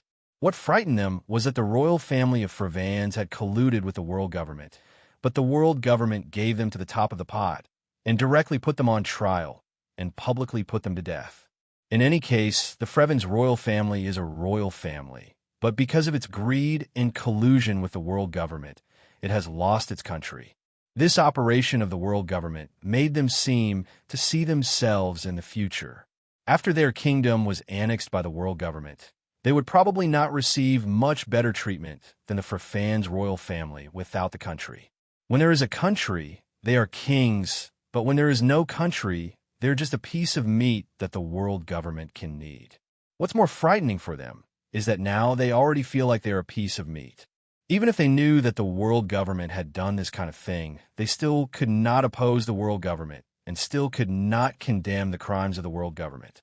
Even if they know that the world government is taking the Flevance royal family and these scapegoats, they still have no choice but to acquiesce. This incident made them immediately realize that the world government's control over them has reached a terrifying level. In this case, if the world government wants to seize their throne, they only need to find an excuse to do it, but they can do nothing. Just like the Flevance royal family who was publicly executed, it can only be passively accepted. This incident directly stimulated many kings of the participating countries. The kings of the participating countries who were still a little hesitant about reprisals by the world government now no longer hesitate. They began to actively contact Enyo Marine and express their willingness to provide assistance to Enyo Marine behind the scenes, hoping that they could grow up soon. When Enyo Marine has the strength to compete with the world government, they will devote themselves to the protection of Enyo Marine and stop looking at the world government. Of course, they still don't dare to turn against the world government on the face of it. Whoever comes out to be a standout at this time will probably have a coup d'etat in the country the next day, or be assassinated and die. World government's CP is not to eat dry rice. But people are already in chaos, and no one can stop it. The abnormal CP of the franchise country was naturally discovered and passed back to the ears of the five elders. For this situation, the five elders have no choice. They can only let CP stare at the kings of the allied countries. If someone does not know each other and takes the lead in starting a rebellion at this time, then don't blame them for killing chickens and setting an example. Other than that, they can only target Enyo Marine and Revolutionary Army. As long as they are gone, these guys have no choice, and the only thing they can rely on is the world government. Then they can settle accounts slowly. After the live broadcast of the answering questions, Doflamingo immediately started to meet Gaisa in person. Guy is concerned with the production of smile fruit and cannot be sloppy. When something goes wrong, he cannot explain it to Kaido. He's had enough troubles here and can't get into a bad relationship with Kaido anymore. But to his surprise, Gaisa couldn't get in touch with Zero. This made Doflamingo extremely anxious, so he didn't have time to say anything, and stepped on Sky's path and rushed towards Punk Hazard. What Doflamingo doesn't know is that Gaisa thinks that Doflamingo's back office is not reliable at all after learning that Kaido and Big Mom want to trade Doflamingo's head with Luo. Afraid of being taken away by Big Mom, Gaisa didn't run towards Dressrosa at all. Instead, I decided to find a place to take shelter from the limelight and see how the situation changes. Otherwise, he finally ran to Dressrosa and hit the gun directly. Then he would have nowhere to cry. At this time, Gaisa also realized that Doflamingo's background is not as hard as he thought. Kaido turned his face. Doflamingo almost died. He went at Doflamingo's place. Who knows if Doflamingo can keep him? To be on the safe side, let's see if Doflamingo can survive this time. As for him, of course, he needs to find a safe place to watch the drama. He didn't accompany Doflamingo to get through the difficulties. Doflamingo was not one of his. He just used each other, let alone friendship. The catastrophe is imminent. So while Doflamingo was on his way to Punk Hazard, Guy threw the boat and fled in the other direction. At the same time, Marine, Enyo Marine, Big Mom Pirates Karakuri, Kaido Pirates Jack the Drow are all on their way to Punk Hazard. Many people were outraged by the Q&A live revealing Doflamingo's plot to steal Dressrosa 8 years ago. However, this incident did not cause any waves in Dressrosa. It's been 8 years since that incident, and people are used to 2.3 now living in Dressrosa under Doflamingo's control. Even if Doflamingo is driven away now, they can't imagine who can continue to bring them such a rich and stable life after Doflamingo. Rather than Doflamingo stealing the country, they care more about whether life can continue to be peaceful. So even though some people hate Doflamingo, most people don't want Dressrosa to change. Coupled with the fact that the Don Quixote family maintains the overall situation of Dressrosa, there is no more storm here. Life is still full of romance as usual. Such Dressrosa made those toys feel sad when they saw it.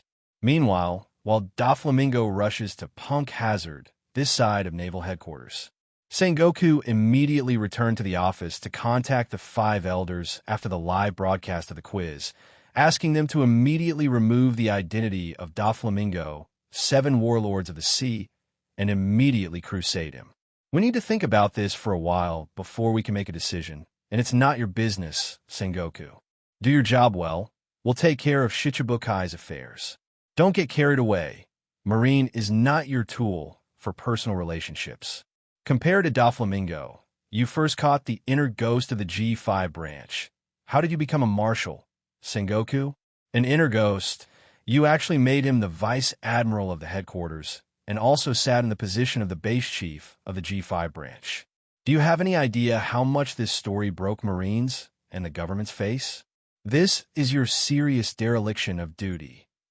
For the face of the government and Marine, Virgo must seize this. This is your chance to make amends. Don't let us down. The phone bug was hung up.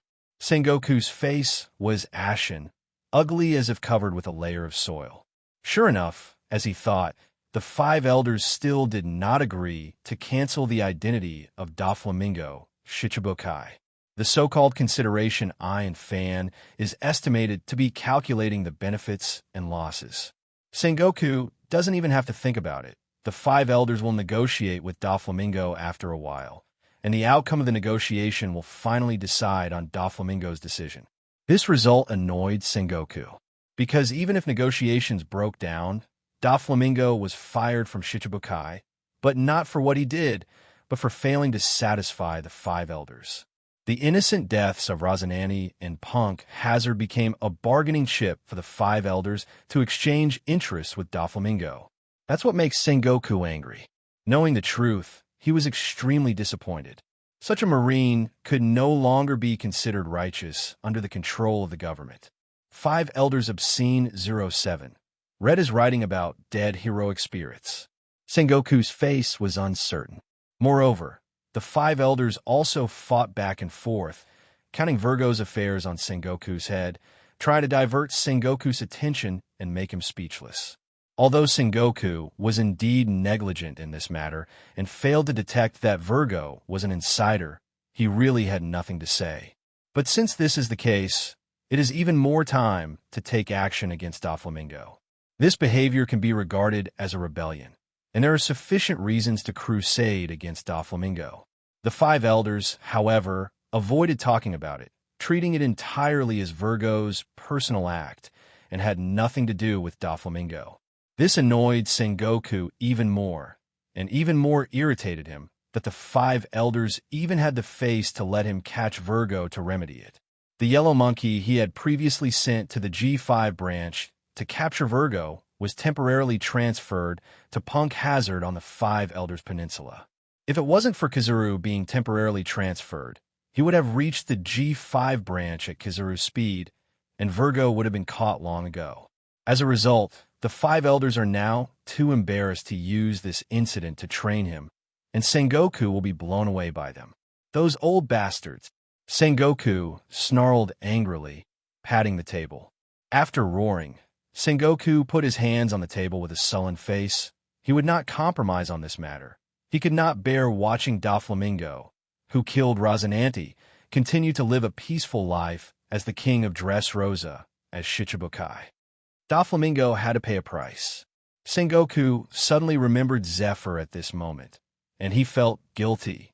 Before Weibel became Shichibukai, he did not stand on Zephyr's side, nor did he consider Zephyr's emotions. For Marine's sake, for the overall situation, he chose to send someone to arrest Zephyr. Now, it was his turn, and he experienced this kind of anger and suffocation. He is now 10 or a half fortunate that Zephyr managed to escape at that time. Otherwise, he really couldn't forgive himself. Sengoku stood there, his face uncertain. At the same time, the New World G5 branch. Virgo is swimming in the sea. Since his undercover identity was revealed in the live broadcast of the answer, he was immediately hunted down by Marine, the G5 branch. Although he is strong enough, there are tens of thousands of Marines in the entire G5 branch. No matter how strong he is, he cannot stand the steady stream of Marines. And if it drags on, he will be finished when the support from the headquarters arrives. So Virgo sneaked away and hid before his identity was revealed. Although his location was discovered on the way, he found a safe place to hide after defeating the witnesses. After contacting Doflamingo and confirming that Buffalo had come to pick him up, Virgo jumped into the sea and swam towards Dressrosa. As for warships, it is too troublesome to drive alone, and the target is too large to escape.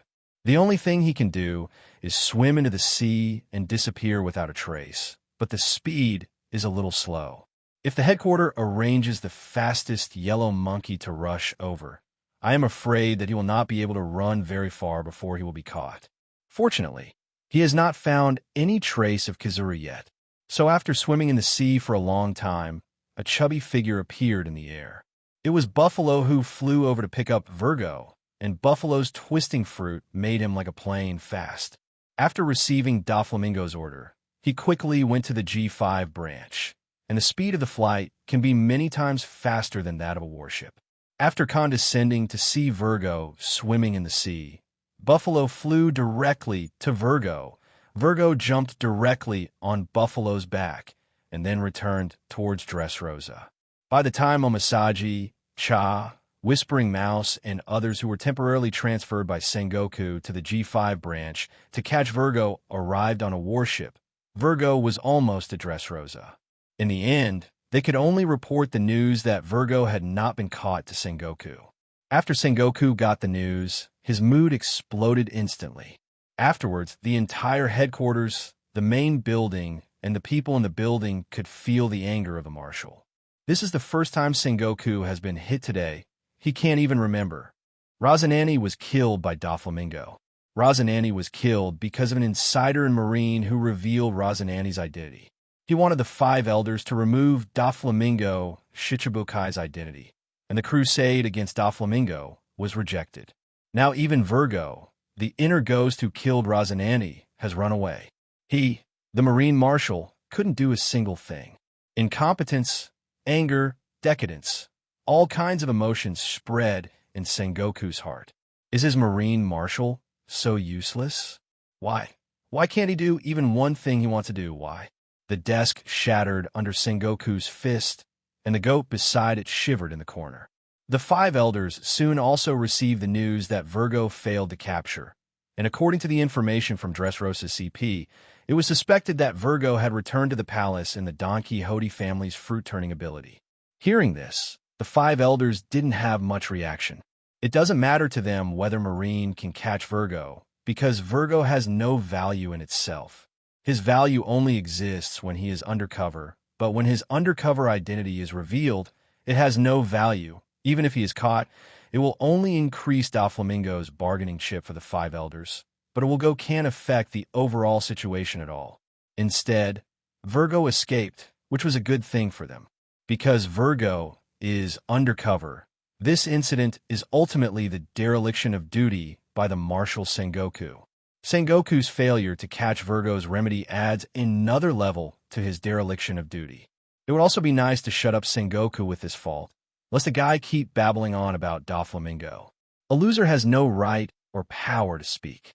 If Sengoku doesn't know what is good or bad, they can need at will if they have this handle, and even if they replace this guy at that time, it will be justified. Only in this case, then the successor can only be a hot man. However, the impact of answering live broadcasts is not over. This is just the beginning. Doflamingo appeared in Punk Hazard a few hours later. Looking at the corpses everywhere, Doflamingo recognized that they were Geis's younger brother. Judging from the death status, these guys were all killed by the gas fruit thrown by Guy. It is estimated that after Geis's true face was exposed, these prisoners who were originally the victims of Guy's poison gas research launched revenge on Geisha, and were killed by Geisha by hitting a stone with a pebble. Judging from the fact that the laboratory was evacuated, Geisha should have escaped. Thinking that Guy ran away without contacting him, Doflamingo 513 brother had blue veins on his forehead. This guy actually wanted to betray him. Doflamingo originally planned to arrange Monet to come to Guy's side to monitor Guy's recently, but he didn't expect that such a thing happened before he could arrange for Monet to come, and there is no need to arrange it now. The most important thing now is where did Guy escape to? If he can't find Guy, then his smile fruit will really be broken, and Kaido will definitely not be able to spare him by then. And he had already offended Marine, and he was offending Kaido, so I'm afraid it's not going to be settled. Guy has to be found, or he'll be in big trouble. If Guy was not found, Doflamingo immediately left Punk Hazard and went to other places to look for Guy. Even if Guy escaped, he didn't escape very far now. He should be in the sea near here, and he must be caught. If he escaped, it would be difficult to find him again, unless Guy took the initiative to contact him. If this guy hides in a corner to do research, unless he turns the whole world over, he will look for it. Kaido is still waiting for the goods, and he doesn't have that much time to play hide-and-seek with Guy. No way. Doflamingo had no choice but to find him at sea while calling Guy's phone bug. Meanwhile, Gaisa was driving his boat and grinning at the constantly ringing phone bug in his hand. He didn't even have to think to know that it was Doflamingo on the other end of the phone. However, he didn't mean to take it at all, and the disaster was imminent. Compared with the more conspicuous Dressrosa, he felt that it was safer to find a place by himself to be a cat. If Doflamingo can get through this trouble, then he will go to Doflamingo again. He doesn't want to take the risk in Dressrosa. In this way, Doflamingo kept searching at sea for a day without finding Geisa's whereabouts. A day later, a large crowd gathered on the island of Punk Hazard. They were Garp and Qingxiong, who came to Punk Hazard from naval headquarters. With them were Akainu, who came from Mariewa, and Kizaru, who turned around on the way to the G5 branch. Marine 3 Admiral have all gathered. Not only that, but there are also CPOs dressed in white and mysteriously gathered here. In order to avoid the situation where Garp, Akiji, and the others let people go before they arrived again, CP0 intends to stay with them this time. Cho approved their actions and did not allow them to release water in the slightest. The command of the operation was transferred to Akainu. Very satisfied with Akainu, which can represent the government's trust in him.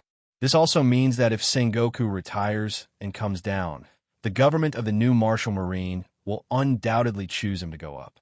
This statement makes Akainu especially happy. This time we dispatched 3 Admiral, as well as Garp, Crane, and other veteran Vice Admiral, and Celestial Dragon's strongest shield CPO. Their appearance is somewhat unexpected. After all, a guy doesn't need 3. Admiral goes out, and then they learn from Akainu's mouth the real target of this operation, Inyo Marine. The expressions of Ringo, Garp, and the others suddenly changed. The government got news that Inyo Marine was coming to Punk Hazard, so in order to eliminate these guys who brought instability to the world, they specially arranged for them to come. Destroy them in one fell swoop. In order not to leak information, they deliberately waited until all of them had arrived at Punk Hazard before revealing the real purpose. Qingxiong and Garp, who thought they were here to catch Guy, frowned when they heard this. Leaving a scum like Guy slaughtered without catching it actually dispatched so many people to deal with Inyo Marine, who was also trying to destroy Guy, smashing this guy. This made Akiji and Garp look very bad. However, the CPO made it clear to them very directly. In view of last time you captured Zay defeat, the command to eliminate Inyo Marine this time is in charge of Akainu Admiral. We will monitor your performance in this battle. The government does not want any failure in this operation. It must be successful. Inyo Marines have become the primary source of instability in the world, and for the future of the world, they must be eliminated before they can grow. I hope you don't disappoint the government this time, women. Akiji and Garp kept their faces calm and said nothing, while Akainu raised the corners of his mouth with confidence. This time it was his chance to wash away his shame and prove himself. He would prove who is the most suitable person to be Marshal Marine. Akainu glanced at Kizaru, who was doing nothing to cut his nails, and Akiji, who had a sullen face over there. Why should these two bastards compete with him? Only he, Akainu, is the best candidate. If they were to be Marine Marshals, Marine would be doomed. He will prove what true justice is. Akainu held his arms fiercely and stood there with great confidence. Now that the government has made a decision, and they have all arrived in Punk Hazard, it seems impossible to stop the operation to eliminate Inyo Marine. Anyone who disagrees at this time will be regarded as a betrayal. However, compared to Inyo Marine, their primary mission goal this time cannot be let go. If this scum lets him escape, the things he studies will bring disaster to the world. Then what about Guy? Now that we've all arrived in Punk Hazard, it's too unreasonable not to take Guy back. Qingxiong asked the CPO and Akainu. Akainu sneered when he heard the words. You are too embarrassed to talk about it.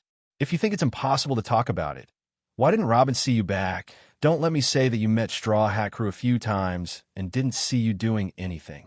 Those things have nothing to do with this time. I'm asking Gaisa. Akainu, can you just watch a guy like Gaisa escape? This is justice in your mouth. Akiji said with a sullen face. Oomph. Akainu snorted and said nothing. The CPO said, regarding Guy, this person will wait until after Inyo Marine is resolved, and now the primary target is Inyo Marine, and the government's order comes first. But what if Guy ran away because of that? Who's to blame if he does more damage? Akiji said. The brows under the CPO mask furrowed. Responsible? Of course it is impossible to be responsible. It is an honor for the civilians that the government is willing to give them asylum. What else is there to be responsible for? Does their government still need to explain to people that they are responsible for doing things? Kizaru stopped cutting his nails at this time, looked up at them, and said, Alara, why is the atmosphere so stiff? It's terrifying. If no one is going, then I'll go. Anyway, I'm fast, and I happen to be walking around to pass the time. It's too boring to wait here, and the air is not so good, Kizaru said, fanning the air around his nose. Punk Hazard has not yet experienced the Battle of the Marshal, so it is not a landscape of ice and fire. At the moment, Punk Hazard is still in a situation after the poison gas explosion, and poison gas is spreading in many places. The smell of rotten eggs can also be smelled in the air. It's really hard to have him ambush here and wait for Inyo Marine to arrive. Hearing Kizaru say this, the CPO did not refuse, which is indeed a good choice. Kizaru's sparkling fruit is very fast. Even if Inyo Marine comes over, he will be there as soon as possible. And his movements are not big, coming and going like light, unlike Akiji, who will freeze a piece when he goes out, let alone Akainu. At this time, it is not appropriate to use warships. The warships will be hidden at that time, so that Inyo Marine can't find out and escape. CP0 defaults to the choice of the yellow monkey. And Akainu thinks about it and thinks it's okay, although he doesn't like Akiji, but as Akiji said, Guy is also an evil guy.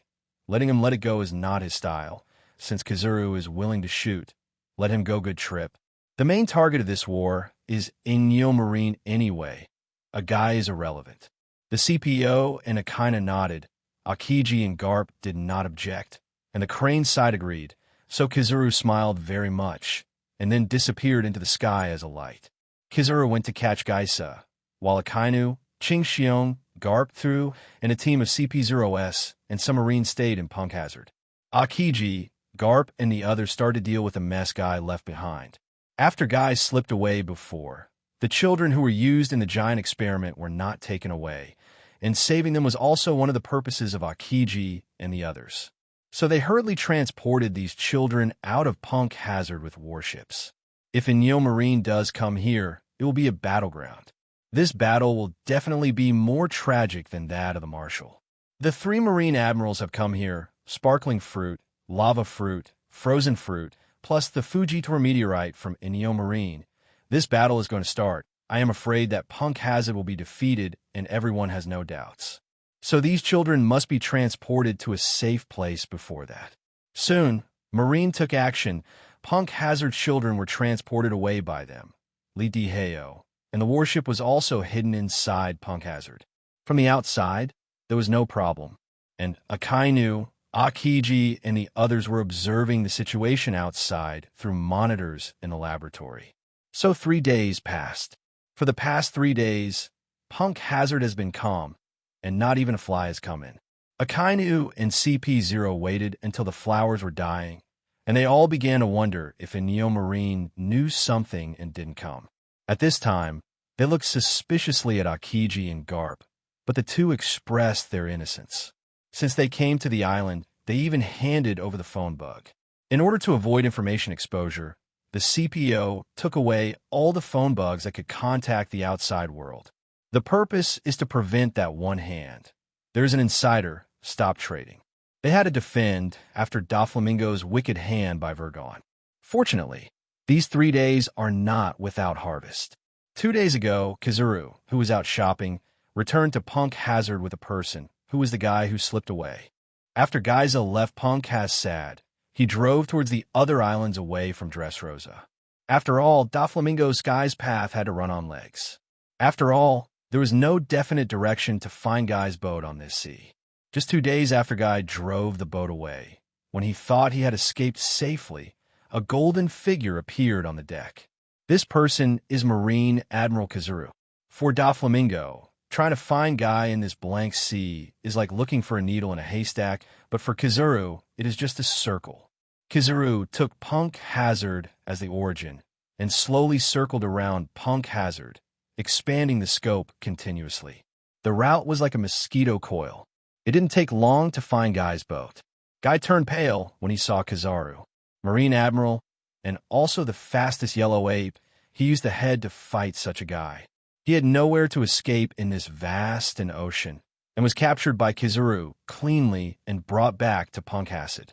Akainu ordered Guy Sa to be imprisoned and waited until Inyo Marine was resolved.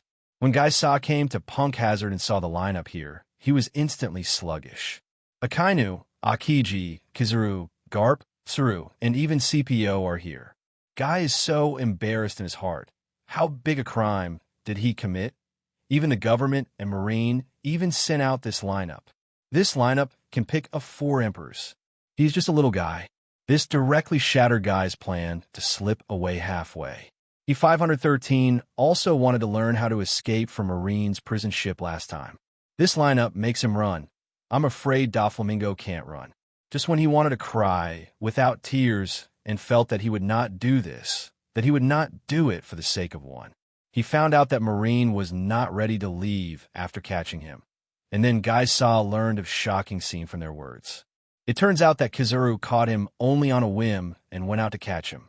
The real purpose of their visit this time was to eliminate Inyo Marine who wanted to come here to catch him. That's why so many people were dispatched. Even the CPO was dispatched. Realizing the truth, Guy regrets that his intestines are all blue. If he had known this, he should have gone to Dressrosa. If he had gone to Dressrosa, he would have arrived long ago and would not be caught by Kizuru shopping. Guy, who is put on the Seastone Mirror at the moment, can only hope that Inyo Marine will defeat them both. And there is Dover. Come and save me.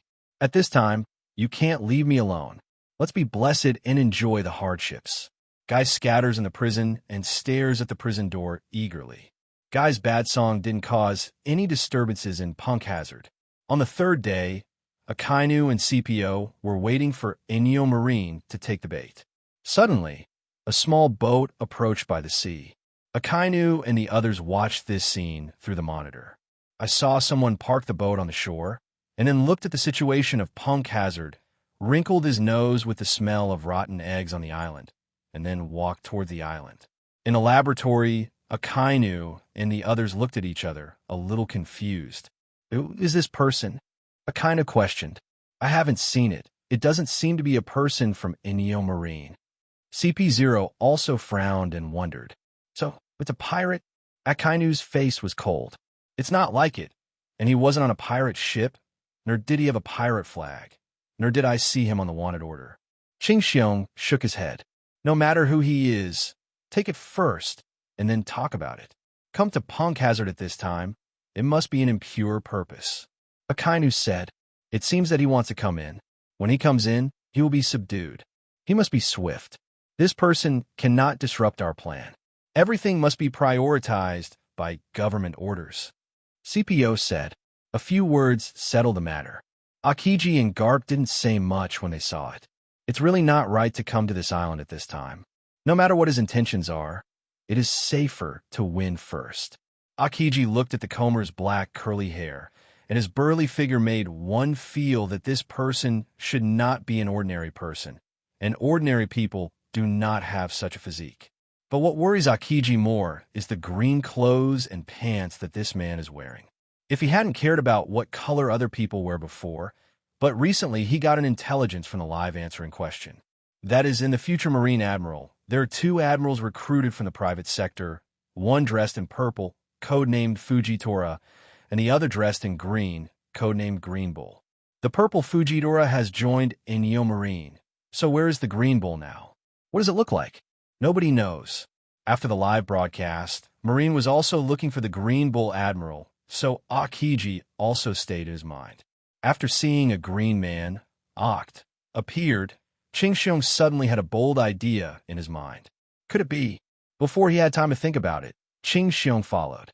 Akainu and the others had already gone to the door to squat on the guy who broke in.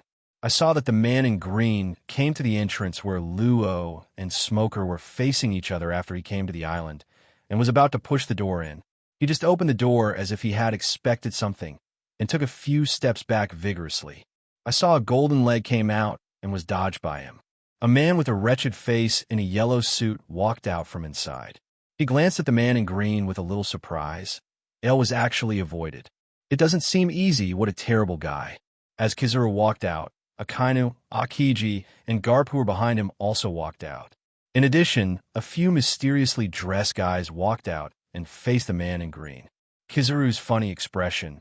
Akainu, they're not strange, but the eyes looking at the man in green are a little more solemn and serious.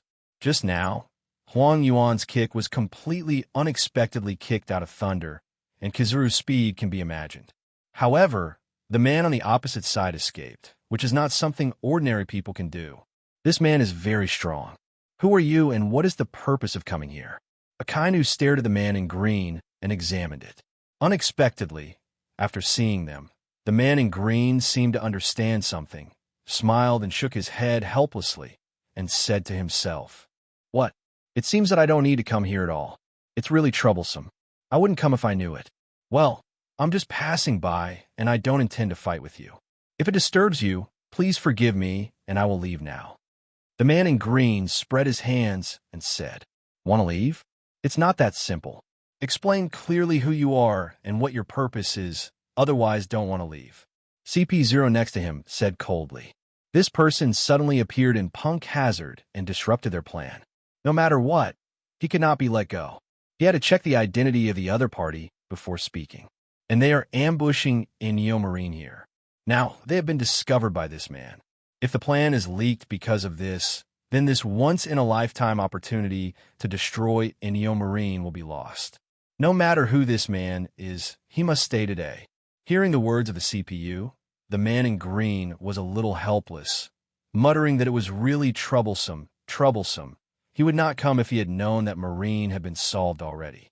However, in response to his real Akainu's order, Akainu directly asked Kizuru and the others to surround the guy of unknown origin, striving to take him in the shortest possible time without causing much attention.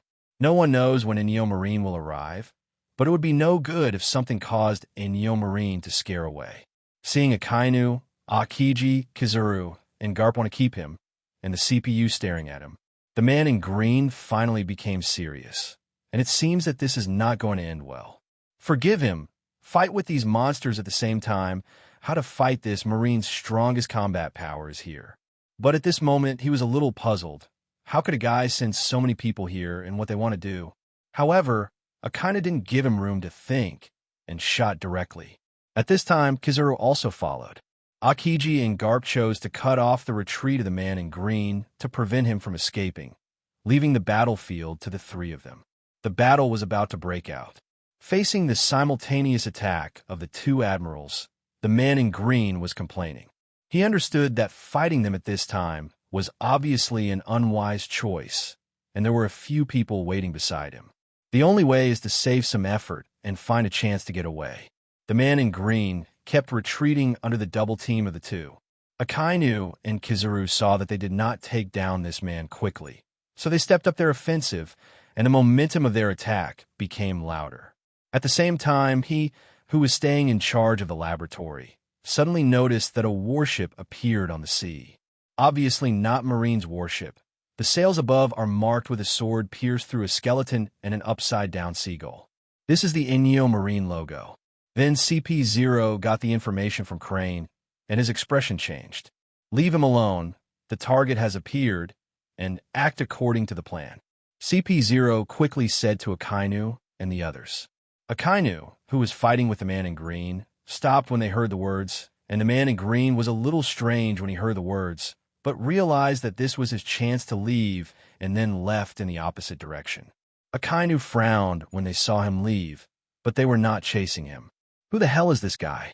He and Kizuru won't be able to take him down in a short time. Maybe give them some time to do it. But now the more important thing is Inyo Marine. There's a battle waiting for them there, No time to talk to this unidentified the guy is running out. Meanwhile, over the sea, Zephyr and Fujitora also appeared on the deck of the warship. They looked at the movement on the island in amazement. It seemed that someone was fighting, but now the movement suddenly disappeared. There were two groups of people fighting, and one person escaped. Something was wrong. I could feel that the group of people on the island were very strong. Fujitora closed his eyes and said to Zephyr beside him, "Because the eyes can't see, Fujitora's vision is several times stronger than ordinary people." He quickly noticed something unusual on Punk Hazard Island. There were 3 people fighting just now, and many people were watching. It seemed that the person was trapped in a double team. However, just as they approached, this group of people gave up attacking that person and charged toward them instead. Not good. Fujitora's face changed slightly. Zephyr sensed something was wrong when he heard Fujitora's words and hurriedly made the warship retreat.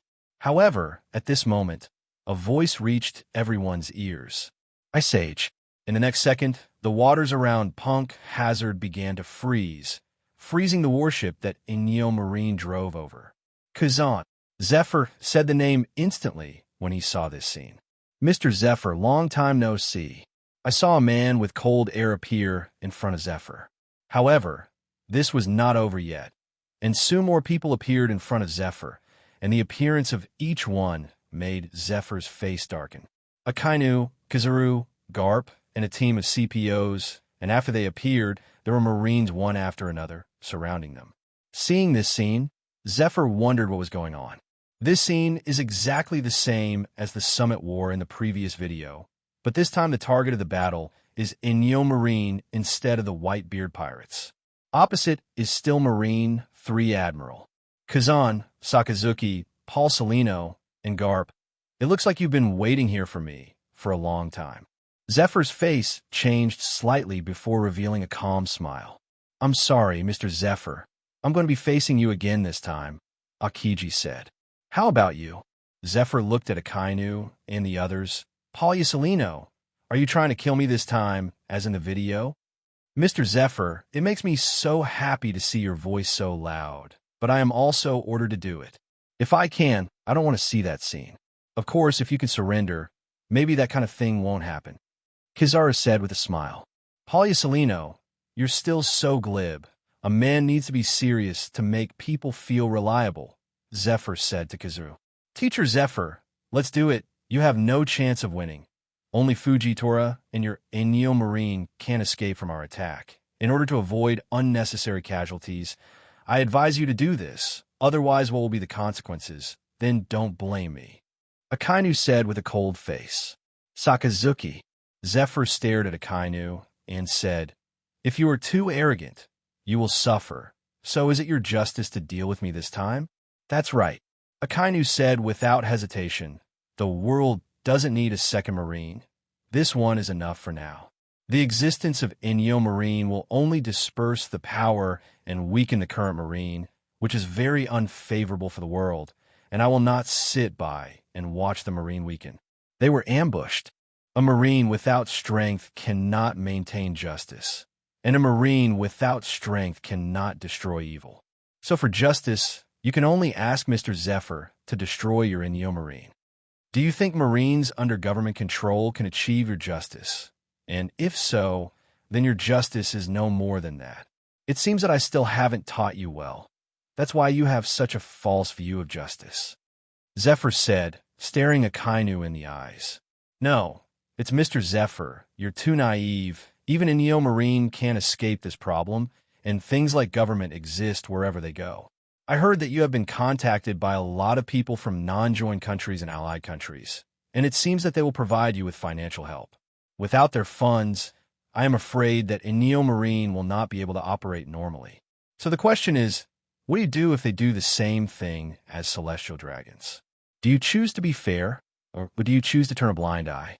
Oh, look for flowers? I'm afraid this choice is not easy for you. Dealing with them is equivalent to offending all the royals and nobles who provided assistance to Inyo Marine. Are you sure they will continue to support Inyo Marine? Will they support Inyo Marine who will shoot them? Don't be kidding. They pay so much to continue to maintain their privileges. They're not for justice. So it makes no difference whether it is them or the world government. They were just a bunch of guys trying to become celestial dragons. How are you going to run a huge marine without their support? Inyo Marine is small right now. Don't care about that. But when it gets big, the money will come into play. This is not something naive dreams can sustain. This is the truth. Even if you form a new Inyo Marine, Mr. Zephyr, nothing will change. I will not sit idly by and let Marine weaken. Let the order of the world be destroyed, and let evil rage in chaos. For the factors that will destabilize the world, I will destroy with my own hands. This is my justice. Akainu looked at Zephyr coldly. Even though the current Marine is not good enough, I will change it with my own hands when I become marshal. So, Teacher Zephyr, if you don't surrender, you can only be asked to die. Akainu confronted each other, looking at Zephyr without hesitation. Akainu's words really gave Zephyr a lot of shock. In fact, Zephyr began to face these problems after finding out that Inyo Marine was placed in many members of the royal family and nobles of the Alliance and non-joined countries. The royal family and nobles of those kingdoms did not really come to them for justice. They were just disgusted with the world government and wanted to find a cheaper alternative. And Inyo Marine has just started, just like the world government that was just established 800 years ago. Its scale is still small. The sooner you join, the more important it will be. As Akainu said, the biggest dream of these royal nobles is to become celestial dragons, and they all dream of becoming celestial dragons. They saw an opportunity here at Inyo Marine. So he didn't think what Akainu said was wrong. In fact, what Akainu said was quite right, but not entirely right. Because he sees hope elsewhere, it might make a difference, and he's not going to sit back and watch the new celestial dragons emerge. Sakazuki, I understand what you mean, but unfortunately, you can't convince me, just as I can't convince you. But I'll show you with facts, it's different. If you default to such an ending without even trying, then your life will be in vain. Zephyr said to Akainu, "Do you think so too?" Zephyr looked at Kizaru and Akiji. Who knows?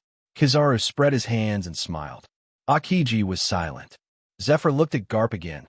How about you, Garp? Are you going to fight me too? Garp shook his hand when he heard Zephyr's words. Forget it. My old bones won't join together. Just do whatever you like. I'm not here for this anyway. Garp exclamation point. CPO exclaimed from his side. Akainu glared equally. Garp sat directly on the rock on the shore with his legs crossed and said with his ears clasped, I didn't say that I would participate in this crusade, and the task I received before coming to Punk Hazard was to capture Gaisa. Now Gaisa has been caught, and my task has been completed. I can't control what you're going to do next, and don't pull me down. Just like that, I'm a little tired. After that, Garp dozed off as if sleepy. This makes CPO and Akainu angry, but they can't do anything with Garp. At this time, if Garp is pressed into a hurry and forced him to jump back, then the game will not be worth the loss.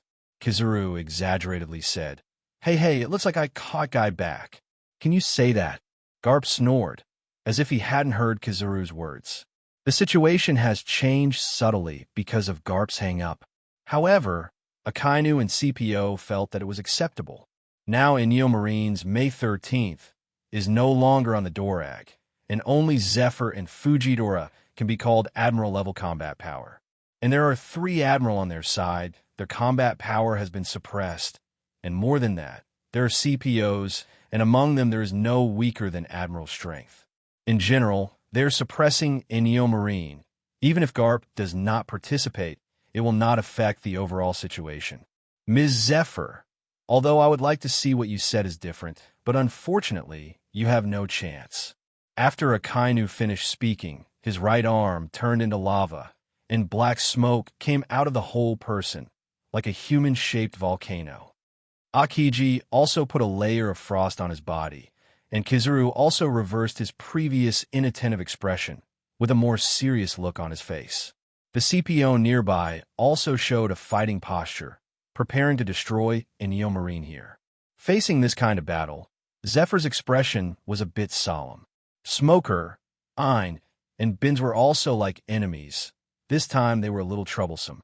Because of the ice age of Akiji, the sea has been frozen. They have no chance to escape unless they beat them or let Fujitora fly away. But under the strong attack of Akiji, Akainu, and Kizuru, who are capable of Logia, this is basically impossible. Their only way now is to make a way out. The battle between the two sides was about to start, and Fujitora put her hand on the hilt of the knife and prepared to do it. Suddenly, he raised his brow slightly and looked in the other direction. At the same time, other people felt something and looked at it as well. I saw a person on the shore not far from them, slowly walking towards them. Akainu, they recognized at a glance that this was the man who had just fought with them. In order to deal with Ennio Marine, they temporarily gave up to deal with him. Didn't this guy ran away? Why ran back again? Is he also from Ennio Marine? If this is the case, then this guy should be dealt with first at the time. This guy can't be taken under the attack of Akainu and Kizaru for a while. If he's allowed to rendezvous with the big group, it will be a big trouble. It's you. Akainu looked at the man in green who came over. You really are the pioneer of Ennio Marine. Come here to find out the information. No, I'm just passing by, but it seems to have seen a good scene. The man in green looked at Akainu and said, I didn't want to mix it up. It was too troublesome. But it's not good for you to beat more and less. Just now, so many people beat me. It just so happened that the battle just now hadn't finished, and I was counted in this duel. Zephyr looked at the man in green and didn't speak. He didn't know whether the opponent was an enemy or a friend, or whether he was the one arranged by Akainu. He had to guard against it. After all, he still remembered Whitebeard's sort of filial piety in Summit War. People of unknown origin will be in trouble if they backstab them midway. But Fujitora spoke up. Thank you for your help. I don't know your name. I'm just a small person, and I'm not worth talking about. The man in green said with a ha-ha. At this time, it was obviously not a smart choice to report his name. Although he joined the war on a whim, he would definitely be troubled by Marine afterwards. It's really troublesome. Why did he get into so many troubles when he came out? The man in green scratched his head and got a headache. Zephyr looked at Fujitora, who nodded to him, indicating that the man could be trusted. Because in his perception, he was the one who fought with Akainu and the others before, and they were not on one side. At this time, they were in need of combat power. It was obviously not ordinary people who could escape from Akainu and the others. Seeing their conversation, Akainu and the others realized that this person did not know Ennio Marine and was really just passing by and getting involved. As a result, they now ran to Ennio Marine to fight against them, which made Akainu and the others look a little bad. At this time, Qinghua suddenly said to the man in green, You are the green cow. Green cow. Akiji's words immediately caught the attention of everyone present, and everyone turned their attention to the man who suddenly appeared. They are not unfamiliar with the codename Green Bull, and it is impossible to be unfamiliar, because this is a man with monster-like strength who is predicted to become Marine Admiral in the future. And another Marine Admiral with him is Fujitora, who has now become Ennio Marine Admiral. The strength of Fujitora is obvious to all, and Green Bull can overwhelm Vice Admiral of the headquarters and become Marine Admiral, which is enough to see his extraordinary strength. Akainu and the others just felt that this man's strength is different, and he should not be an ordinary person, but they have never seen this man before. Now listening to Akiji say this, seeing the green clothes on this man's body and his powerful strength, their faces suddenly became extremely ugly. If this person is a green cow, it will be troublesome. Why did they collide here and they became enemies? In that case, no matter what, they will not let this person leave. After all, it is about military affairs, secrets, and it must be controlled. However, due to such a coincidence, they fought, and now the other side is on Ennio Marine's side. Will Green Bull go to Ennio Marine after Fujitora? As soon as this idea appeared, Akainu and the CPO looked very ugly. However, the man in green shook his head when he heard Akiji's words. I'm not a green cow, but I did have the idea of joining Marine, but it's gone now. Recently, Marine is recruiting around the world, and he had planned to sign up to Tri-Naval Headquarters because the current Marine is really disappointing. These three Marine admirals are outrageous. One is ruthless and murderous. One is completely unreliable, and one is sometimes reliable and sometimes an actor. Even a person who is so afraid of trouble is a little worried about the safety of the world. If the world is in chaos, it will only be more troublesome.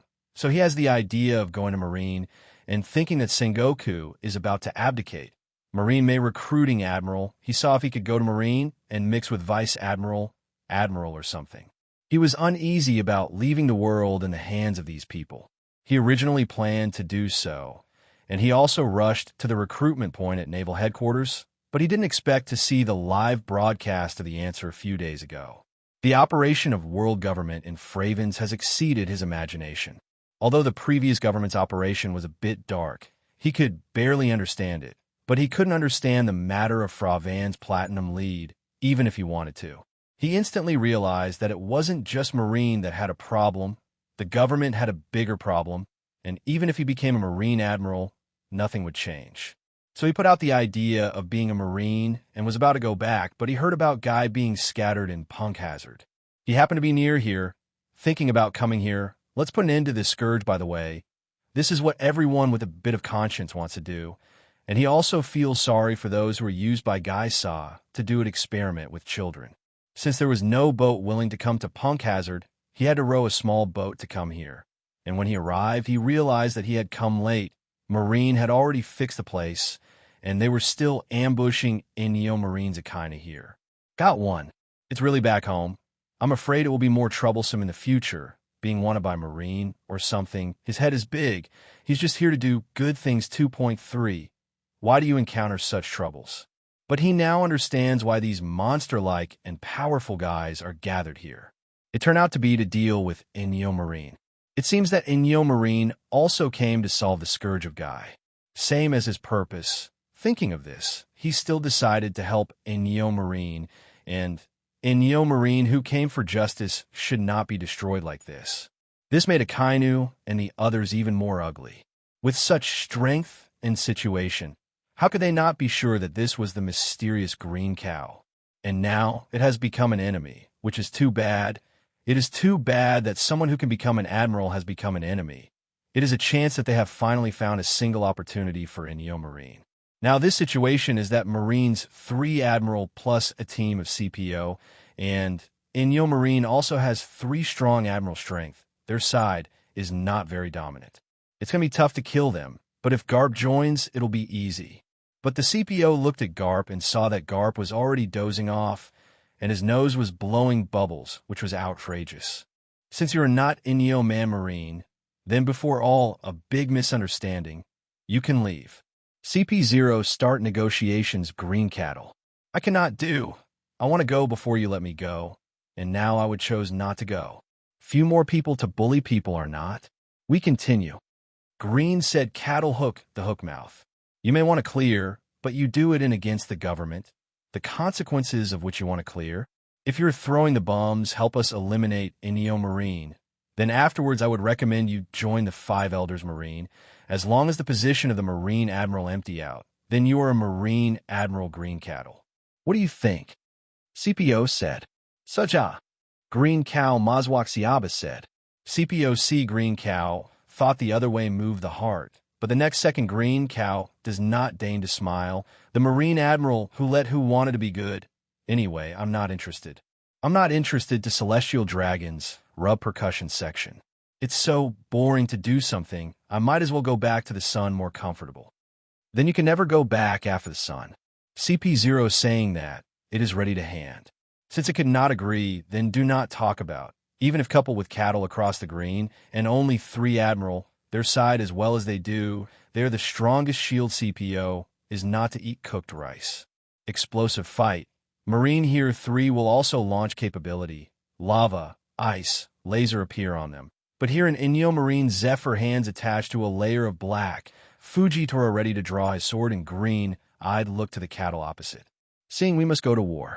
Just then, a gust of wind blowing from the sea. The next second, a man appeared in Zephyr around them. Akainu they look intently 07-. His face suddenly changed. to the people is none other than the leader of the Revolutionary Armed Forces before they want to avoid the Duo Lage. How can you be here? Duo Lage. A kind of Duo Lage, asked the sullen look. I'm a little worried, so come along, and really my concern is not wrong. Duo Lage looked to the Zephyr. I got the intelligence Marine Kizuru sent over there to grab a traitor Wirego, but actually failed. I do not think the ability Kizuru, even a mere Wirego, are not resolved. I'm sure what went wrong.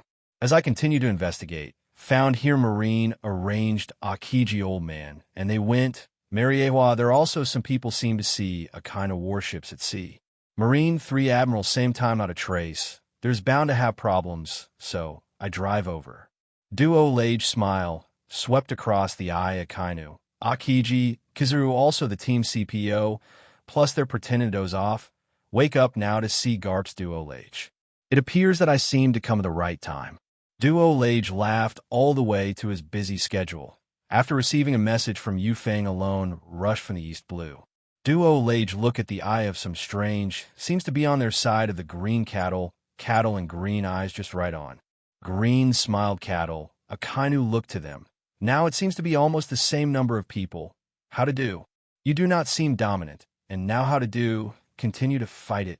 Green cow, then make a kind of people here face sank.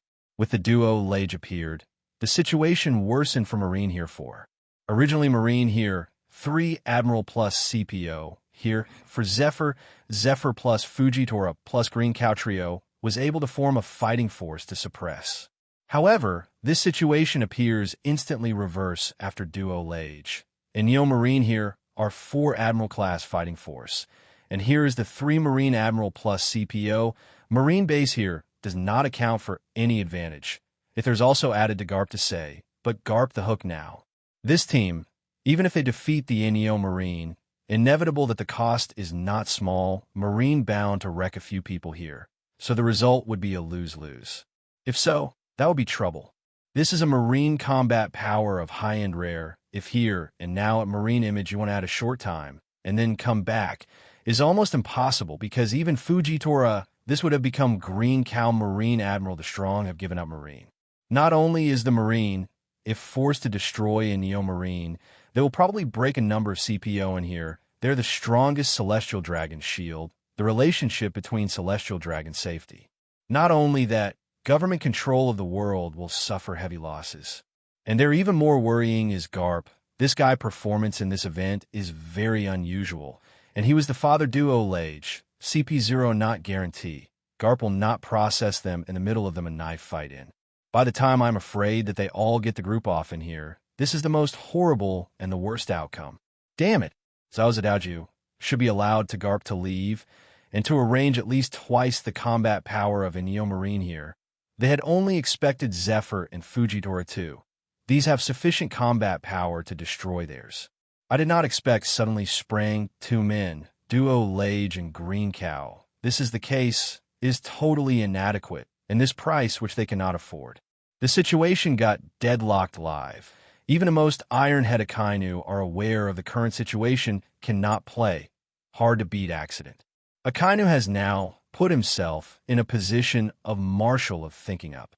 If the battle fought, Marine, I am afraid that the losses suffered bigger than Summit War. And after the Summit War, as well as Cattle and Green Fujitora join Marine combat power supplement. Now Green Cow and Fujitora, but stood opposite situation worse. Hands holding command of Akainu sullen, standing there, and sometimes cannot make decisions. The CPO on the other side began to return the ticket to the 5 elders for the current situation. In the current situation, they could no longer make a decision, and the 5 elders had to make a decision. Just as they faced off, at the same time, a black spot appeared on the scene not far from here, and a ship seemed to be approaching. Katakuri stood on the deck and looked in the direction of Punk Hazard. He came to Punk Hazard Gaiza on his mother's orders, and he went full speed ahead to get there before Gaiza escaped, but even that took a lot of time. At this moment, Katakuri looked at Punk Hazard and seemed very calm. However, as the ship approached, Punk Hazard suddenly found that the sea near the shore in the distance was frozen. What's happening here? Could it be that Punk Hazard was originally a winter island? The situation of Punk Hazard Katakuri is also not clear, but in the video, Punk Hazard shows a situation that is half ice and half fire. Although this is the scene presented after the Battle of the Marshals, it cannot be proved. What was it like before? After thinking about it, Katakuri thought about it first, but let's take a closer look at the situation. As the ship approached, the coastal scene of Punk Hazard also appeared in front of them. There appears to be a ship frozen on the shore that doesn't look much like Marine's warship. Who is it? Just when Katakuri wanted to see what was going on there, suddenly his sense of sight activated, and a future image appeared in his mind. The figures of a group of people are clearly visible in the picture, and when Katakuri saw their faces clearly, he suddenly took a deep breath. Akainu, Kizaru, Qingxiong, Garp, Zephyr, Fujitara, Dorag, and an unidentified man in green are confronting. This lineup, Rao, is that Katakuri is well-informed and his face changed greatly when he saw this scene. "Turn around," Katakuri exclaimed. When everyone saw Katakuri's face changed, they immediately realized that the situation was not good and quickly changed their course. Marine and Inyo Marine, who were confronting each other, only noticed that a pirate ship on the distant sea had left before it approached. The CPO was also there to report on the scene with the 5 elders. At the same time, Katakuri changed course and looked at the Marine and Inyo Marine behind him, not chasing after him. In that situation, just now, let alone him, even if the mother kisses Jiraiya, she can only run, and she has to run fast. If she runs slowly, she can't run. When they turned their heads, they found a pirate ship not far behind them, and they met directly. Katakuri immediately recognized the origin of the pirate flag hanging on the opponent's ship, Beast Pirates. The two ships did not choose to fire, but passed by, and Katakuri also recognized who the Beast Pirates, Jack the Drow, was on the pirate ship 513 on the opposite side. When Jack approached the waters of Punk Hazard, his ship was in charge of reconnaissance and military telescopes, and found the pirate ship of the Bigman Pirates. Realizing that the other party might also be here for Guy, Jack decided to follow them from a distance, with a mantis catching Cicada Oriole behind. However, to his surprise, the ship of the Bigman Pirates turned around and left before Punk Hazard. How is this going? Jack was a little puzzled, so he decided to see who the Bigman Pirates were this time by passing by. Then he saw Katakuri's scarfed face. He was about to start a conversation to ask about the situation, but the other party ignored him and sailed away. Katakuri's attitude of not putting him at all made Jack's veins bulge, and a nameless fire rose in his heart. Who is this guy looking down on? However, he still suppressed his dissatisfaction and continued to move towards Punk Hazard. Guy is important. Now is not the time to face Katakuri. At this moment, the sentry who was in charge of reconnaissance with a telescope said, "Lord Jack, there is a boat on the shore ahead, now surrounded by a group of Marines." Jack laughed when he heard this. It seems that Katakuri was scared away because of this reason. He was scared when he saw Marine? This trash. What's the specific situation? Jack asked. It's not clear, but the two sides don't seem to have started a fight yet, and the situation on the ship was blocked by the sails. I can't see what happened, and I don't know who it is. The sentinel replied, "Lord Jack, since the Bigman Pirates have withdrawn, why don't we withdraw as well?" "Why?" Jack sneered. "Who do you think this uncle is? Put the boat over to me. That Katakuri is afraid I will be afraid? I have won this battle. Give me full speed ahead. No one wants to take Guy away in front of me." At the same time, Katakuri, who was constantly moving away from Punk Hazard, saw from a distance that Jack that guy rushed directly to Punk Hazard, and the speed was even faster than before. Is this guy stupid? Dare to go on this? Katakuri complained that Beast Pirates had problems with his head, and his brain was full of muscles, and then he left directly. It is not advisable to stay here for a long time. When you encounter this person at sea, it is best to hide away even if it is just one of them. Otherwise, it will not end well. This is not a joke, because whether it is the 3 Admiral's Logia abilities or Fujitora's meteorites, these guys are simply bug-like existence at sea. Then I felt that the 3 plagues of Beast Pirates might have become twice after today. Jack, who was on the deck at the moment waiting for a big fight, also saw the specific situation here as the ship approached. A group of Marines were surrounding a ship. They were standing on the ice, and the ship was frozen. Freeze? Jack seemed to feel that something was wrong. How could the surviving ship freeze? He remembered that Punk Hazard in the image seemed to be covered in snow and ice. Is it so cold here? Even the sea is frozen? Before I had time to think about it, the ship moving at full speed had already approached the frozen ship and stopped on the frozen seashore. He raised his head and glanced at the mountain of Punk Hazard. It seemed that there was no ice or snow. How the ship was frozen. He looked towards the frozen ship, and for an instant, Jack's expression was dull. Because he couldn't see the whole picture of the shore just now, all was blocked by this ship. Then he saw a few people standing in a blind spot from the perspective of the ship. The colors were very eye-catching, and they could be seen at a glance. They were Akiji, Akainu, and Kizuru, and they happened to look up. More than that, a group of people appeared on the deck of the ship and looked towards him. There were a few familiar faces standing on it, such as Zephyr, Fujitora, and Dorag. There was also a stranger in green clothes standing beside them. In addition, Jack found that there was an old man sitting on the reef next to him. He had no idea just now. He was careful that this old man was the Marine hero Garp. At this moment, the world focuses on you. Jack's heart seemed to stop suddenly, and his brain gave up thinking. What is the situation? Who am I? Where am I? What happened? How did these monsters get together? What about the meeting? A cold breath rose straight up from the soles of Jack's feet, directly chilling Jack's brain. My life is over. Withdraw. Before he could think about it, Jack said the first sentence. He came back to his senses. The pirate on Jack's boat seemed to have seen an evil spirit, desperately turning the rudder and trying to retreat. What big scene have they never seen? But they really haven't seen this scene in their entire life. The moment they saw this group of people, they even figured out how to die. Jack's voice even felt trembling by himself. In fact, his whole person is shaking now. His eyes are fixed on the opposite person, for fear that a laser and a lava suddenly appear, and the sea suddenly freezes. The ship he was evacuating froze. He suddenly raised his head, afraid that a meteorite would suddenly fall in the sky. Fortunately, none of this happened. It wasn't until the ship quickly left and was a little away from Punk Hazard that Jack collapsed on the ground, as if he had recovered his life. He actually survived. At this moment, Jack just wanted to call the boss Kaido. The boss said that you may not believe it. I actually called back and forth from this group of people and came back alive. Jack's sudden intrusion made Marine and Inyo Marine a little different. They were confronting each other, and no one thought of taking the first shot, because this shot might have a tragic ending, so they have always been on guard against each other. However, in this stalemate, a ship suddenly appeared on the sea and stopped in front of them. Everyone looked over and found that the pirate flag of Beast Pirates was hanging on the boat, and Jack the Drow, one of the 3 plagues of Beast Pirates, was standing on the deck watching them. Immediately, everyone's heart froze. They dared to join this lineup. This is afraid that Kaido came in person. This time the battle situation will be more complicated.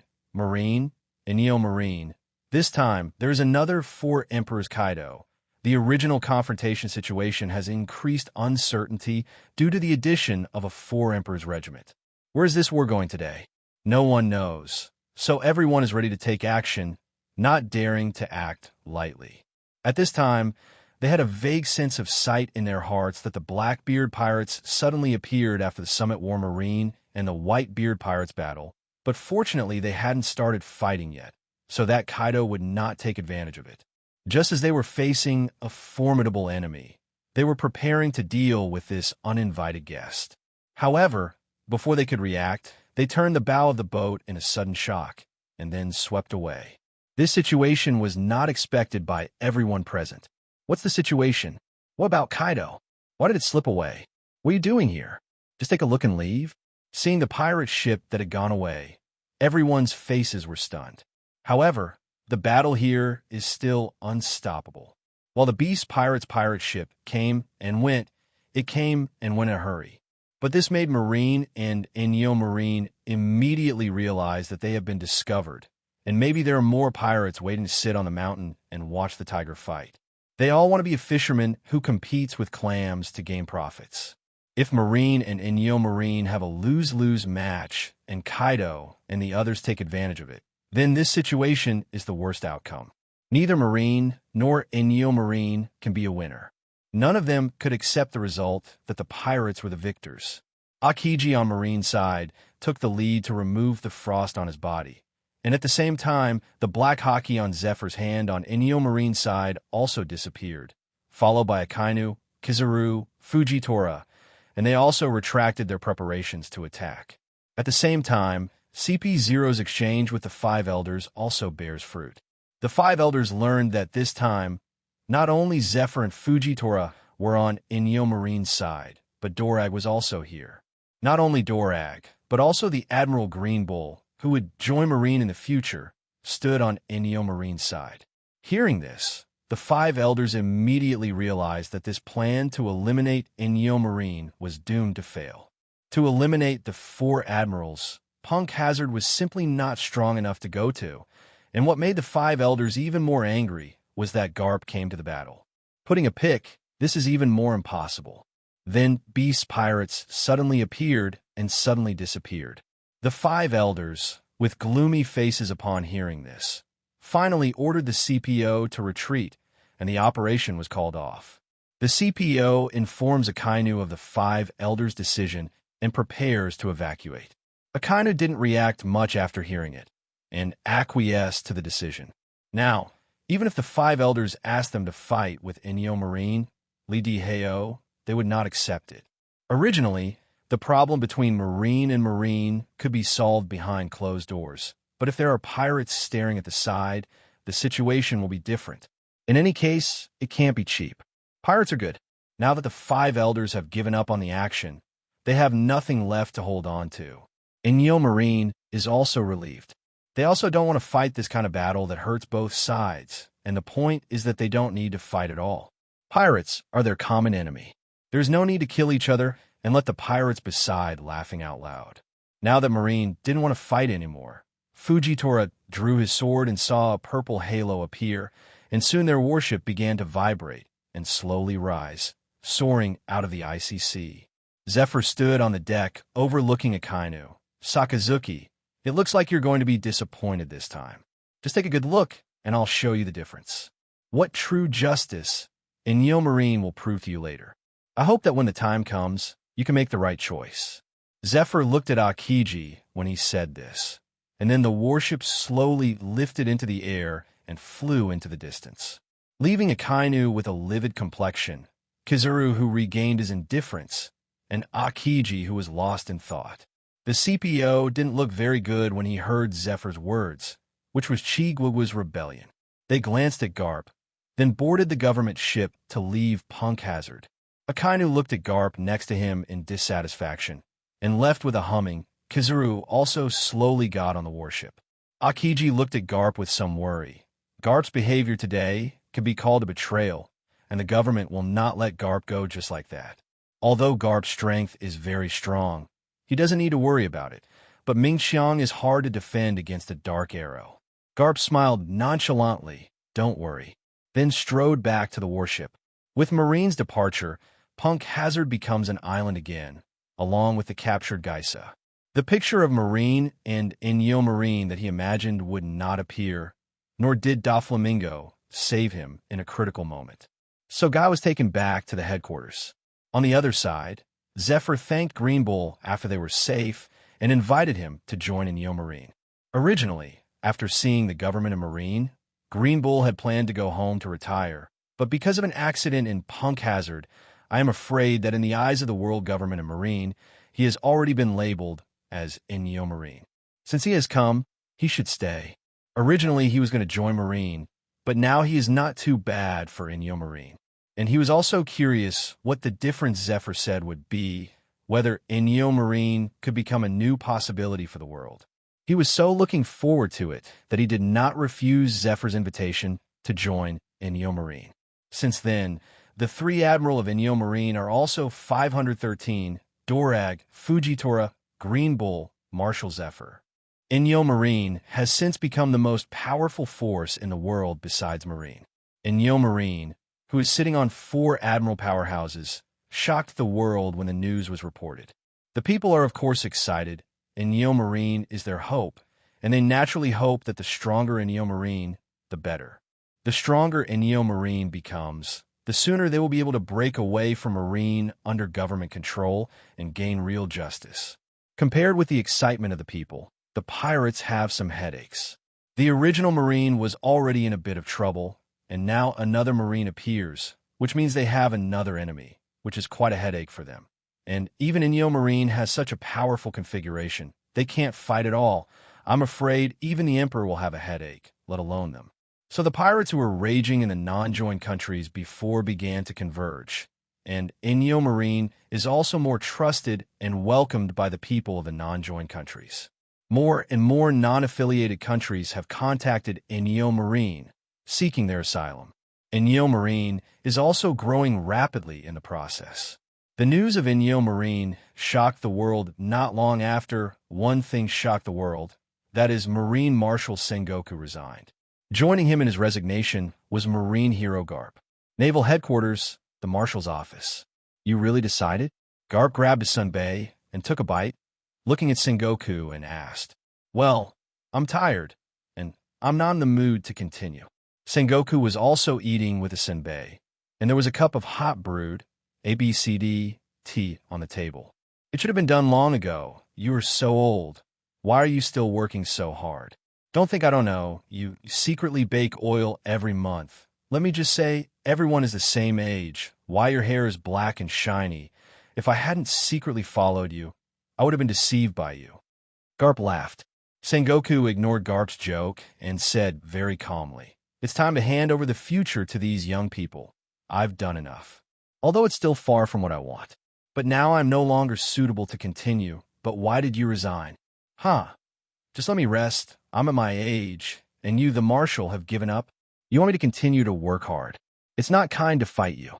Garp scolded with a laugh. Although the two talked very easily and were still joking, things were not so easy. After the Punk Hazard incident, the government's plan to annihilate Neo Marine failed, which made 5 elders angry. They attributed the problem to Garp, who chose not to do it at the time, and wanted to hold him accountable. However, Garp offered to resign quite readily, saying that he would quit. This caught 5 elders by surprise, and at the same time was very afraid of another character like Zephyr. But it's not easy to save Garp in their capacity, so let Sora do Garp's work. But even the old boss failed to convince Garp, and Garp was already a little disheartened with Marine and the government. During this period of time, he watched the government's approach to Zephyr and Sengoku. Although he did not show it, he had accumulated a large amount of dissatisfaction in his heart, and the action of Punk Hazard directly ignited this dissatisfaction. The government even doesn't care about Gaisa and wants to take this opportunity to eliminate Neo Marine, which is also dealing with Gaisa. This has touched Garp's bottom line. In order to eliminate the dissidents, it even ignored the business and completely regarded Marine as the government, the tool of governance. He can no longer see any justice here. So at that time, Garp directly picked up his son and resigned long ago when he was ready to go back. After some persuasion, Sora allowed Garp to retain his military rank, but retreated to the second line, serving as an instructor like Zephyr and staying at Marine. This is the bottom line of the government, and they do not allow strong men like Garp to escape. Garp also knew this, so he didn't refuse and agreed to this condition. In fact, he did not plan to go to Neo Marine. Like Sengoku, he also feels that he is already a person from the previous era. Now the wave of the new era is surging. People in his old era should not use old ideas to decide this world. The future of this world should be handed over to the next generation. Regarding the dispute between Neo Marine and Marine, he does not intend to intervene. There is already Dorag on Neo Marine, and it depends on fate. He is already this age, and what the future will become is actually irrelevant to him, and he can't control it for long. It is better to let young people take over the world. No matter good or bad, the world will be their world, and it will be theirs, to bear it all. All he can do is to see if the difference between Zephyr and Dorag's ideals will come out in the future. Success or failure depends on their efforts. If it can't succeed, it means that world government and Marine have the necessity and value of their existence. So it is useless to force it. He can manage it for a while, but can't control the long future. Garp chose to stay as a teacher. 5 elders found it acceptable, as long as he didn't go to Zephyr. On the other side, Doflamingo learned that Guy had fallen into the hands of the government and immediately contacted 5 elders, requesting to change Guy's back. He can't do without Guy Sa. Smile fruit without Guy Sa really can't do it. If he can't provide smile fruit, Kaido can't explain it. Kaido is very important to him.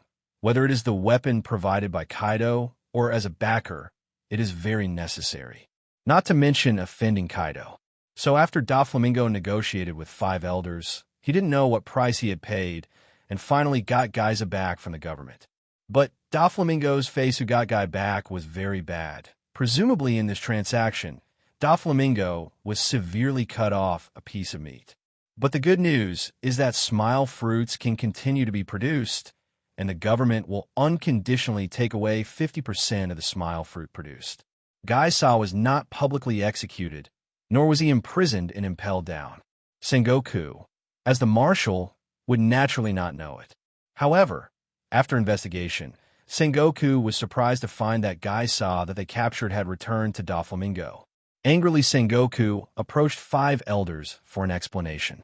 However, 5 elders endured it for the detriment of capturing Virgo, saying that Sengoku couldn't even do such trivial things well and was not qualified to come to hand the government's decision. Doflamingo was not punished.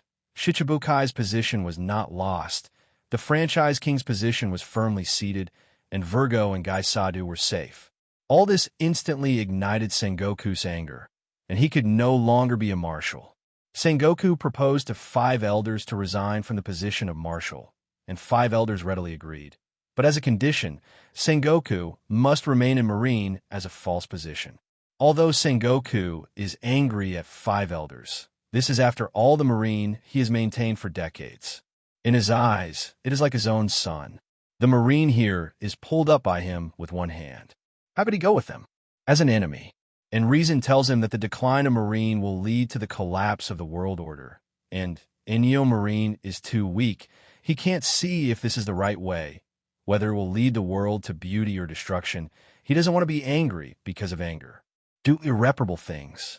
The person recommended by Sengoku was unexpected to everyone because he recommended Marine Admiral Kizuru.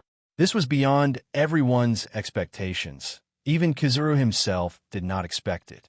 Because Sengoku originally recommended Akiji, but now he has changed his mind.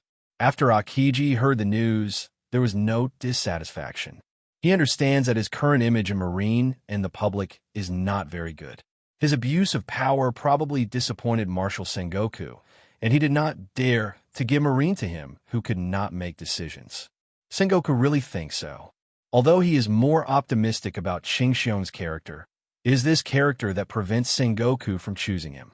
Qingxiong is too indecisive. As a marshal, if he can't even make a decision, then what should the people under his hands do? The marshal is a decision-making role. In Akiji's previous performance, the final decision was handed over to others, to Spandam, to Luffy. He chose to look on, as if he could accept whatever the result was. This approach was no small harm when he was Marine Admiral, almost destroyed the Water City, Enies Lobby was almost destroyed by Buster Call, and New World was also almost destroyed. If he were allowed to take the position of marshal, if one day the world is facing a crisis of destruction, Qingxiong will again hand over the decision-making power to others. Then Sengoku dare not imagine the consequences. So Sengoku thought about it, or gave up Akiji, and Akainu Sengoku is impossible to choose. This guy's thinking is too crazy. He originally thought that Akainu was closer to his thoughts, but now he found that Akainu is much more extreme than him. The example of Zephyr is just above, and Akainu is too dangerous to be an option. So the only choice is Kizaru. Kizaru's recent performance has been very good, and he has done everything he wants to do. Crocodile and Guy Sadu were captured by him, and they were more reliable than Qingxiong and Akainu at the critical moment. And the character is in the middle of Qingxiong and Akainu. There is no particularly good place in comparison, but there is no particularly bad place. For a high position like the marshal, not making mistakes is the greatest contribution. For Kizaru, not making mistakes can be said to be his old line. Moreover, Kizaru's reputation in the folk and marine has far surpassed that of Akiji and Akainu. Presumably, if he is a marshal, he is more acceptable than Akiji or Akainu. After careful consideration, Sengoku felt that Kizaru was the only suitable candidate. The fact that Sengoku recommended Kizaru reached Akainu's ears, and Akainu's face sank. Sengoku this be ******* D doesn't choose Akiji, even if he doesn't choose him. Damn it. Akainu's anger came up all at once, but he quickly recovered his calm, because he believed that 5 elders would choose him. Before Punk Hazard, 5 elders gave him the command of the scene and proved his trust. As long as 5 elders is on his side, he doesn't worry at all. At that time, if Kizaru can't accept this ending, then let these 2 candidates come to a fight. Well, the position of marshal, the strong will win. Just as Akainu was preparing for the next marshal battle, the decision on 5 elders also came down. Agree with Sengoku's recommendation and support Kizaru as the next marshal. The former marshal and 5 elders agreed. The appointment was immediately made, and Kizaru became the new marshal. Akainu has not even been nominated for a nomination and is not even qualified to compete or vote directly. When a marshal's appointment was issued, Akainu was stupid. 5 elders actually agreed to Kizaru as the marshal. Such a ridiculous thing actually appeared. That be ************ D, acting as an ape? Akainu couldn't believe this was true, so he immediately contacted 5 elders to confirm the situation. However, 5 elders affirmed this decision. Akainu couldn't accept it and asked why they chose Kizaru instead of him. He was obviously more suitable, and it was him who had become the marshal. Because I just left Sengoku and Garp, and then Green Bull and Fujitora, who succeeded Admiral, went to Inyo Marine again. So in order to avoid Akainu leaving Marine and angrily, 5 elders did not say that this is a government decision and you have no right to question it. It explained a few words. Probably because Akainu has a bad influence on the people now. If he is appointed as a marshal, the civilians will be more afraid of Marine, which damages the image of Marine and the government. And there are many people inside Marine who have opinions on Akainu. They are also because of Akainu. Marine is dissatisfied with Akainu's negative influence. Taking into account the opinions of most people, they can only make such a decision. And Kizaru has made a lot of credit recently, and even caught Gai Sa. Compared to Akiji and you who have been causing trouble to Marine recently, Kizaru is better than you. If in this case, they rule out public opinion and push you up, they are afraid that others will be dissatisfied. Of course, they still favor you Akainu more than Kizaru. As long as you perform well, if you make a contribution later and Kizaru makes any mistakes, they can justly push you to the top. They originally wanted to wait a while before arranging you in the position of Akainu, but Sengoku resigned too suddenly. They wanted to wait for your negative influence to disappear before arranging you in the position, but there was no way. So it can only be the result. 5 elders had nothing to say about what Akainu said. Because what 5 elders said was the truth, Akainu could also feel the dissatisfaction with him from within Marine. No way. Akainu can only blame this incident on the guy Sengoku who suddenly resigned and disrupted 5 elders' plan, and the guy Kizaru.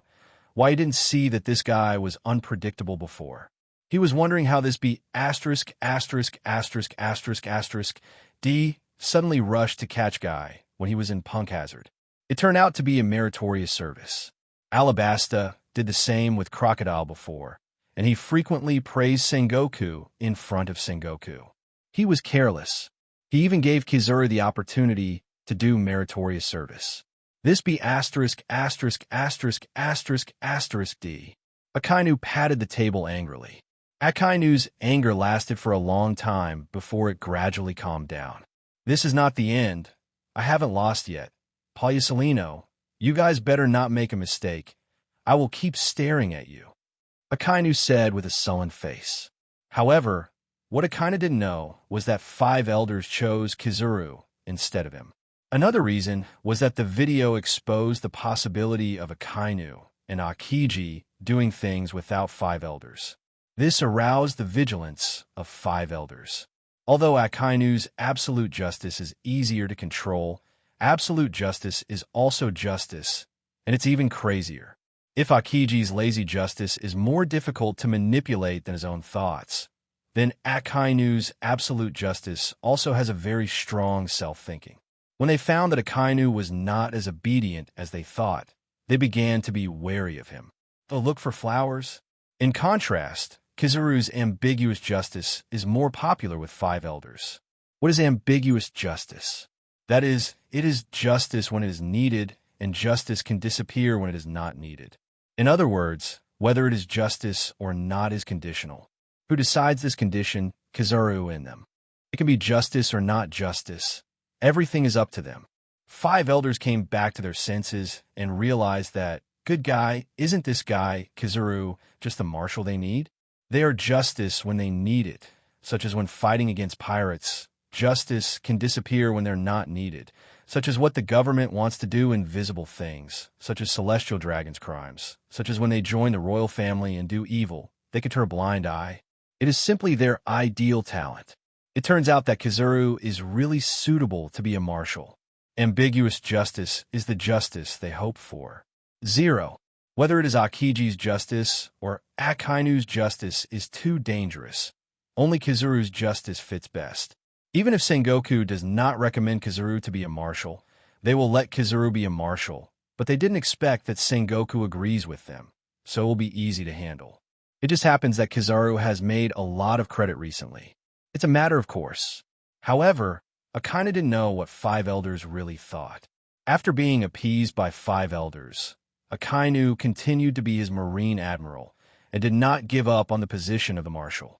This is exactly what 5 elders intended. They also need someone to supervise the yellow ape.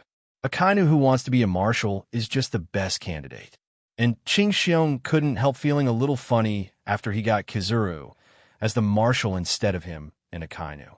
Akainu fought with him for so long, but he did not expect that the position of marshal fell to Kizuru. Is this the so-called snipe and clam competing for the fisherman's profit? Regarding this result, Akiji quickly accepted. What he could not accept was that Akainu was a marshal. This person did not agree with him, and he did not approve of Akainu's justice. He didn't want to listen to Akainu's command. But Kizuru, he can still accept it reluctantly, and Kizuru is also recommended by Sengoku. So this change of marshal did not cause any disturbance within Marine. And when people all over the world heard that Sengoku had resigned from the position of marshal, they were waiting for who the new marshal would fall into. People prayed not to fall into the hands of Akainu or Qingxiong. These two people are really scared. With a nervous mood, people squatted with the latest reports every day to see who succeeded. Then they saw the news of Kizuru's successor to marshal. Suddenly, people all over the world showed surprises, and even laughed with joy and wept with joy. I am afraid that Kizuru never thought that he would have such a reputation among the people. And there are people who cried with joy because they were Marine marshals. All of a sudden, the people who had been nervous for a few days opened a banquet to celebrate the joyous event of Kizuru becoming a marshal. This also indicates that Marine has begun to move towards the era of Kizuru as the marshal. After Kizuru was promoted to marshal, an admiral position became vacant. The 5 elders wanted to follow the original strategy to recruit admiral among the people, but they were either not strong enough or they were strong enough, but there were bad things.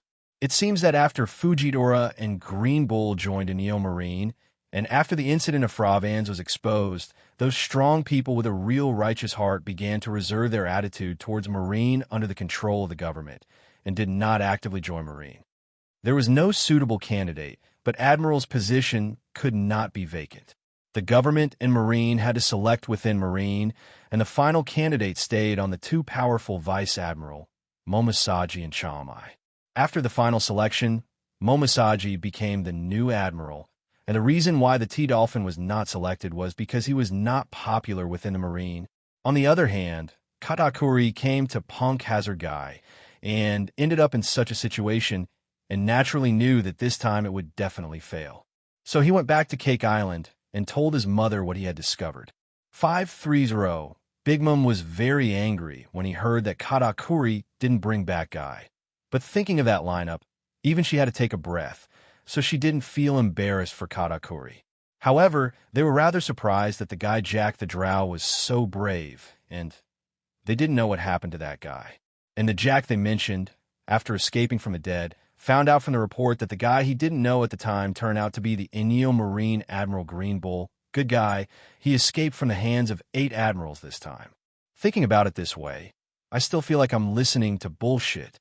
I'm afraid he is the only one in the world who can leave the hands of these 8 people alive. After that, Jack went to Dressrosa, made sure that the smile fruit would not break, and went back to tell Kaido. When Kaido, Yin, Quinn, and the others heard Jack, they fled back from the hands of the 8 people.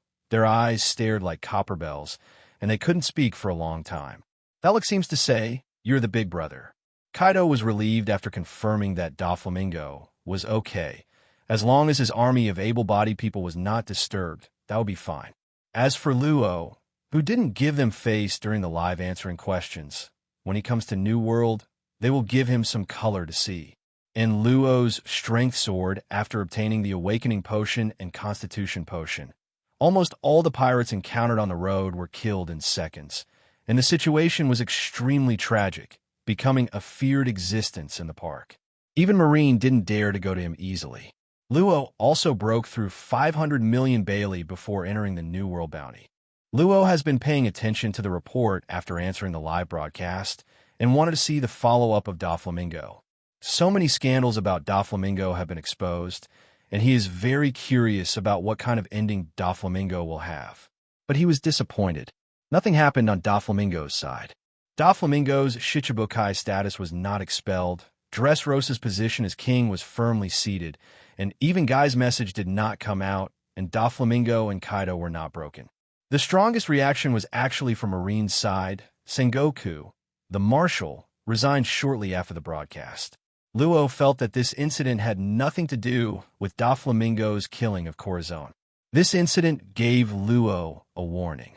It seems that it is useless to defeat Doflamingo by strategy alone, and only by strength can he be defeated. And after the live broadcast of the answering questions exposed his plan, it was basically impossible for him to implement it again, and it seemed that he had to find another chance. At the same time, Luo is also very much looking forward to the next quiz live broadcast. He can feel that this quiz live broadcast is not over, and the Dressrosa thing has just begun. He had a hunch that the time to defeat Doflamingo would be the next quiz live. Thinking of this, Luo has some urgent thoughts of going to New World in order to catch up with sending Doflamingo a ride. On the other side, Inyo Marine is also watching the situation on Doflamingo's side. The last time they went to Punk Hazard was to catch Guy, but they ran into the Marine who was ambushing them there. Fortunately, things went smoothly without any danger, but Guy Saw was still missing. According to the news from Drago's Eyeliner, Marine seems to have brought back a prisoner after Kizuru came back, and after that, Kizuru became the marshal, and the prisoner should be Gaisa. Not only that, but Jack the Drow of the Beast Pirates from Dressrosa also appeared there, and it is said that after Doflamingo met Jack, nothing happened. Kaido didn't bother Doflamingo anymore. This situation is very wrong, and the identity of the Doflamingo 7 warlords of the sea remains. This leaves them guessing as to what deal Doflamingo made with the 5 elders to settle the matter. This guess made Zephyr and the others look very ugly.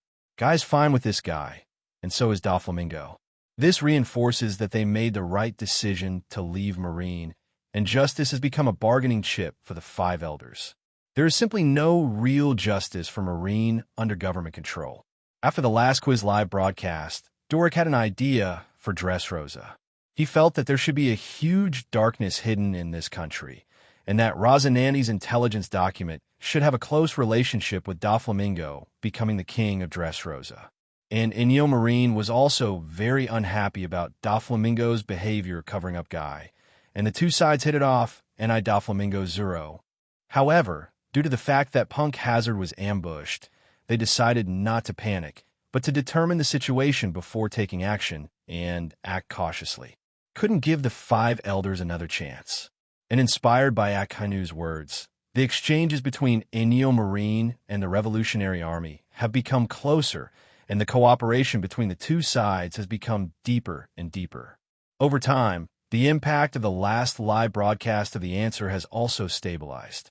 Marine did not have any setbacks after Kazuru took office, as always, fighting pirates at sea.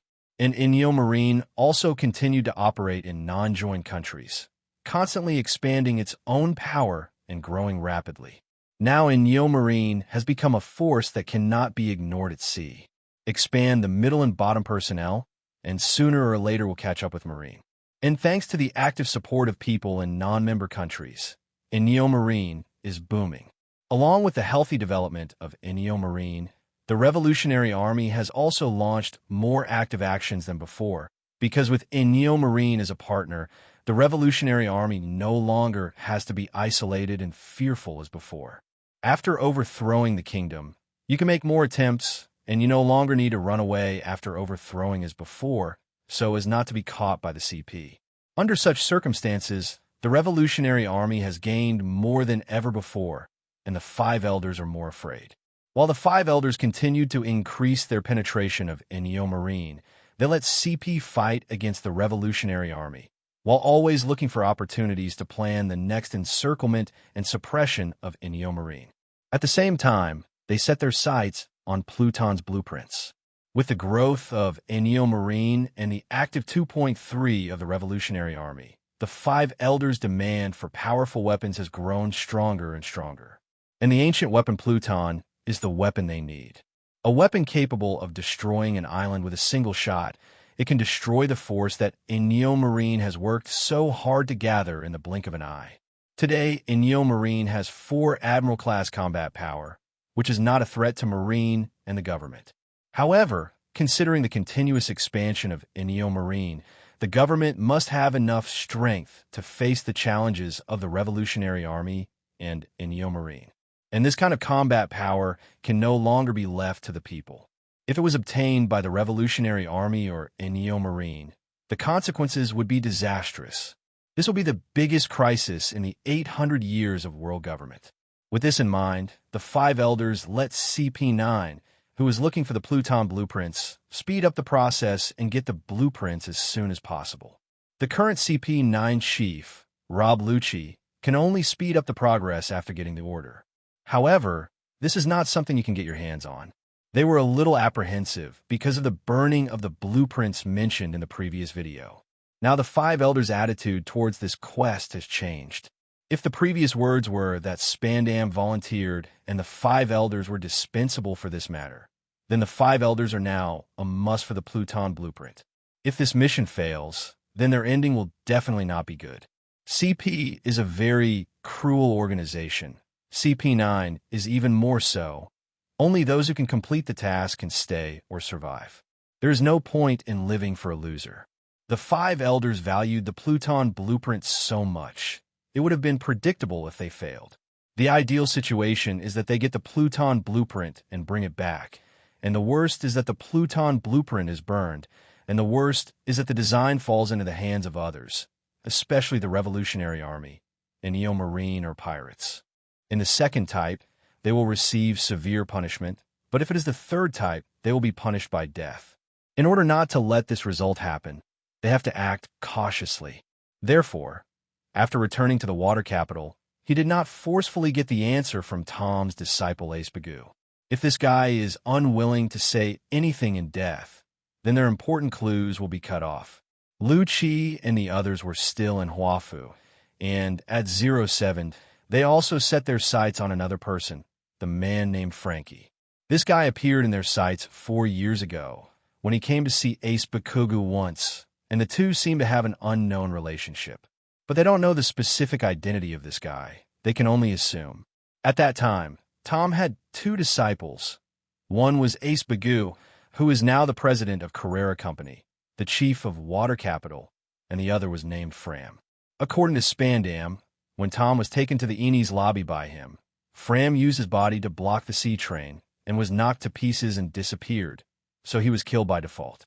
But it is worth noting that Fram's body has not been found, and there is an inexplicable relationship between Frankie and Ace Bagoo, and they doubt whether Frankie is Fram. So they also launched an investigation on Frankie, but there is very little information about him. They only know that this man runs a shipbreaking yard in the water capital, and he also conquered a group of gangsters. When they have business, they are the employees of the ship recycling yard, and when they have nothing to do, they do some sneaky things. For the purpose of not disturbing the snake, they have not shot Frankie or Ace Bagoo for the time being. But the 5 elders' orders were getting more urgent, and they had to act. However, Ace Bagoo is the most important clue, and he is still the Shik of the water capital, so he cannot be easily shot unless he is completely sure. Therefore, if you want to shoot, you can only shoot at Frankie. This guy's identity is ordinary, and his subordinates are doing some dirty things, so it's easy to shoot at him. Let's see if we can find out the whereabouts of Pluton's blueprints from this guy's mouth. If that doesn't work, start with Ace Bagoo. So on this day, under the leadership of Spandam, Jabra, Otori, and Fukaru Otanashi went to the shipbreaking yard where Frankie is located. Spandam was removed from the position of the CP9 commander by 5 elders because he launched a buster call at the Eni's lobby last time, and he also said the same speech in his mind, and he was demoted to a regular team member. After that, because of his participation in Alabastus annihilation of Crocodile and Baroque working clubs, he made a small contribution under the promotion of his father Spandam's government, high officials, and officials. Not only did Spandam return without further punishment, but his status rose. Of course, the commander of CP9 didn't have a share, but the commander's deputy still wanted for him. Moreover, Luo Ke had been arranged to go undercover in Ace Bagoo's shipyard before and became Ace Bagoo's trusted right-hand man. At this time, it is not easy to temporarily transfer him back, which is equivalent to giving up all his previous achievements. Therefore, the new chief of CP9 has been undercover on the front line since he took office. On the contrary, Spandam continued to take charge of the overall situation after he was removed from the chief and moved into the position of the chief's deputy. This time, the task of capturing Frankie, investigating his relationship with Ace Bagoo, and finding clues to Pluton's design drawing was completed by himself. If it was before, Spandam must have been sitting in a safe place to that credit. Anyway, as long as the mission is successful, the chief's credit is the greatest. But now the chief of CP9 is Luo Ke, not him. If he doesn't come to the front line at this time, then when others have made contributions, he will lose his share. I'm afraid he won't be able to keep his position as deputy. For this task, he is bound to get it, and this is his chance to turn around. This credit must be exclusively shared by him, and he still wants to take back the position of the CP9 chief. If he can get the Pluton design, maybe not just the CP9 chief, he may also be promoted to CPO or become a government high or official. For these purposes, Spandam can't pass up the opportunity either. So a group of people in white clothes and masks appeared at Frankie's shipyard. At this time, Frankie was sleeping in a room, and he was alone here, and the shipbreaking yard had been closed for some time. Because the previous events made him realize that he might be in danger, but he didn't know exactly when, so Frankie directly asked the members of the Frankie family to temporarily leave the shipbreaking yard. Give them some money to open a bar in town and live there for a while. That way, even if something happened to him, they could continue to live. The members of the Frankie family did not know Frankie's true intentions and thought that the boss asked them to start another business to increase their income. In order to prevent his younger brothers from coming to him during this time, he announced that the shipbreaking yard was temporarily closed. He would go out to see the shipbuilding materials, and he would go out for a while, hoping to see the bar business booming when he came back. He was waiting for the money they made to buy the best wood, and his dream was to build the best boat in the world. Because of Frankie's words, the members of the Frankie family didn't think too much. In order to help the eldest realize his dream, they devoted themselves to starting a business. But what they don't know is that Frankie has not left the water capital and still lives in the shipbreaking yard. After taking away his younger brother, He lay dead in the shipbreaking yard. Frankie is at a loss now. He doesn't know what to do. Ever since he knew that Spandam was eyeing the Pluton design again, he was thinking about what to do, but he didn't know what to do. He felt that the only solution was to burn the blueprints. He didn't want to hand over the blueprints that Master had protected with his life to the 530 world government. But he doesn't want to leave the water capital, which is the favorite city of Master Tom, and it is also the city that Tom has worked hard to maintain, so he wants to stay here and protect the city, which is also his redemption. But it's not right to burn it casually. What if the enemy doesn't believe that the design drawing was burned? Maybe it will implicate senior brother Ace Bagoo. So Frankie, who had no solution, was caught in a tangled state. In the end, how to do it? Frankie, who couldn't think of a solution, jumped out of bed and jumped off, and then planned to study the design of Pluton. When a person is bored and has nothing to do recently, he will go to study the design of Pluton. Just as he was walking towards the studio room, he seemed to hear footsteps. Frankie hid it subconsciously. He thought it was his younger brothers who came back, and he couldn't let them find out what he hid at home, otherwise it would be impossible to explain. However, when he was hiding and observing secretly, he clearly felt something was wrong. Because if it was the younger brothers, he could hear their voices from far away, but the people outside the door were very quiet, which was obviously not the style of the younger brothers he was familiar with.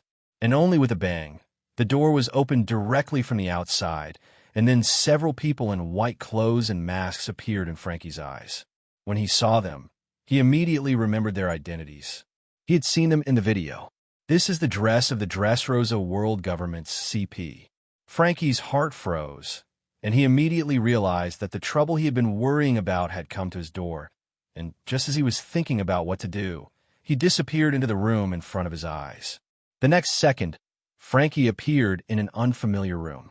But strange, but not so strange, because he had seen this room and more than once. The tables and chairs in the room are exactly the same as when I saw him. This is exactly the room he had seen when he watched the live broadcast of the answer.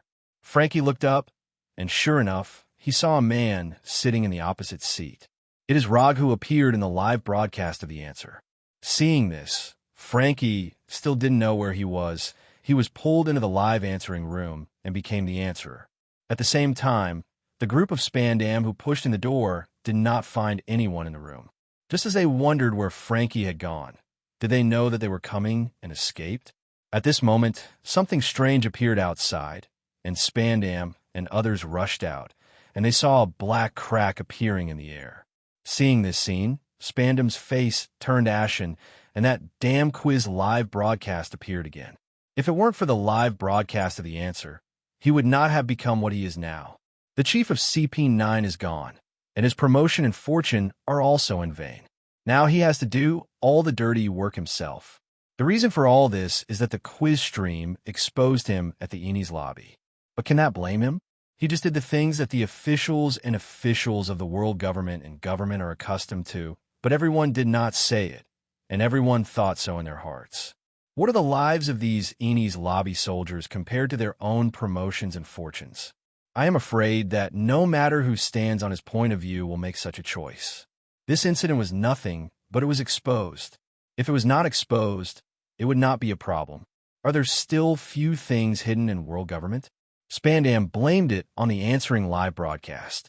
Seeing the answering live broadcast again, Spandam's eyes were full of anger and hatred. It was all the fault of the damn answering live broadcast. At the same time, anomalies also appeared all over the world. A crack appeared in the air, and then it stretched out into a screen. Seeing this scene, everyone was instantly refreshed, and the live broadcast of answering questions started again. People who were accustomed to live answering questions immediately gathered in front of the screen and began to look forward to today's live answering questions. I don't know who will be the lucky one this time, who can answer the questions and get rewards. I don't know what kind of things will be exposed this time, and what kind of unknown secrets will be revealed. Everyone looked at the screen expectantly. The 5 elders were now in the halls of power, gloomily watching the reappearance of the screen they loathed. In Naval Headquarters, Kizaru, as Marine Admiral, took the main seat of the special viewing area on the square. Akainu, China, Momosaji and other admirals sat next to them, and there were various headquarters vice admiral beside them. The retired Sengoku and Garp also sat there, but they were very leisurely and even brought snacks and tea as if they were actually watching a movie. And the very interesting thing is that Sengoku's black hair has also turned gray, and everyone looked at these two leisurely old people and said nothing. They have worked hard all their lives, and it is time for them to relax. Now they belong to the battlefield of their youth. On the other side, in the capital of water, on the construction site outside the Carrera Company's shipyard, a screen also appeared. The boatmen were also attracted by the live broadcast screen, and they all approached and waited for the live broadcast to start. On closer inspection, Rob Lucci, the chief of CP9, is in it. Gu and his secretary Khalifa, who were coming to inspect the shipyard Asiba, also happened to meet this announcement, and they all gathered in front of the screen to wait for the live broadcast to start.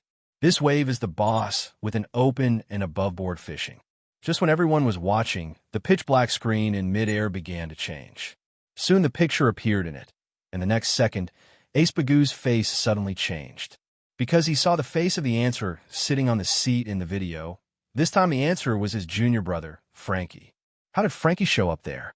Ace Bagu couldn't control his expression all of a sudden. His face was full of shock. And Lu Chi, Kaku, and Khalifa, who had been watching him all the time, were also shocked when they saw Frankie, and when they saw Ace Bagu's expression, they immediately realized that the relationship between Ace Bagu and Frankie was extraordinary. I'm afraid their guess is true. Frankie is the dead Fram, Ace Bagu's junior brother. Since Frankie appeared on the live screen, it means that Spandam's attempt to capture Frankie failed. At the same time, Spandam also saw Frankie on the screen, and his eyes widened instantly. Why is this guy there?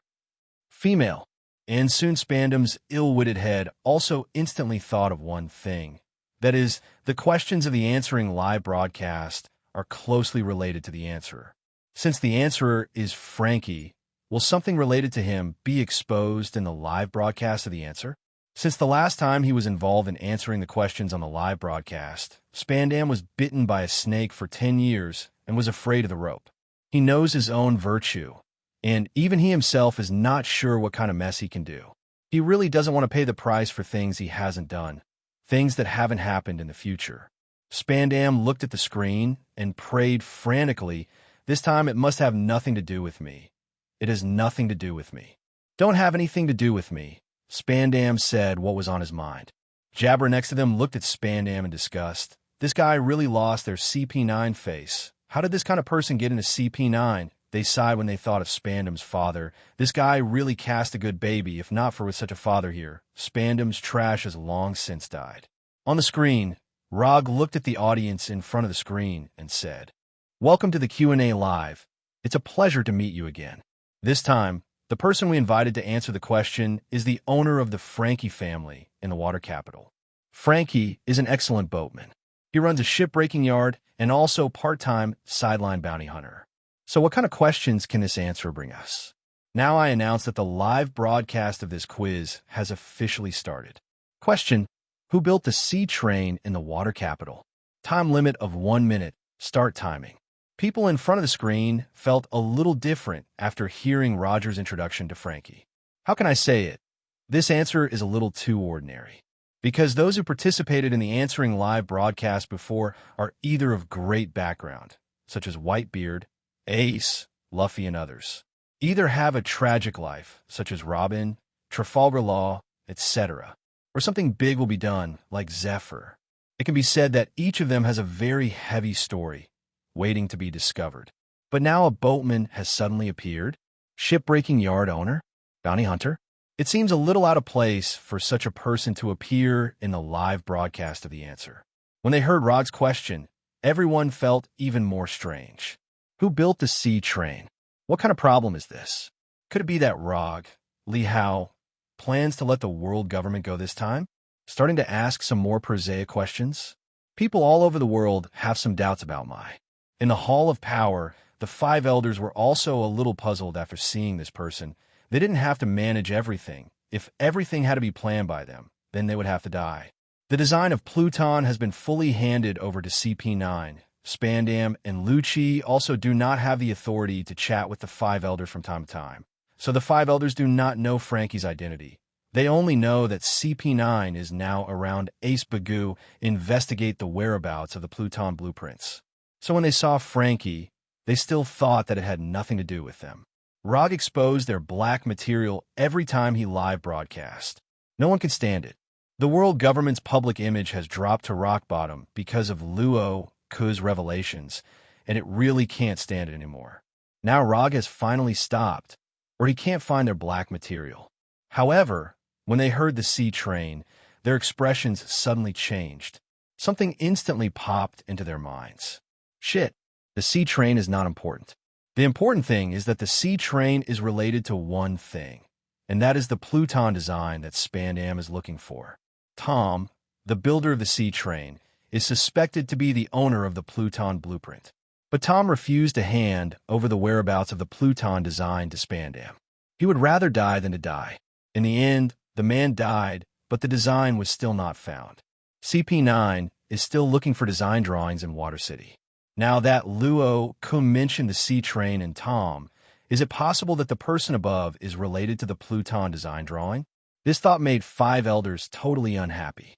Because of this, they don't want to let everyone know that the Pluton design is more important than Pluton to some extent. With Pluton, you can only own one Pluton. But with the design drawings, you can search Pluton a lot. If this thing falls into the hands of those big pirates, or Revolutionary Army, or Inyo Marine, then they will have the power to challenge the world government. If this answering live broadcast reveals the whereabouts of the Pluton design drawings, Five Elders need not think about knowing that the whole world will start a battle around the design drawings. Who is the winner of this competition? Who will own the Pluton design? And even own the Pluton, they will have the power to destroy the world. This situation is something Five Elders would not want to see anyway. The problem now is that it is not clear where the Pluton design drawings are. If it is exposed in the live answering live broadcast, and they cannot get it in the first time, if it falls into the hands of the Revolutionary Army or Inyo Marine, then world government's nightmare 530 may really begin. Five Elders has a blue face. This is related to the survival of the world government.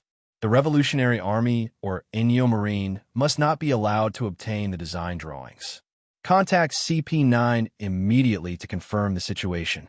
At the same time, the residents of the Water City felt a little different when they heard that the answer was their Water City. It seems that many people have recognized Frankie's identity. This guy's reputation in the Water City is not small, mainly because the reputation of his group of gangsters is not very good in the market. Often in some robbery and stealing things, although some pirates are robbed, this kind of behavior will always make ordinary people stay away. Unexpectedly, Frankie would be the answerer. People in Water City are a little curious and don't know what questions they will ask. When they heard the content of the first topic, they were a little speechless. They can do it on this subject. Isn't this a problem that everyone in the city of Water knows? Who else could build the sea train, Tom? People feel a little regretful when it comes to Tom. It stands to reason that this man saved the Water City. If it weren't for his sea train, the Water City would not have the current prosperity. However, in the first 8 years of this man, he attacked the town like crazy and also attacked the ship of Eni's lobby that came to give him the final judgment. Obviously, Tom was probably pardoned for his construction of the sea train at the time. It is really incomprehensible that he even made such a crazy move. This incident was incomprehensible to many people, but in the end Tom was sentenced to death by Eni's lobby and ended. With Eni's lobby's official judgment, plus Tom is a Murloc, there is a gap between the Murloc and humans, plus the crime Tom committed before, but he built a ship for Roger, the Pirate King, and he has no regrets. And Roger, the One Piece, was the most wicked person. Tom had a relationship with this kind of person, and no one would sympathize with him. For all these reasons, no one thinks about it anymore. They can only think that Tom is either crazy or evil in nature. People are used to taking sea trains now, but the name Tom is rarely mentioned. Now, hearing Rog mention the builder of the sea train, people in the water capital feel a little different. Luo Ke mentioned what Tom wanted to do in the live answering question? Could it be that there is something unknown behind this?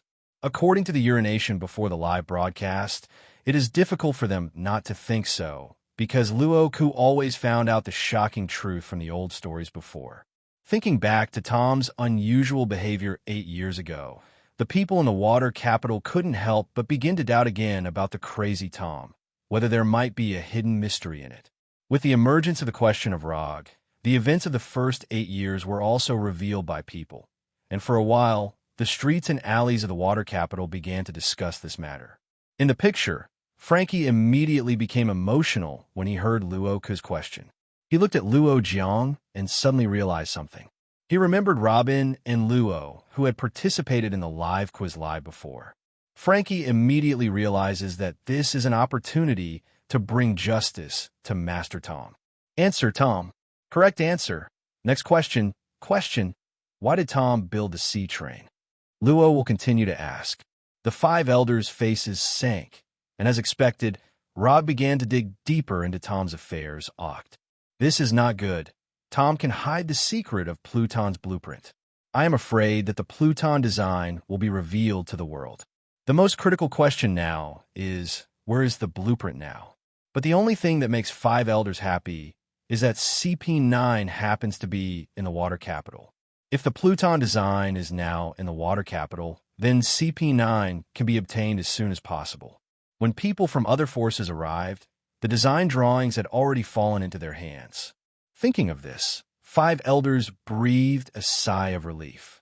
Suddenly, they realized that this was also an opportunity for them. They had been looking for the Pluton design for many years. If they could take this opportunity to get the design, it would also end a goal of their many years. Unexpectedly, Luo Ke's answering live broadcast could be used by them one day, and the 5 elders suddenly felt a light-hearted feeling in their hearts, as if they could finally take advantage of Luo Ke's here. Frankie didn't hesitate, and quickly said what he knew. Mr. Tom was also wanted after Roger was publicly executed for building a pirate ship for One Piece Roger, and was arrested at Eni's lobby for trial. At trial, Mr. Tom proposed that he could build a train that could travel at sea without being affected by tsunamis, storms, and sea kings, linking islands to islands and traveling freely without recording needles. So the judge at Eni's lobby, who had originally sentenced Mr. Tom to death, commuted Mr. Tom's 10-year suspended sentence. Hearing Frankie's description, the people of the Water City couldn't help but nodded, which was basically the same as what they knew. They can also do this question. They can't help but feel a little regret and jealousy. This kind of question can be answered by anyone who picks anyone in the City of Water. Why did they choose Frankie's B ****************? D? Is it bad to choose them? But Frankie had not finished his words. He continued. However, this is not all the truth. In fact, Mr. Tom was designing the sea train before he was wanted. Because the tsunami of the water gods comes once a year in the water capital, it has a very serious impact on the water capital. At this time of the year, people have to run to high places to take refuge. However, this is not the worst. The worst after the gods of water. The water level will increase a lot, and people's living environment will become worse. The water capital is also more dependent on wood, food, and other materials from other places, but the wind, waves, and pirates at sea make maritime trade very dangerous and difficult. The lack of work also caused the shipyards on the island to fight each other. People gradually shrouded in the shadow of death, and the city gradually became a dead city waiting to be submerged. So Mr. Tom started designing sea trains a long time ago in order to save the city. He believes that as long as there are sea trains connecting the islands and the trade becomes unimpeded, the predicament of the water capital can be solved. It must be resurrected. So Mr. Tom began to design the sea train to save the city, until he was wanted when the idea finally began to take shape. At that time, Mr. Tom had a chance to escape when he was wanted. He was a fish man. If he wanted to escape, who could catch him? But in order to save the city he loved, he chose to stay. This is the truth of Mr. Tom's construction of the sea train, because he loves the city from the bottom of his heart and wants to save it even if he dies. Frankie's words seemed to pierce things that people had never thought of or hadn't thought about it. That's Tom, but a Murloc. Do Murlocs really need to be afraid of being wanted for a reward? Even if it was Fisher, the Murloc who burned Mariejois on fire back then, this fellow Marine couldn't help him. If this guy hadn't taken the initiative to send it to the door, the village was caught in the trap, and he was in the sea, what would Marine take to catch him? On land, humans may be able to hang and beat Murlocs, but the sea is the world of Murlocs. Not to mention defeating the human strong, but when it comes to escape, as long as you want to escape, no one can really catch them. Is Tom really afraid of being wanted for a reward? It's impossible to be afraid. If he's offered a reward, he will have a big deal back to life in the Fishmen Island. Even if Marine is strong, he can't care about the Fishmen Island. But Tom just waited to be caught, and then was taken to Eni's lobby for trial, just because he wanted to save the city. This truth has made many people who thought that Tom was just a sea train built to survive, and those who enjoyed the convenience and prosperity of the Water City with peace of mind felt a little ashamed. Because Tom is a criminal, they have taken Tom's construction of the sea train as a matter of course. And because of the first 8 things, they have no respect or gratitude for Tom.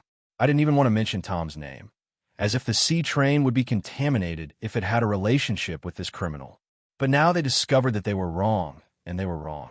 If Tom doesn't want to build a sea train, he doesn't need to build it at all. He doesn't have to care about the life and death of the human beings living in the water capital. Anyway, he is a Murloc, and he can survive on land or in the sea. Only humans have to live on land, and he built sea trains entirely to save them. For them, Tom was willing to go to Eni's lobby for trial and spent more than 10 years building the sea train. Save the Water City from the deep and hot water, and then have the current prosperity of the Water City. If Tom doesn't do this, I'm afraid the Water City has become a dead city now. This made the people who had just turned up Tom's crazy behavior 8 years ago and sneered at him could not help but feel a little blushing and ashamed. But they're not easy to take back what they said just now and admit their mistakes. So the dead duck said stiffly, regardless of what he thought at the beginning, but his crimes of attacking towns, shelling residents, and Eni's lobby ships later are unforgivable. Although he is good at building sea trains, he cannot ignore these crimes because of this. This kind of remarks echoed many people. Yes, although he saved the Water City, we are very grateful to him, but this cannot be an excuse for him to attack the town in order to save his life. If he could calm down at the time, he might have been pardoned for his crimes. There is no need to resist. Maybe the Murlocs think differently from ours. They don't know much about the rules of the human world. At the beginning, Tom was sentenced to 10 years probation by the law and officials, which was not exempt from the death penalty. So after that incident, someone was wondering whether Tom thought he was worthless after he finished building the sea train. So he was worried that he would be executed after the probation expired. So he attacked the ship of Eni's lobby.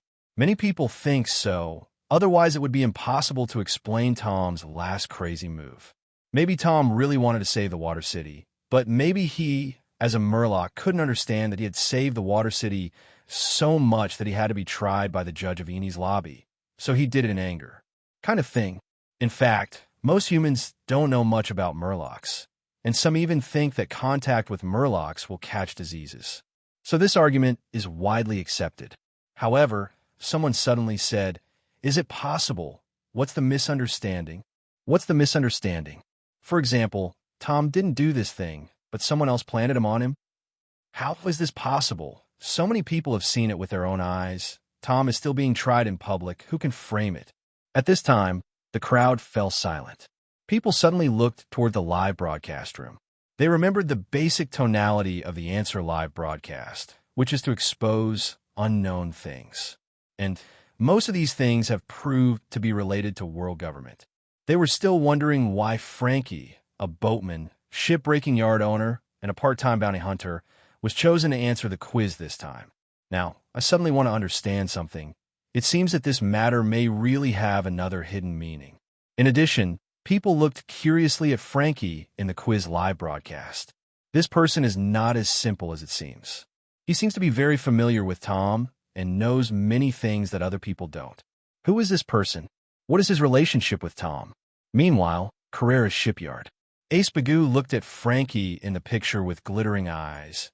Even though he suppressed his inner excitement at the moment, the slight tremor on his body also showed his emotions at the moment. 8 years ago, Mr. Tom was convicted and conspired to carry the crime. All his previous efforts were ignored, and only a piece of infamy remained. Oh, look for flowers. However, both he and Frankie knew it wasn't true. They were being calculated. Frankie, this is your chance to redress Mr. Tom's injustice, and it is also your chance to atone for your sins. Be sure to tell the truth about the first 8 years. Ace-Bagoo is staring at Frankie, and Luo Ke, who also know the truth, are not only watching the live broadcast, but also watching Ace-Bagoo's reaction. Seeing Ace-Bagoo's mood changes, they could basically conclude that Frankie was the Fram they were looking for. Then it can be concluded that the design drawing of King Wu should be in the hands of the two of them, either in Frankie's hands or in Ace-Bagoo's hands. But in whose hands it is, and where it is now hidden, it is unknown. The most important thing now is to determine where Frankie is, and as long as the two targets are within their grasp, it's only a matter of time before getting the Pluton blueprints. 0. As for how to get it, if they can, they don't want to use the last resort. After all, they have been with each other for so many years, but if they really can't, they can only do it. The task is the first. On the other side, Spandam received a contact from the 5 elders, asking him to take the time to investigate Frankie's movements and make sure to find out where Frankie is before the end of the quiz. This quiz live broadcast is likely to expose the whereabouts of Pluton's design drawings. If Frankie cannot be caught immediately, then countless people will come to snatch it, including the 4 emperors, the Revolutionary Army, and Neo Marine. Under no circumstances should the blueprints fall into their hands. The 5 elders gave Spandam a death order.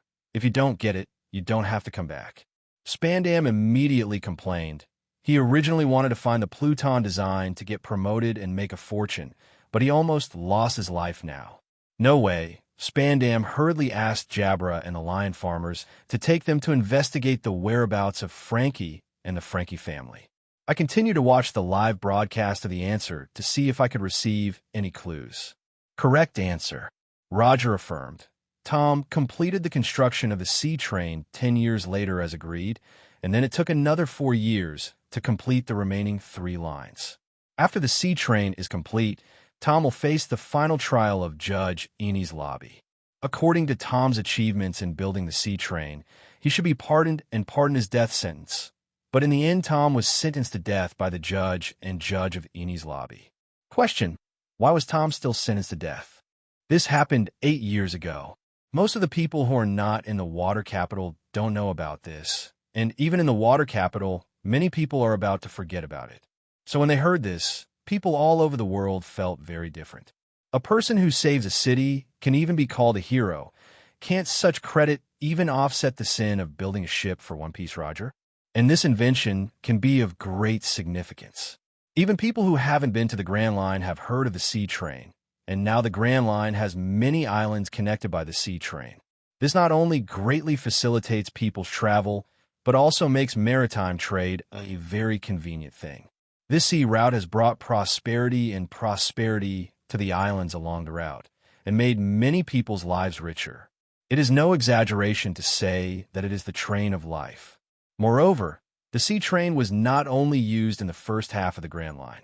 Such technology was developed and proved to be effective after the May 30th, and was soon used in other sea areas. New World also has sea trains. For example, Saiken Island, one of the endpoints, also has sea trains. It can be said that it is an invention that benefits the world, not just saving the city of water. Therefore, when they heard that Tom was still sentenced to death, people were deeply regretful and dissatisfied. Why should such a talented person not be spared his life? Even if this credit cannot offset the sin, it should be enough to be exempted from the death penalty. If he is alive, maybe he could develop more works that are meaningful to mankind. Why'd he have to die? People can't help but be a little angry.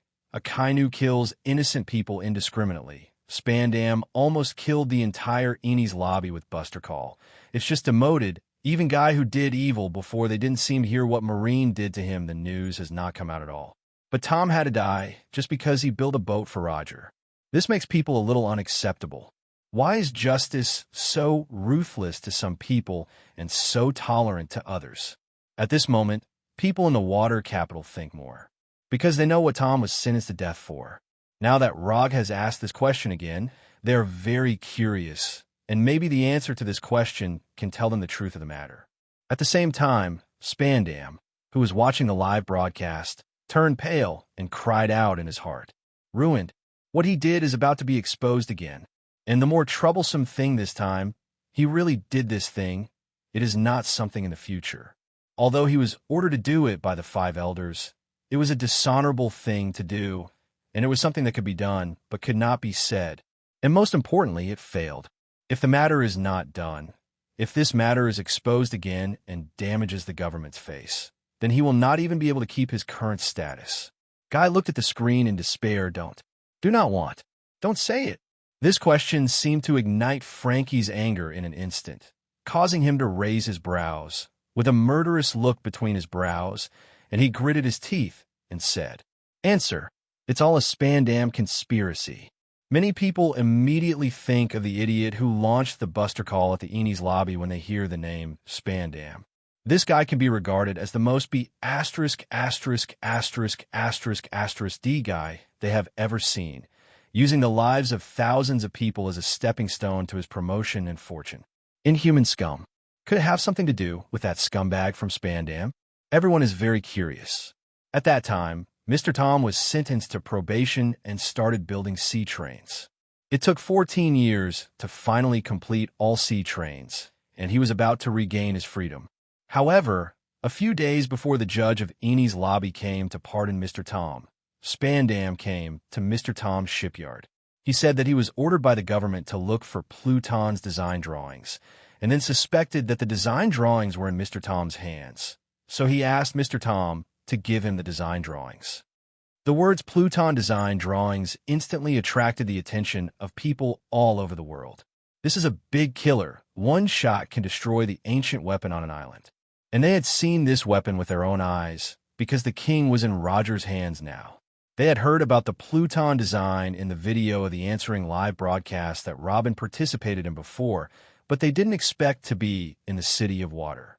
After that live broadcast, many people with ambitions for Pluton were also looking for this design drawing, and many of them were under the 4 emperors. But they have no clues, and only people from the government know their whereabouts, which makes them unable to start. Now that I learned that the design drawings are in the Water City, many people suddenly became active in their hearts. Big Mom, Kaido, Doflamingo, they immediately arranged for their staff to go to the Water City, and if possible, they must get the Pluton design drawings. As long as they get Pluton's design drawings, it will be possible for them to do business with the world government in the future. The Revolutionary Army and Inyo Marine are naturally indispensable for those who have the same idea. They are now facing the world government. In order to defeat the world government, they need more power. Pluton is one of them, because the world government is likely to hold another ancient weapon Uranus in the hands. If there is no equivalent ancient weapon, it will be difficult for them to fight against the world government, which is already far superior to them. So after learning that the Pluton design is in the Water City, they immediately sent someone there.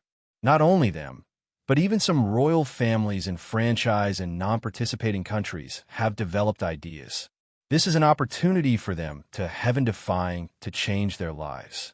Crocodile, who was closed and impelled down, also saw the live broadcast. Hearing the whereabouts of Pluton's design drawings, his eyes were full of desire, but he was quickly replaced by anger. Because he can only stay behind bars, none of this has anything to do with him. If he can get the Pluton design drawings, then his military, affairs, strength, and national plans will definitely be realized, but now he can only sing a song of tears behind bars. People all over the world listened utterly to Frankie's answer. But Mr. Tom directly denied that he had the Pluton design drawings and drove out Spandam. After that, Spandam didn't come back again. Just when we thought this incident was over, we waited until an unexpected thing happened on Judgment Day. The battleship invented by Mr. Tom's apprentice appeared on the scene, bombarding the town and people who came to watch the trial, and also attacked the ship in the Eni's lobby with law and officials. Afterwards, the murderer who manipulated these ships was not caught, but made these ships. Spandam, who had come to see Mr. Tom before this time, suddenly ran out again and took the matter to Mr. Tom. In order to protect Flam, Mr. Tom took the matter down and used the construction of the sea train to offset the crime of these 2.3 attacks. But the previous crime of building a pirate ship for Roger is still there. So Mr. Tom was taken to Eni's lobby and sentenced to death. However, all of this is Spandam's conspiracy. Originally, Spandam planned to use the charge of building a pirate ship for Roger to threaten Mr. Tom to hand over the blueprints. However, Mr. Tom's charges have been basically offset by the sea train, so he was not afraid of Spandam's threat and drove him away. So the grudge Spandam set up this trap. Those who control the battle, the ship attack, the judicial ship, and the crowd are Spandam's own men. They did these things and planted them on Mr. Tom. Mr. Tom is innocent. Frankie shouted at the people in front of the screen. All this seemed to vent the resentment and dissatisfaction he had accumulated in his heart for several years. It reaches the ears of everyone who is watching the live broadcast all over the world. Another scandal committed by the world government. Another person who was killed by the world government. When people heard that Tom was framed by Spandam and finally died in vain, they were surprisingly calm, and there was no more anger than when they heard the tragedies of O'Hara and Flevance. Because at this time, they suddenly discovered that no matter what bad things the world government did, they would not be surprised. Because the true face of world government is like this, they have nothing to expect from world government. It is better to expect the pirates to be good people than to expect them to do good deeds. These are all nonsensical things. After hearing that someone like Tom, who can be called a hero for the benefit of mankind, was killed by Spandam because of his mission, people's hearts were dissatisfied with disgust, but anger came to their hearts without venting. Because they know that it is useless to send them out, and there will be no change in the slightest. This incident is only one of the many evils committed by the world government, and it is not the last. And compared to Tom being planted and framed by Spandam and died, the operation of this incident made them even more frightened. Because an innocent person was accused of this, and he will become a sinner from now on. This is different from Robin's son of the devil, because Robin himself is a historian who violated the rules of the world government. And what Tom did wrong, he has been cleared of his crime. He is just an ordinary boatman. The 2007 government suspected that he had a Pluton design in his hand. He didn't give it, so the design framed him. Such operations are daunting to countless people, because the officials of the world government are so unscrupulous. It may be him who will be accused of such a crime in the future. He lives him. Each of them is possible, not because you are guilty, so you are arrested, but because they want you to be guilty, they can make you guilty. You can't argue with 100 words. If the Flevance incident has made people see that the world government has no bottom line for money, then in Tom's case, people realize that the world government is unscrupulous in order to achieve the goal without any rules, morals, laws, or laws at all. The laws and regulations established by the world government are only used to deal with ordinary people like them, and the officials of the world government and celestial dragons can trample on them wantonly. This makes people angry and ridiculous. It is better to destroy such a world government as soon as possible. People all over the world are beginning to rejoice. They now have new hope. Neo Marine is beginning to rise. If he can replace the Marine under government control, they will no longer be threatened by the world government and celestial dragons in the future. Sooner or later, they can say no to such a world government. More and more people are beginning to look forward to that day. And more people are starting to join the ranks personally, giving their own strength to destroy the world government. After the incident was exposed, the people of Water City were all stunned. The faces of the people who had died before became flushed, not angry, but ashamed. The people in the Water City never thought that the government would have such no bottom line and would do such a thing to frame Tom.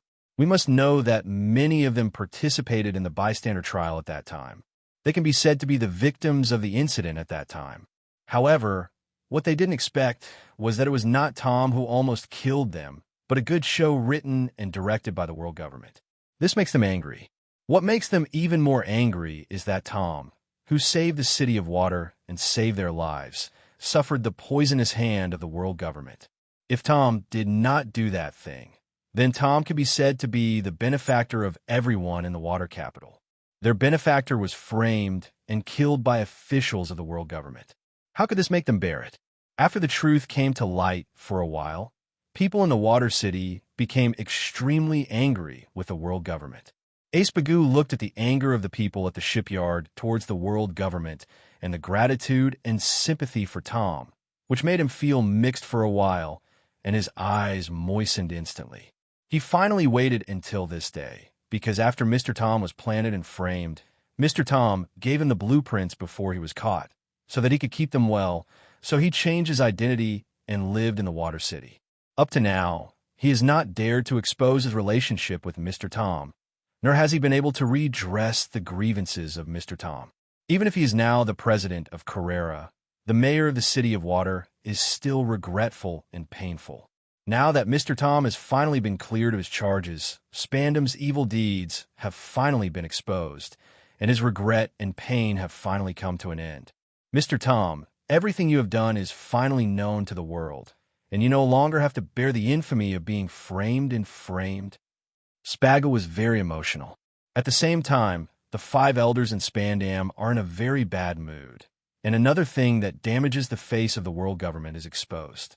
The world government has lost some face, and it has been lost again. The 5 elders suspect that the world government has now become an existence that everyone is shouting at. If it weren't for the power of the world government, they would have no doubt that someone would directly launch a crusade against the world government. Fortunately, the world government still has enough power, and neither the Revolutionary Army nor the Inyo Marine can shake the status of the world government for a while. However, this is only temporary.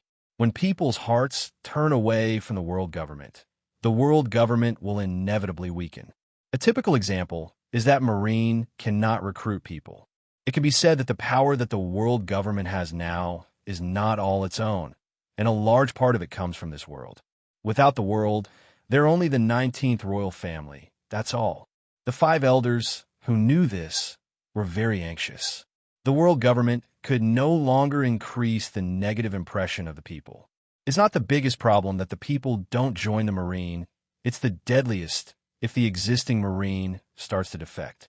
They were manipulated by the government with justice and attracted by justice. Once they completely lose confidence in the justice of the government, the world government will collapse itself, which is the most terrifying result. And without Marine, what would the world government use to control the world? With CP, it's impossible. People like CP can't handle such a big gap. And without Marine, it means that the allied countries do not need to stay in the world government, and then the world government will be reverted to its original form. When this is over, hand over Spandam. That's the only way. This is what he caused. In any case, the world government's face cannot be destroyed because of him. Agree. Spandam didn't know at the moment that his fate had been decided in a few words by the 5 elders. At this moment, he was very anxious and wanted to find a chance to make up for this mistake. The only thing he could do to save him was to find the Pluton blueprint. I believe that if he can make this credit, the 5 elders will forgive him for the sake of Pluton's design, and maybe let him sit back in the position of the CP9 commander. Thinking of this, Spandam turned his attention to Frankie in the live broadcast. Where the hell is the Pluton blueprint? 530.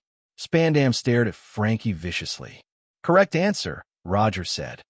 As Frankie said, Tom was framed and executed by Spandam. However, it should be added that Tom was not executed, but was taken away in the name of being executed by Eni's lobby, and was finally tortured by Spandam to ask the whereabouts of Pluton's blueprint and died. Until his death, Tom did not explain the whereabouts of the blueprints. So Spandam's operation this time was actually a failure. Rog's words made Frankie's face turn blue instantly, and Ace Bergu also burned with anger in his eyes. Mr. Tom suffered such torture before his death, which made Frankie and Ace Bagoo's anger explode like a bomb. Spandam, this be asterisk, asterisk, asterisk, asterisk, asterisk D. I'm going to kill him. And the people who heard Luo Ke's words also suddenly looked very ugly. It was despicable enough to frame Tom, and they even tortured him. This kind of dehumanizing thing is simply outrageous. How can this scum, Spandam, treat a hero who has contributed to all mankind like this, just because he's an official of the world government and holds power and power? People are furious. This damn world government. They've had enough. People around the world are outraged by Tom's death, while others are wondering about another thing.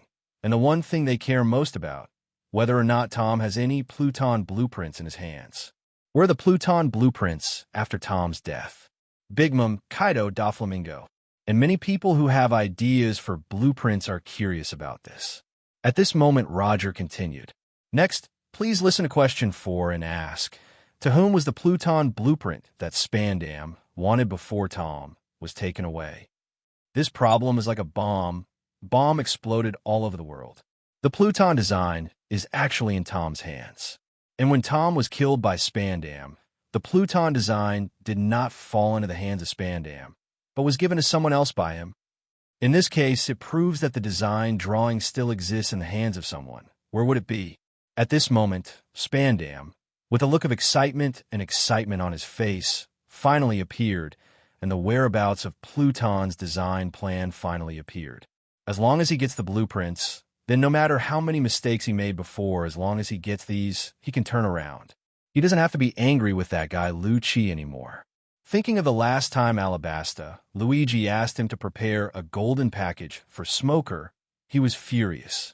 This guy, if he was still the chief of CP9, Luo Ke dared to do this to him. He would have to avenge this revenge. But before that, he had to take back the position of the CP9 chief. Where the hell is it? Hurry up. Spandam watched the live stream excitedly with his fist clenched. At the same time, the complexion of Ace Bagoo, the shipyard of the Carrera Company, suddenly changed. Something went wrong. I didn't expect this to be the problem.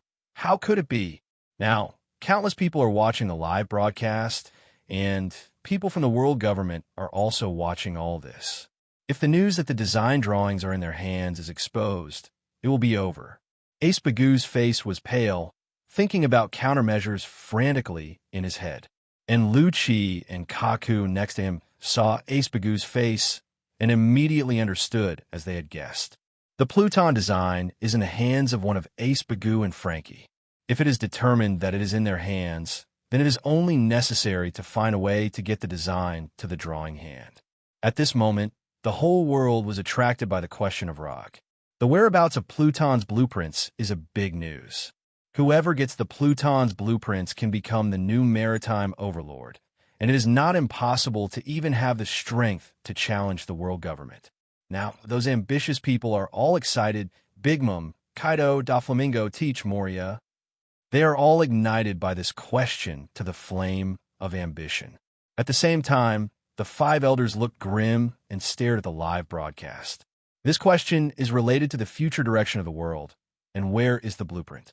In another place, Dorag of the Revolutionary Army and Inyo Marine's translation and others also paid close attention to this answer. Frankie, who was being watched by hundreds of millions of people, was stunned for a moment after hearing this question, and then looked up at Rog as if he had made a decision. Answer. Mr. Tom handed over the Pluton blueprints to Ace Bagoo Chi. Ace Bagoo, everyone is a little puzzled. The name does not seem to be so familiar. However, the people of the water capital suddenly changed their expressions after hearing the name. This Ace Bagoo is none other than the mayor of their water capital. Because of Ace Bagoo's outstanding talent, he merged 7 companies in the water capital and cooperated with the world government. So that Carrera Company took over a large number of shipbuilding business from the world government, bringing a lot of money to the water capital, employment and wealth. Therefore, Ace Bagoo is widely admired and worshipped by the people of the water capital. Hearing that Ace Bagoo had Pluton in his hands, the people in the water capital were shocked for the first time, followed by worry and fear. Because the last Tom who held the blueprint has been killed by the world government, and now the blueprint is in the hands of Ace Bagoo, the world government will never just look at it like that. What if the city and chief of Ace-Bagu were murdered by the world government? Because of this, the people in the water capital have begun to panic a little. Now the water capital can have the prosperity it is today thanks to the trade convenience brought by the sea train on the one hand and the ability and means of Ace-Bagu on the other hand. They don't want anything to happen to this capable mayor. At this moment, Spandam's face instantly became excited, and he found it, and found the whereabouts of the blueprint. Spandam eagerly intends to run towards Carrera. It must be fast, otherwise Luo Ke is undercover in Carrera. If Luo Ke takes the credit away, then he can only continue to be Luo Ke. Matsai under his hand. 5 elders also immediately asked their subordinates to contact CP9 so that they could prepare for Asiba to take a shot against Gu and immediately get the Pluton design. At the same time, careerists from all over the world have set their sights on Ace-Bagu. However, before they could act, Roger spoke in a live broadcast. The answer is correct. Tom realized after meeting Spandam that the world government had been eyeing him. In order to prevent him from encountering accidents, the Pluton design was in the hands of the world government. 3 days before the Judgment Day, Tom gave the design drawings to his apprentice Ace-Bagu, who is now the president of Carrera, the Water City, and the mayor of the Water City. After getting the exact information, in an instant, the entire sea was strong and moved, and the world focused on the capital of water. If nothing else, the city of water will welcome the arrival of countless careerists. The people in the Water City also began to panic. They were only relieved from the worries of Buster Call. Now it is this again. Why is the Water City so many disasters? In Carrera's shipyard, everyone present focused on their boss, Ace-Bagu, with shocked and worried expressions one after another. At this time, Ace-Bagu also realized the impact of this news on the City of Water, but at this time he did not know what to do. Luo Ke and Kaku stared at Ace-Bagu silently, but they had no plans to start. Tom's example is just above. If Ace-Bagu died and refused to speak, it would be troublesome. How to get the design drawing from Ace-Bagu? This still needs to be redesigned. But now that it is confirmed that the design drawing is in Ace-Bagu's hands, then only need to keep an eye on him. Maybe Ace-Bagu will feel like his master Tom in the next time when he feels that he is in danger and give the design to others for safekeeping. If this is the case, then they only need to stare at Ace-Bagu and then cut the design drawing at the critical moment. At this moment, Luo Ke in the live broadcast continued. Then now come to the next question to ask. It was 8 years ago that Tom gave the design drawings to Ace-Bagu, so who owns the Pluton design drawings now? Time limit of 1 minute. Start timing. Who is in hands now? Is the underlying meaning of this sentence not that the design is no longer in the hands of Ace-Bagu? Where's the design drawing now? Now the guys who were planning to go to the Water City to find Ace-Bagu suddenly stopped, waiting for the latest answer. Before Spandam had time to rush out, he was taken aback by the question and stopped immediately. If the design drawing is not in Ace-Bagu's hands, is it in his hands? Spanda, Lees, M looks at Frankie in the live broadcast. If this is the case, it will be troublesome. They don't know where Frankie is now and how to grab the design map from him. At this moment, Luo Ke, who had been staring at Ace-Bagu, frowned, and they were not in Ace-Bagu's hands. This disappointed them, but they were relieved. Then it will only be in the hands of the man in the live broadcast. I hope he didn't get rid of the design. Ace-Bagu didn't notice the change in Luo Ke and their expressions. He looked at Frankie with some worry. If this matter was exposed, Frankie would be in danger. He now doubts whether handing over the design to Frankie was the right choice. Frankie didn't hesitate to hear this question. He said decisively, "Answer, the blueprint is now in my hands." As he said, Frankie suddenly opened a small mouth like a robot. He took out a stack of paper from inside. This is the design of Pluton. What the world government has always wanted has always been on me. The appearance of the design drawing caused people to exclaim. I didn't expect such an important thing to be on Frankie, so that no one cared about Frankie's inhuman situation just now. On the contrary, the eyes were all taken away by Pluton's design drawings. Through the live broadcast, people can see that the cover of the top sheet of the stack of paper that Frankie took out says Pluton, which is Pluton. Upon seeing this, 5 elders straightened up and stared at the live broadcast. This is what they want, Pluton's design drawing. With it, the world government can produce ancient weapon like Pluton, as long as they have absolute power in their hands. Even if the Revolutionary Army, Neo Marine, and even the whole world turn away from them, they will not be afraid. If the soft one doesn't work, then the hard one.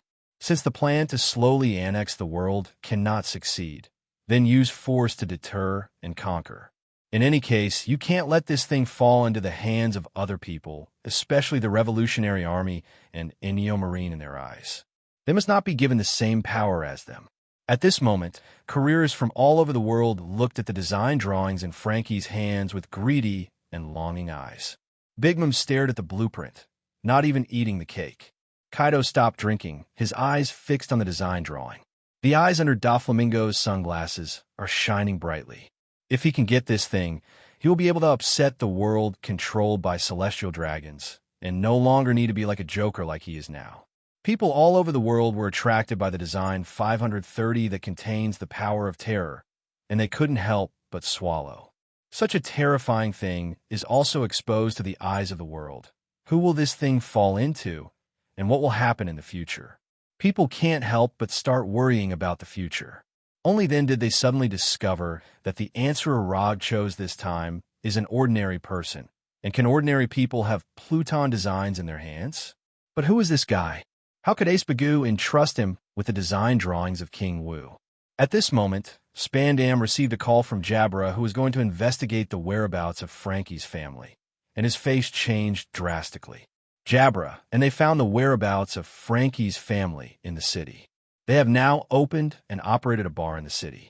They learned Frankie's current whereabouts from them with some means. It is said that Frankie left Water Capital a long time ago, and they asked to go to the city to start business. They have not seen him since that day. I heard that Frankie left to see the shipbuilding materials. They confirmed this information after verification. Frankie never showed up, and the shipbreaking yard has not been in business since then. And there's a more worrying situation, is that Frankie disappeared just after the image of the last Buster call. They suspected that Frankie became vigilant after seeing the design drawing mentioned in the video burned down and then fled the Water City. People have already run away. Are they still looking for a hammer here? This information shocked Spandam. It's over. Everything is over now. Oct, if Frankie is not in the Water Capital, where's he going to find Frankie again? And if the Revolutionary Army and Neo Marine find Frankie first and get the Pluton design drawings, then he will be killed by 5 elders. Because Frankie would escape because of the phrase he mentioned in the video, the Pluton design was burned by that fool. If it weren't for this sentence, Frankie would never realize that CP9 was looking for a design drawing and would not run away. Spandam's legs softened and fell to the ground, his face becoming paler. What should he do? Spandam looked up at Frankie in the mid-air live broadcast. The only way now is to know where this guy is now. The answer is correct. Rog said, 8 before Flam thought he killed Master Tom. So when Tom was escorted to Eni's lobby by the C train, Mangan tried to block the C train. However, he was knocked into the air, and his body was also dilapidated. Fortunately, he was still able to move, so he used a machine to replace the broken part of his body, turning himself into a half-robot. After 4 years, he returned to the Water Capital to meet with Ace Bagoo. And as Ace Bagoo's business grew bigger and bigger, he became more and more noticeable. He worried that he could not keep the Pluton design drawing when he caught the attention of the world government. So he handed the design drawing to Fram and asked him to leave with the design drawing. The capital of water. But Fram didn't have the same idea as Ace Bagoo. He stayed in the Water Capital under the pseudonym Frankie and opened a shipbreaking plant. Luo Ke's words made Spandam regret a lot. It turned out that Ace Bagoo handed over the design to Frankie 4 years ago. And he knew the news at the time, when Khalifa reported that a strange guy had come to meet Ace Bagoo, and their relationship was extraordinary. However, out of prudence and the idea of taking a bite to gain wisdom, he did not act rashly, knowing that he should have taken Frankie down in the first place. Now Frankie is nowhere to be found.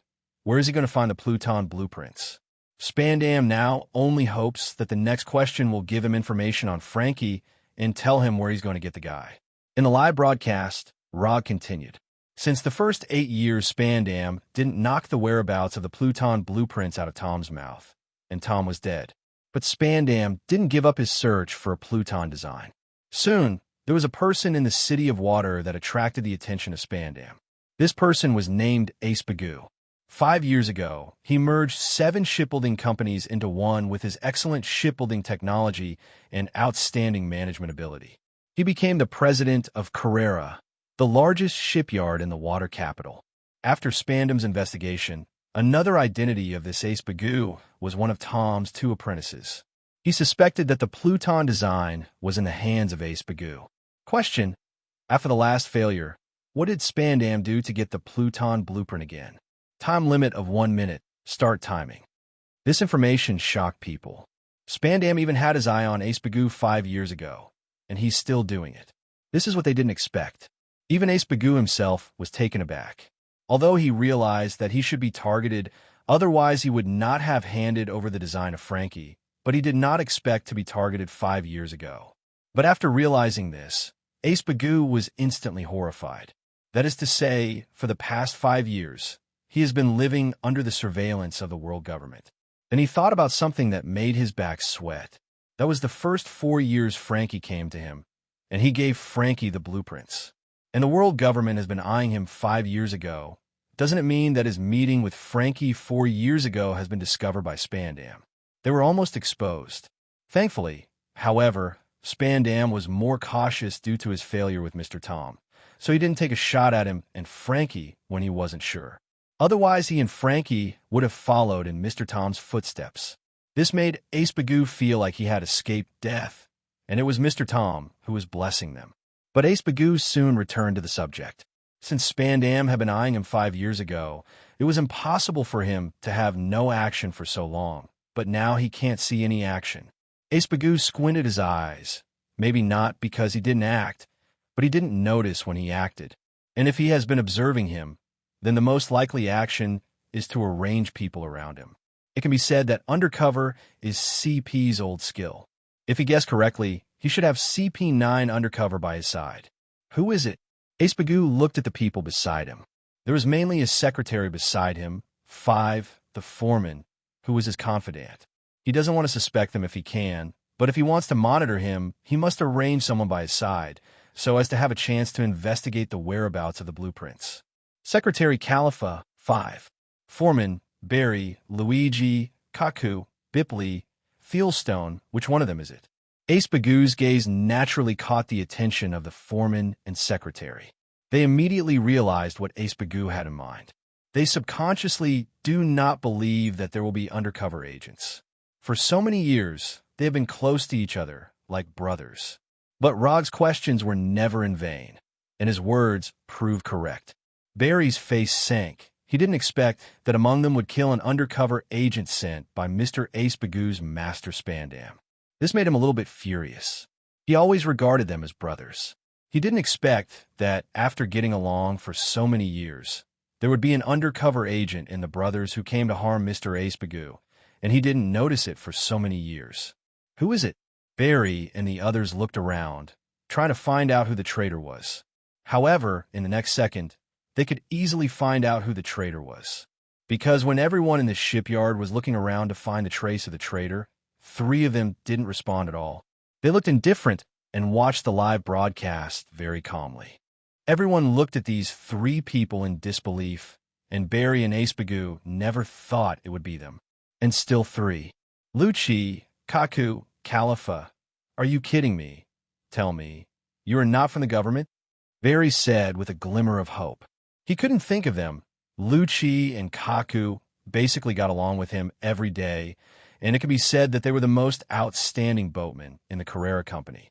He couldn't imagine that the person he worked with, played with, and had a drink with after work every day turned out to be an undercover government agent. And Khalifa, she is Mr. Ace Bagoo's secretary, Mr. Ace Bagoo's itinerary and related affairs are all arranged by Khalifa. It can be said that Ace Bagoo has almost no secrets in front of Khalifa.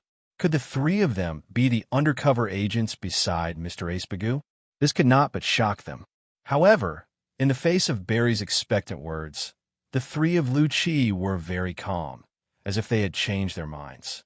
They were once approachable and very friendly, and they were instantly covered with a cold and isolated temperament.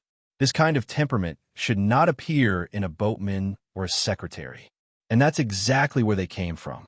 They were the undercover agents of CP9 sent by Spandam. Barry angrily rushed to Luo Ke to grab his collar and question him. However, before he could touch Luo Ke, his hand was grabbed by Luo Ke, who looked at him with strange and cold eyes. "Why?" Barry asked. "There's no reason. I'm on a mission, that's all," Luo Ke said. Luo Ke's voice made the people present in disbelief, because Luo Ke basically didn't speak before, and they even suspected that Luo Ke was dumb for a time. Luo Ke can speak, which means that Luo Ke is pretending not to be able to speak. Everything they showed at Carrera was a disguise, a mask. An angry Barry hit Luo Ke with the other hand, but Luo Ke first punched him in the stomach, and Barry fell to the ground with his stomach hanging. Bipley, Thielstone, and the others wanted to come and help, but were stopped by Ace Bagoo's scream, and they could only help Barry to stand aside. "I have no intention to be enemies with you, and you're not my mission target. I don't want to hurt you, but if you want to hinder my work, then I will not show mercy." Luo Ke looked at Ace Bagoo. "Mr. Ace Bagoo, we want to have a good chat with you later, but before that, let's watch the live broadcast of the answer. We also have a lot to know." Ace Bagoo looked at the strange Luo Ke, Kaku, and Khalifa, and nodded slowly. Frankie was lost in thought. The first 5 questions were basically what he knew, and he just had to answer according to what he knew. But the difficulty of the 6th question increases suddenly. If Spandam discovered Ace Bagoo 5 years ago and acted, then if Ace Bagoo is fine now, it means that the other party did not act above board, but secretly. In this case, the most likely thing to do is to go undercover. The word undercover is no stranger to Frankie. The last time he answered the question live, the mutual undercover between Marine and Doflamingo shocked the world's attention, and he saw it too. When he thought that Ace Bagoo had been arranged undercover, and he had met Ace Bagoo carelessly before, Frankie was afraid for a while. He was so reckless and almost killed Ace Bagoo. Fortunately, nothing happened. Frankie finally understands why CP's people suddenly came to his house. They had been eyeing him for a long time, and now they are finally going to do something to him. Frankie looked at Luo Ke and said, "Answer. Spandam arranged an undercover beside Ace Bagoo to monitor him." "Correct answer." Rog nodded, and since learning from the previous experience, Spandam began to lay out around Ace Bagoo. 5 years ago, Spandam arranged for 4 CP9s to travel to the water capital, 3 of whom went to Carrera. Khalifa became Ace Bagoo's secretary. Rob, Luo Ke, and Kaku became Carrera's foreman. They were always monitoring Ace Bagoo's every move. Another person, Blueno, opened a bar near the Carrera company and was in charge of liaison. This undercover operation lasted for 5 years, and it is still going on, but I am afraid it will not work now. A 5-year undercover operation, and Ace Bagoo's secretary and his foreman are all government personnel, which is creepy to think about. The secretary, in particular, is in charge of Ace Bagoo's daily schedule and arrangements. Such a role is actually a government person. Doesn't that mean that Ace Bagoo is under the government's nose all the time? Thinking of this, people can't help but sigh for Ace Bagoo's luck. He is really lucky, and he hasn't been found out for 5 years. Otherwise, he will be in trouble. But what is even more worrying, especially for the kings of the allied countries, is that the world government arranges the CP to monitor their every move, which makes their scalps tingle. How can this not make their scalp tingle? Think about it. Ace Bagoo's most trusted person is actually a government person, and his every move is under the government's nose. And what about them? Are there such people around them?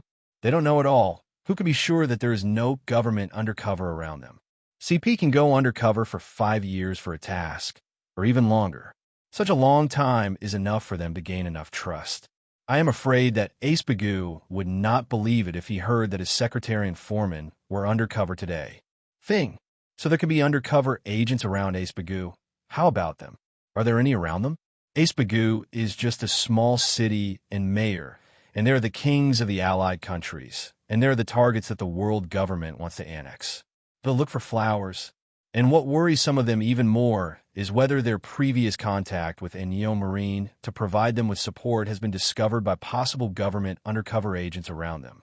If the government knew they had a relationship with Ennio Marine, would they be in trouble for it? For a time, the kings of the joined countries were all in danger and began to investigate the people around them. Not only the kings of the alliance countries, but also the big pirates like Big Mom and Kaido frowned upon hearing this. They didn't care about Doflamingo being undercover by Marine before, but now they feel that they can't help it if there are people like CP9 who have been undercover by their side for a long time.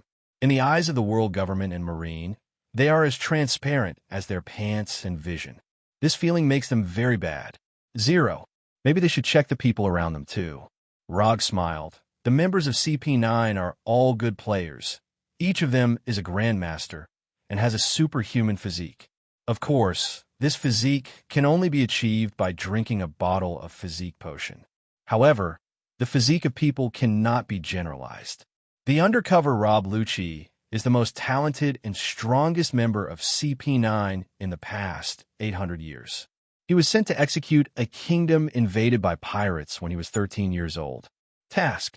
At that time, the pirates captured 500 soldiers and used it to blackmail the king. After Lucci was sent, he first sneaked into the warehouse where the pirates held the soldiers, then killed all 500 hostages, and then eliminated the pirates. This is 13-year-old Lucci. Now he is 28 years old. If nothing else, this undercover operation will continue, but an accident occurred. Nico Robin appeared in the public eye. Admiral Akiji told Spandam of Nico Robin's whereabouts and gave the authority of Buster Call to Spandam. Because of the existence of Nico Robin, Spandam has two options. He can get the only Pluton in the world through Nico Robin, and he can also find the Pluton design through Ace Bagoo. So after contacting Nico Robin, after Nico Robin chose to trade himself for his partner's freedom, his actions no longer need to be as timid as before. So question, what did Spandam make CP9 do after getting Nico Robin? This is a multiple choice question. There are 4 options here. A. Give up the Pluton design. First get the Pluton from Nico Robin. LB. Forcing. Asking about the whereabouts of Ace Bagoo's blueprint. C. Capture Frankie and try to get blueprints from him. ID. Killed Ace Bagoo and blamed the Straw Hat Pirates to cover up the truth. Time limit of 1 minute. Start timing. Hearing Lucci's experience, people around the world couldn't help being a little shocked. He was sent on a mission at the age of 13, which is enough to show his genius. However, what shocked them was not his age, but his behavior. To destroy the pirates is not to destroy the pirates first, but to kill the hostages first. This operation reminds people of Akainu. Akainu killed all the people on the evacuation boat in order not to let a fish slip through the net. To be honest, this is barely a reason. But Lucci's operation is a bit confusing. Since Lucci has the strength to destroy the pirates, why not destroy the pirates first? So that even if these pirates take the hostages to help him, he will not care about the life and death of the hostages. 500 people. It will take time to kill these pirates, and it is more than enough to eliminate the pirates with Lucci's strength during this period of time. Not all 500 hostages died. However, Lucci didn't care to kill the hostages first and then kill the pirates. Even the pirates are hard to understand. People can only come to a conclusion after thinking for a long time. Maybe this guy just wants to kill. The conclusion sent chills on the soles of people's feet, and the sheer justice of Akainu on Marine's side was scary enough. Now this approach of Lucci on CP's side is even more terrifying, and people don't know whether this is Lucci's personal behavior or CP's inherent style. But this further deepened people's fear and disgust towards the world government, the two hands of the world government, Marine and CP. Marine was already a little ugly, but I didn't expect CP to be even more extreme. Luo Ke style, now exposed, or spasm cerebral palsy did not make a good impression on people, but added a lot of negative impressions. If the CPs under the government are like this, and Marine is like that, then this world government is really terrible. After hearing Luo Ke's words, the boatman of the Carrera Company looked in horror at Luo Ke, who was covered with an icy aura. Only then did they realize that the real face of the man who had been with them for 5 years was such a murderous existence. This made their backs shiver, and they remembered the past when they called him brothers and shrugged shoulders before, and a sense of joy of escaping from the dead came spontaneously. If it wasn't for Ting Luo to reveal Luo Ke's true nature, they would never have imagined that the gentle Luo Ke was such a person. But when they heard Rod's questions and options, they were all angry. Luo Ke and the others even wanted to kill Mr. Ace Bagoo to the Straw Hat Pirates, and they could even do such a thing. Not only them, but all the people in the water capital were angry. CP9 dared to kill Mr. Ace Bagoo. They were the first to refuse. They were able to live the way they are now thanks to Mr. Ace Bagoo, and after he became mayor and mayor, the whole water capital was thriving. It can be said that Mr. Ace Bagoo is the object of admiration and respect of all the people in the water capital. However, CP9 dared to murder him, which made them angry. They don't care what Pluton blueprints are. They only know that Mr. Ace Bagoo leads them to the prosperity of the water and is an indispensable person for their water capital. How could someone be killed for such a thing? Mr. Ace Bagoo did not use this thing to harm anyone, and he did not commit a crime. And apparently they've got the blueprints from Mr. Goo and Frankie's thing. So why kill when they've got the thread? This is simply killing innocent people. If CP was ordered by the world government to perform tasks, he could kill at will, and even the mayor and mayor of a water capital like Ace Bagoo could be killed at will, not to mention ordinary people like them. This makes many people shudder, especially the kings of the allied countries. They are more afraid. Ace Bagoo's status is actually similar to them. They are all high-ranking people. However, Ace Bagoo was easily killed by CP, and it was also framed on the pirates. This makes them feel like their lips are dead and teeth are cold. If their contact with Ennio Marine is discovered by CP, will the same situation occur? They were also accidentally killed by pirates. In short, this has made many kings of the franchise regret. They should not rely too much on Marine's power and neglect their own power. As a result, they are now completely suppressed by the world government unilaterally, and now they cannot even guarantee their own lives. If they have enough strong men in their hands, then there is no need to worry about being assassinated. And what makes them even more angry is that the strongest players in the world government come from their participating countries. This is tantamount to the world government taking away talents from their country and then threatening them in turn. This can't go on anymore. This will only make Marine stronger and them weaker. If you can't even guarantee your own life, they, the king, will be just a piece of paper, and it will be broken with a slight pull. Realizing this, the kings of the franchise countries began to actively recruit potential talents in the country and offered more generous rewards in Marine to attract them to join the kingdom, the king, and the army, and to provide protection for the king. The world government and Marine had already made it difficult to recruit soldiers because of Ennio Marine, but as the kings of the franchise countries began to recruit troops in the country, the source of troops became more tense. The occurrence of this incident caught 5 elders by surprise. The world government, which had no civilians, had all sources of troops from the franchise countries. Now that the franchise countries start to compete with them, they start to have a headache. Moreover, they can't blame the franchise country in this matter, because this is a national of the franchise country. Should they let the franchise country not conscript? This will make the rebound of the franchise even more serious. Moreover, the impact of this incident is not due to the lack of troops. With so many people all over the world, it is natural not to be afraid of not being able to recruit troops.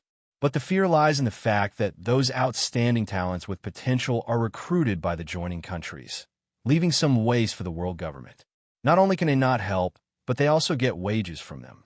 Without the addition of talented fresh blood, Marine's high-end combat power will be faulted, and Marine will only decline day by day.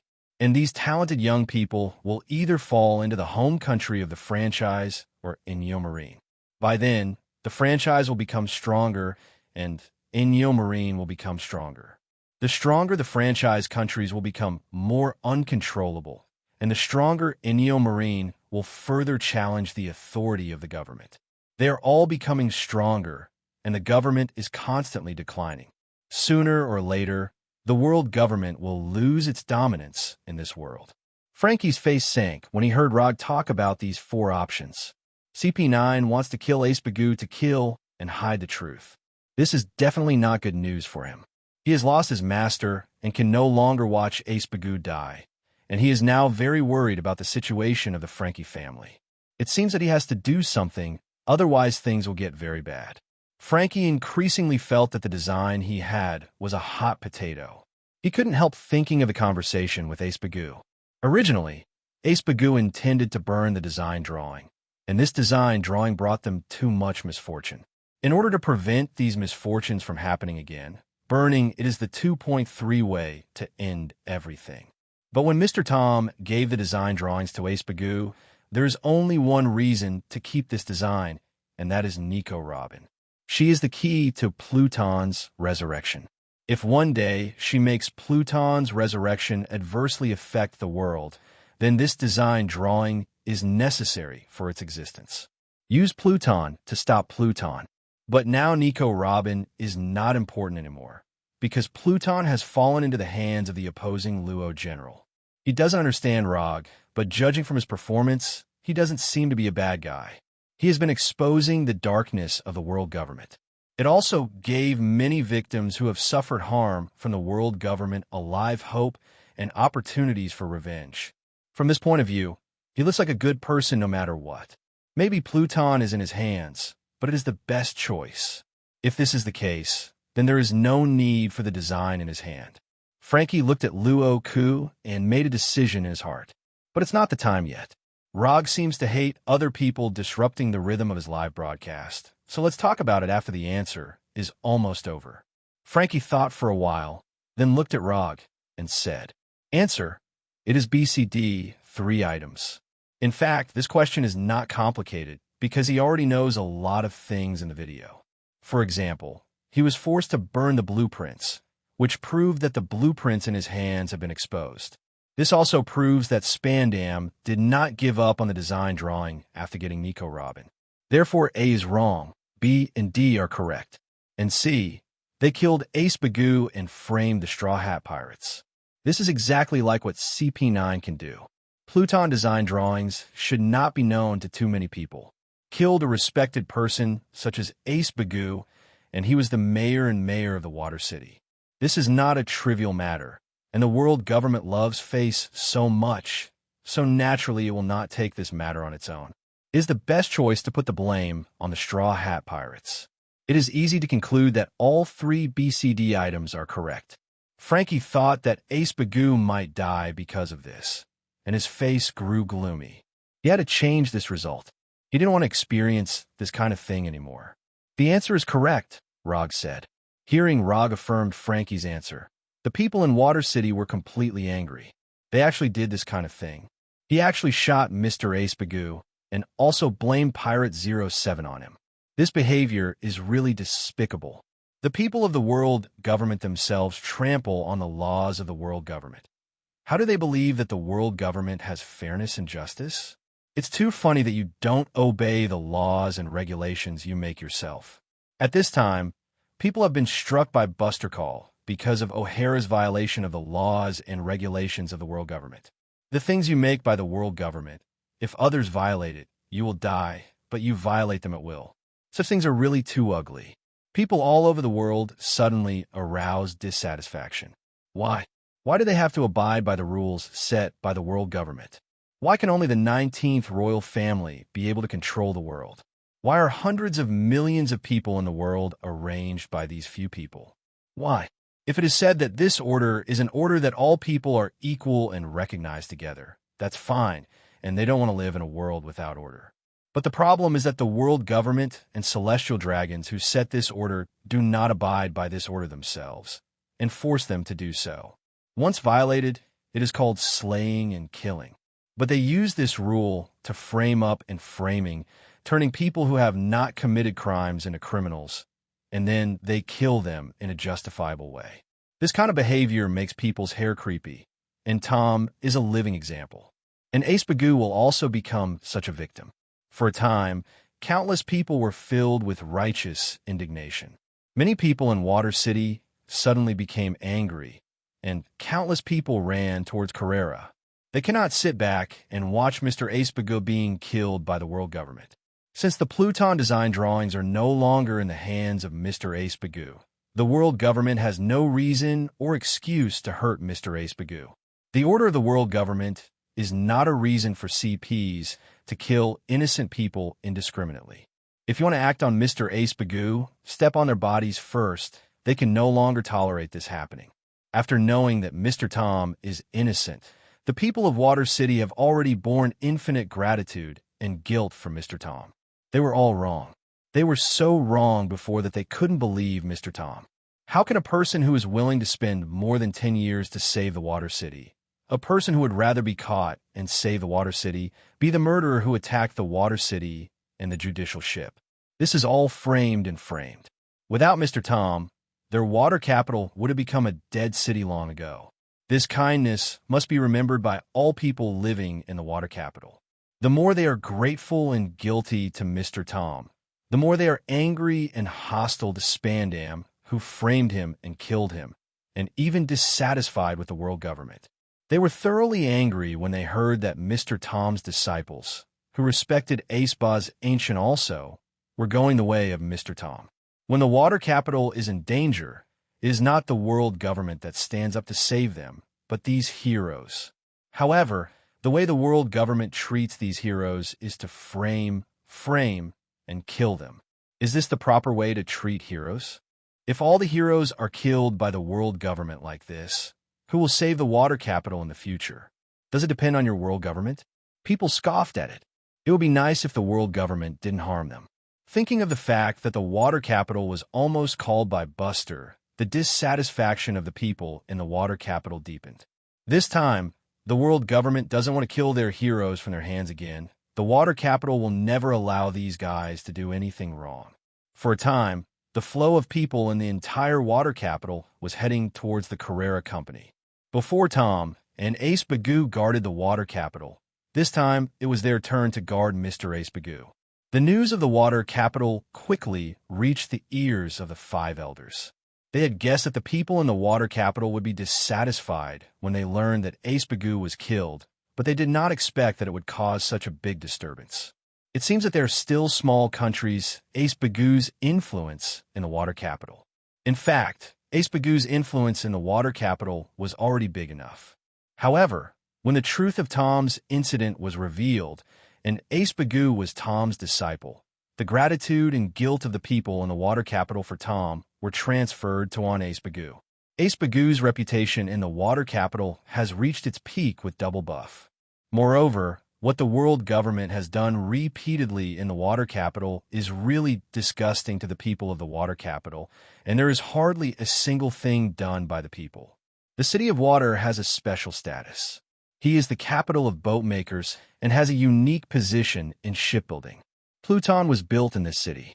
It is conceivable how superb the shipbuilding skills of the water capital are, and there are many excellent boat makers here.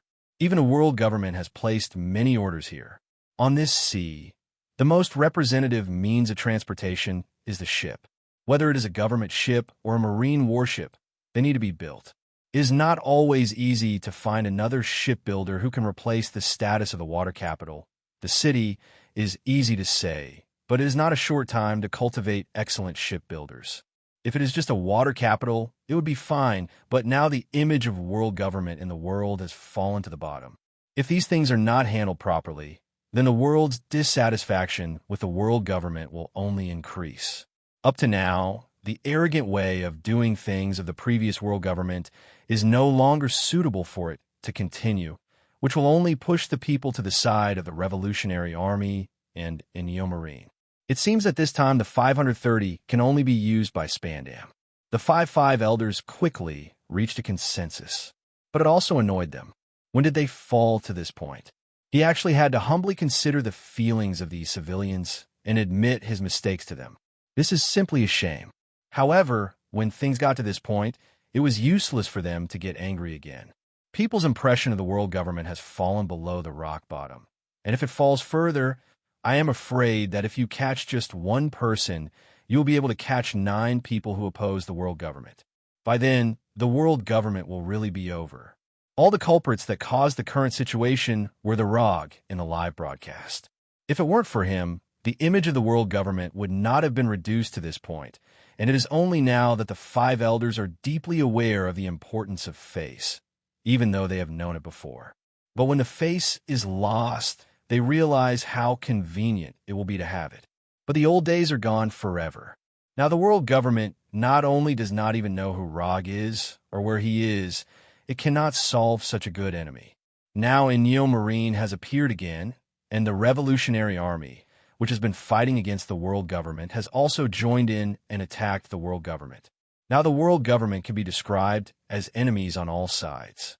I am afraid that if the world government wants to calm everything down, it is not enough to solve the Revolutionary Army and the Neo Marine. It has to solve Luo Jiang, who caused all this. Only by solving him can everything be fine. Rog, who the hell are you? Said the 5 elders, staring at Rog in the picture.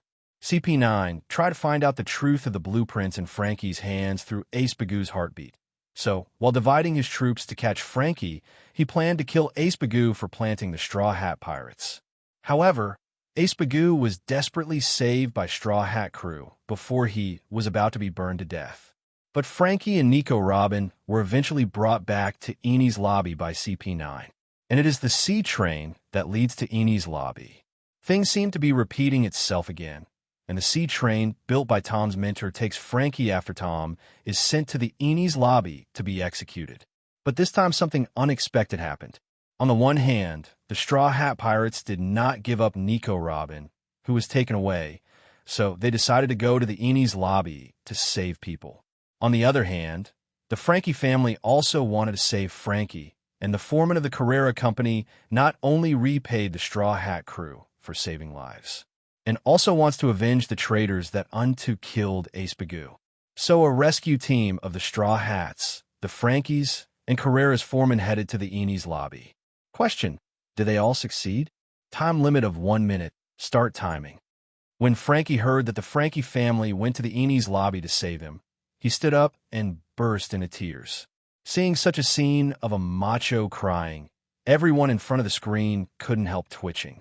And only then did they discover that this guy was only wearing a pair of trousers. This guy is perverted. The Frankie family saw the scene where the eldest was moved to tears, and they also shed tears. Before, they really thought that the boss let them open a bar because they wanted to start a business, but now they understand that the boss felt the danger and was afraid of involving them, so let them stay away from him. However, what is more inconsistent is that the Frankie family is now all under control. Jabra and others are here. They are sent to investigate the whereabouts of Frankie. Unfortunately, Frankie is not here and has left long ago. There's no way they can only control these people and wait for the order. They laughed when they heard Roger say the Carrera foreman wanted revenge. Although they know that Spandam Cerebral Palsy launched a buster call at Eni's lobby, and Nico Robin was most likely rescued by Straw Hat crew, and the Pluton blueprint was burned by Frankie. But they don't think they're going to get knocked down by these guys. They're CP9, and there's a monster like Luo Ke. Although Jabra doesn't want to admit that Luo Ke is stronger than him, there is no doubt that Luo Ke is the strongest in CP9 history. How could they be defeated by a group of pirates who had only been out to sea for a few months, a group of gangsters, and a group of boatmen and foremen? This is really a big joke in the world. If speaking of the Frankie family, these guys have already been subdued by them, and their strength is just like that. If the group of foremen, it is estimated that the same thing. The only trouble is the Straw Hat crew. But the current Straw Hat crew is not the Straw Hat crew 2 years later, and they also watched Luffy's performance in Summit War. It's really a bit of a stretch. Apart from being relatively resistant to beatings, I don't see anything special about it, just the physical skills and fight them with the head. As for the fight against beatings, They all wondered if the actors at Summit War Marine didn't play hard at all because of his grandfather Garp's sake. CP has always looked down on Marine. After all, they're the most trusted by the world government, and Marine is nothing compared to them. It's even more scornful to see Marine's actor-like performance in Summit War. So after learning that Straw Hat Crew successfully rescued Nico Robin from Eni's lobby, they didn't think they lost, and it was on Spandam's back. It is estimated that this cerebral palsy initiated the Buster Call, and the Buster Call interfered with their movements, so that the Straw Hat Crew rescued Nico Robin. This shabby who has more than enough success. Jabra cursed in his heart. At the same time, Luo Ke, Kaku, and the others also heard what Rog said. After hearing it, they glanced at them from different places, as if they didn't expect these guys to be so crazy. He even dared to go to the Eni's lobby to seek their revenge. I thought it was the Straw Hat Crew before, but this is just to die in vain. It is impossible to win them. The gap in strength is in front of them. Not to mention, they are even the Straw Hat Crew. If they have already drank the Constitution Potion, they may be able to use the Six-Style Straw Hat Crew, but it is impossible for the Straw Hat Crew without the Constitution Potion to do so. They have received devilish training since they were children to have such strength, and they are not comparable to pirates who have only been out to sea for a few months. Luo Ke also attributed the failure of Eni's lobby to Spandam's cerebral palsy operation. But what they are more concerned about now is the whereabouts of Frankie, who has just received news from Jabra. Frankie doesn't seem to be in the water capital. It left a long time ago, seems to have escaped after the last Eni's lobby image, and is now missing. This made Luo Ke's face sink. If people are not in the water capital, then things will be troublesome. Now the whole world knows that Frankie has Pluton design drawings in his hands, and if the design falls into the hands of others, it will be troublesome. Now he is the leader of CP9. If something goes wrong, then he will take full responsibility.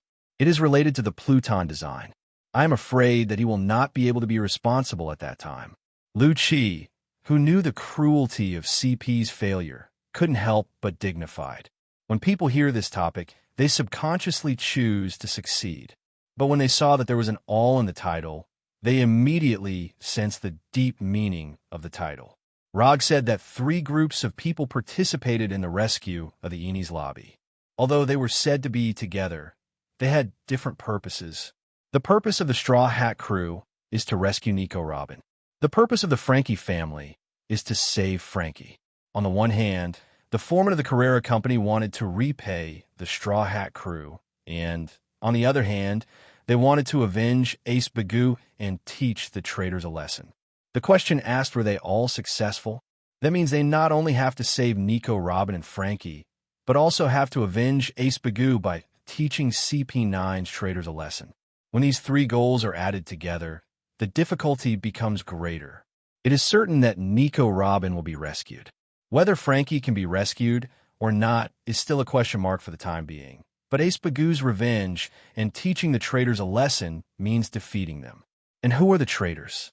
That was Luo Ke of CP9. Luo Ke was the strongest in CP9 for 800 years. Can they really do this? Everyone expressed deep doubts about this. Even if Luffy and the others help to defeat these guys, it should be difficult. Otherwise, Nico Robin wouldn't be robbed in the water capital. And Eni's lobby is the base camp of CP9. Not to mention that Spandam's cerebral palsy also launch a buster call. Marine side will send 5 Vice Admiral thousands of Marines over. The situation is not optimistic. It seems that this topic is a trap set by Roger. And it seems that people subconsciously think that the answer to Nico Robin's rescue by the Straw Hat Pirates must be correct. But in fact, there are other conditions in it. If you're not careful, you will definitely choose success. But the answer is actually no. I don't know if this Frankie can see through that. At the same time, Frankie in the picture fell into deep thought after being moved. He noticed everything in the title. But what is the answer? He doesn't know, although he is very moved that the younger brothers can come to the Eni's lobby to save him. But he doesn't know if he can be rescued. And Eni's lobby was launched with a buster call. And Frankie's face was a little bad when he thought about it. Straw Hat Crew can survive Buster Call. He is not surprised. But can the Frankie family survive Buster Call? I'm afraid it's going to be bad. It's hard enough to get into the Eni's lobby. not to mention the Buster Call. This question is not only related to whether he can be rescued, but also the survival of the Frankie family. Frankie's face is very ugly if they die in the Eni's lobby to save themselves. He looked directly at Rog and said, "Answer, success." Even if he lied to himself, he hopes to succeed and hopes that the Frankie family can successfully escape with him. He didn't even want to think about the possibility of everyone dying in the Eni's lobby. Frankie stared at Roger, waiting for the final answer. At this moment, people all over the world are also staring at Luo Ke in the live broadcast, and they sighed regretfully when they heard Frankie's answer. It seems that this guy still didn't recognize the trap in this question. Also said he really thought they could. Li Hao defeat CP9? When Luo Ke, Jabra, and others heard Frankie's answer, a trace of disdain flashed in their eyes. Just trying to beat CP9 with this group of makeshift teams? Impossible, because there's that guy in CP9, Rob Luo Ke, even though the other guys in CP9 might lose, but he can't, because he is Rob Luo Ke, the strongest player in CP9 for 800 years. How can he lose to Luffy, who has not taken Rayleigh training class? Doesn't that mean that they are on the same level as the Crocodile and the Baroque workers who were defeated by Luffy? Not to mention the 2 years later Luffy and Doflamingo are playing Mike. If that's the case, then they have to pull. Their CP9 can't be such a waste. So absolutely impossible.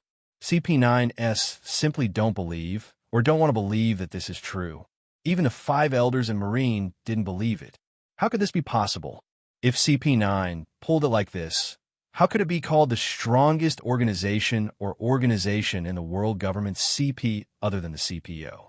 This has let the people of the world know, and they still don't think that CP is a group of paper and tigers. Just when they thought that Rog would decisively give a wrong answer, Rog spoke. Correct answer. Hearing this answer, everyone was stunned. The 5 elders and Marines were also stunned.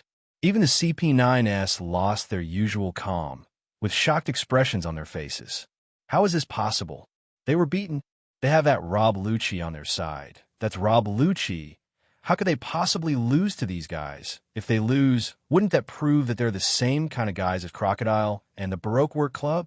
This made CP9's self-esteem a little unstoppable. Impossible. There must be something wrong here. Luo Ke watched the live broadcast with a sullen face, and he couldn't accept the result. He cannot care about other things, but only strength is unacceptable. This is the root of his pride. All his arrogance comes from his own strength. Although he didn't think he was invincible, he wouldn't be defeated by Luffy, who had only been out to sea for a few months. That's a bigger blow than Doflamingo being brought down by Luffy. Doflamingo's side got knocked down, and Luffy got Rayleigh's 2 years of training anyway. Instructed by One Piece Roger's co-captain, Rayleigh, to defeat Doflamingo, that's also acceptable. But why did Luffy beat him at this time? Why? 530. If even Luffy at this time can beat him, then the gap between him and the guys like Doflamingo is still worth it. The ace of the dignified CP9 is only this level. This is simply a joke of the world. Compared to Luo Ke's gloomy face, the boatman of the Carrera Company finally let out a bad breath. The foreman went to the Eni's lobby to avenge Mr. Ace Bagoo, and it really paid off. This is good news after all. This is the fate of the traitor. Like Luo Ke can't believe it is the 5 elders. They are a little hard to accept. CP9 is not an ordinary institution. It is equivalent to the preparatory course of CPU, from which either the task failure is dealt with, or it is promoted to CPO. And Rob Luo Ke even gave them high hopes, thinking that with his qualifications from CP9 to CP0, he also has the opportunity to become the strongest CPU. As a result, I now tell them that the person who may become the strongest CPO in the future has been defeated by a rookie pirate who has just entered the Grand Line. This, 5 elders feel a little overwhelmed. What worries the 5 elders even more is that Luo Ke has been blown away so much. What is the strongest CP9 in 800 years? A rare genius. As a result, the genius was defeated by the Straw Hat crew. If the world's people and people see it, don't they think that the CPs in the hands of the world government are a bunch of crumbling dogs? Originally, the image of world government in the world was already bad enough. and people began to resent world government. But because the strength of the world government was too strong, they did not dare to rebel explicitly. Among them, the power of the world government is mainly caused by the deterrence of the world by the two major forces of Marine and CP. Marine is a deterrent on the bright side. CP is a deterrent in the dark. Compared with the deterrence on the bright side, the deterrence in the dark place can be more frightening. Because unknown is the biggest fear, no one knows how many cards the world government has. No matter how much the enemy of world government knows how much Marine has combat power and thinks about how to deal with it, but they don't know the power of CP and world government's whole cards, they will always be afraid of the power of the government. However, now the strength of CP9, one of world government's cards, has been exploded, and the strongest in the 800 years is not as good as a new pirate. This can't help but make people suspect that the CPO of the world government is nothing more than this. If the world loses its fear of the world government, then the guys who are already eager to think that they have figured out the real strength of the world government, it is difficult not to get excited. If it's fishing, then it's okay to say that it's hard to beat the bird. They are very welcome to the guy who jumped out to kill the chicken and the monkey. But I'm afraid that this rebellion will be launched in multiple places all over the world at the same time, and they will be overwhelmed. That will be troublesome. Once these rebellions cannot be put down immediately, it will only make others more convinced that the world government is nothing but this. At that time, the powerful image built by the world government over 800 years will collapse in an instant. Challengers one after another, the world government's dominance will be seriously threatened. It's not easy. 5 elders frowned. They were very disappointed. They didn't expect Rob Lucci to be at this level. Did they overestimate him? Or will there be any problems in this? Did they misunderstand? Rod's question was whether it was simply Straw Hat Crew and they rescued Nico, Robin, and Frankie. As for revenge, they thought too much. Not only 5 elders, people all over the world also think the same way. They have seen the power of the 6 types with their own eyes. Luffy and the others also took physique potions to reach this level. In other words, this is to let Luffy, who did not drink the Constitution Potion, fight against Luffy, who drank the Constitution Potion. The result can be imagined. Maybe they really think too much. Luo didn't think so much at all, and there are no traps. While people were thinking this way, Rod continued in the live broadcast. The rescue team led by the Straw Hat Pirates, the team came to Eni's lobby all the way forward and soon reached the island of Eni's lobby. They first defeated the Blueno in CP9. Then he confronted other people in CP9.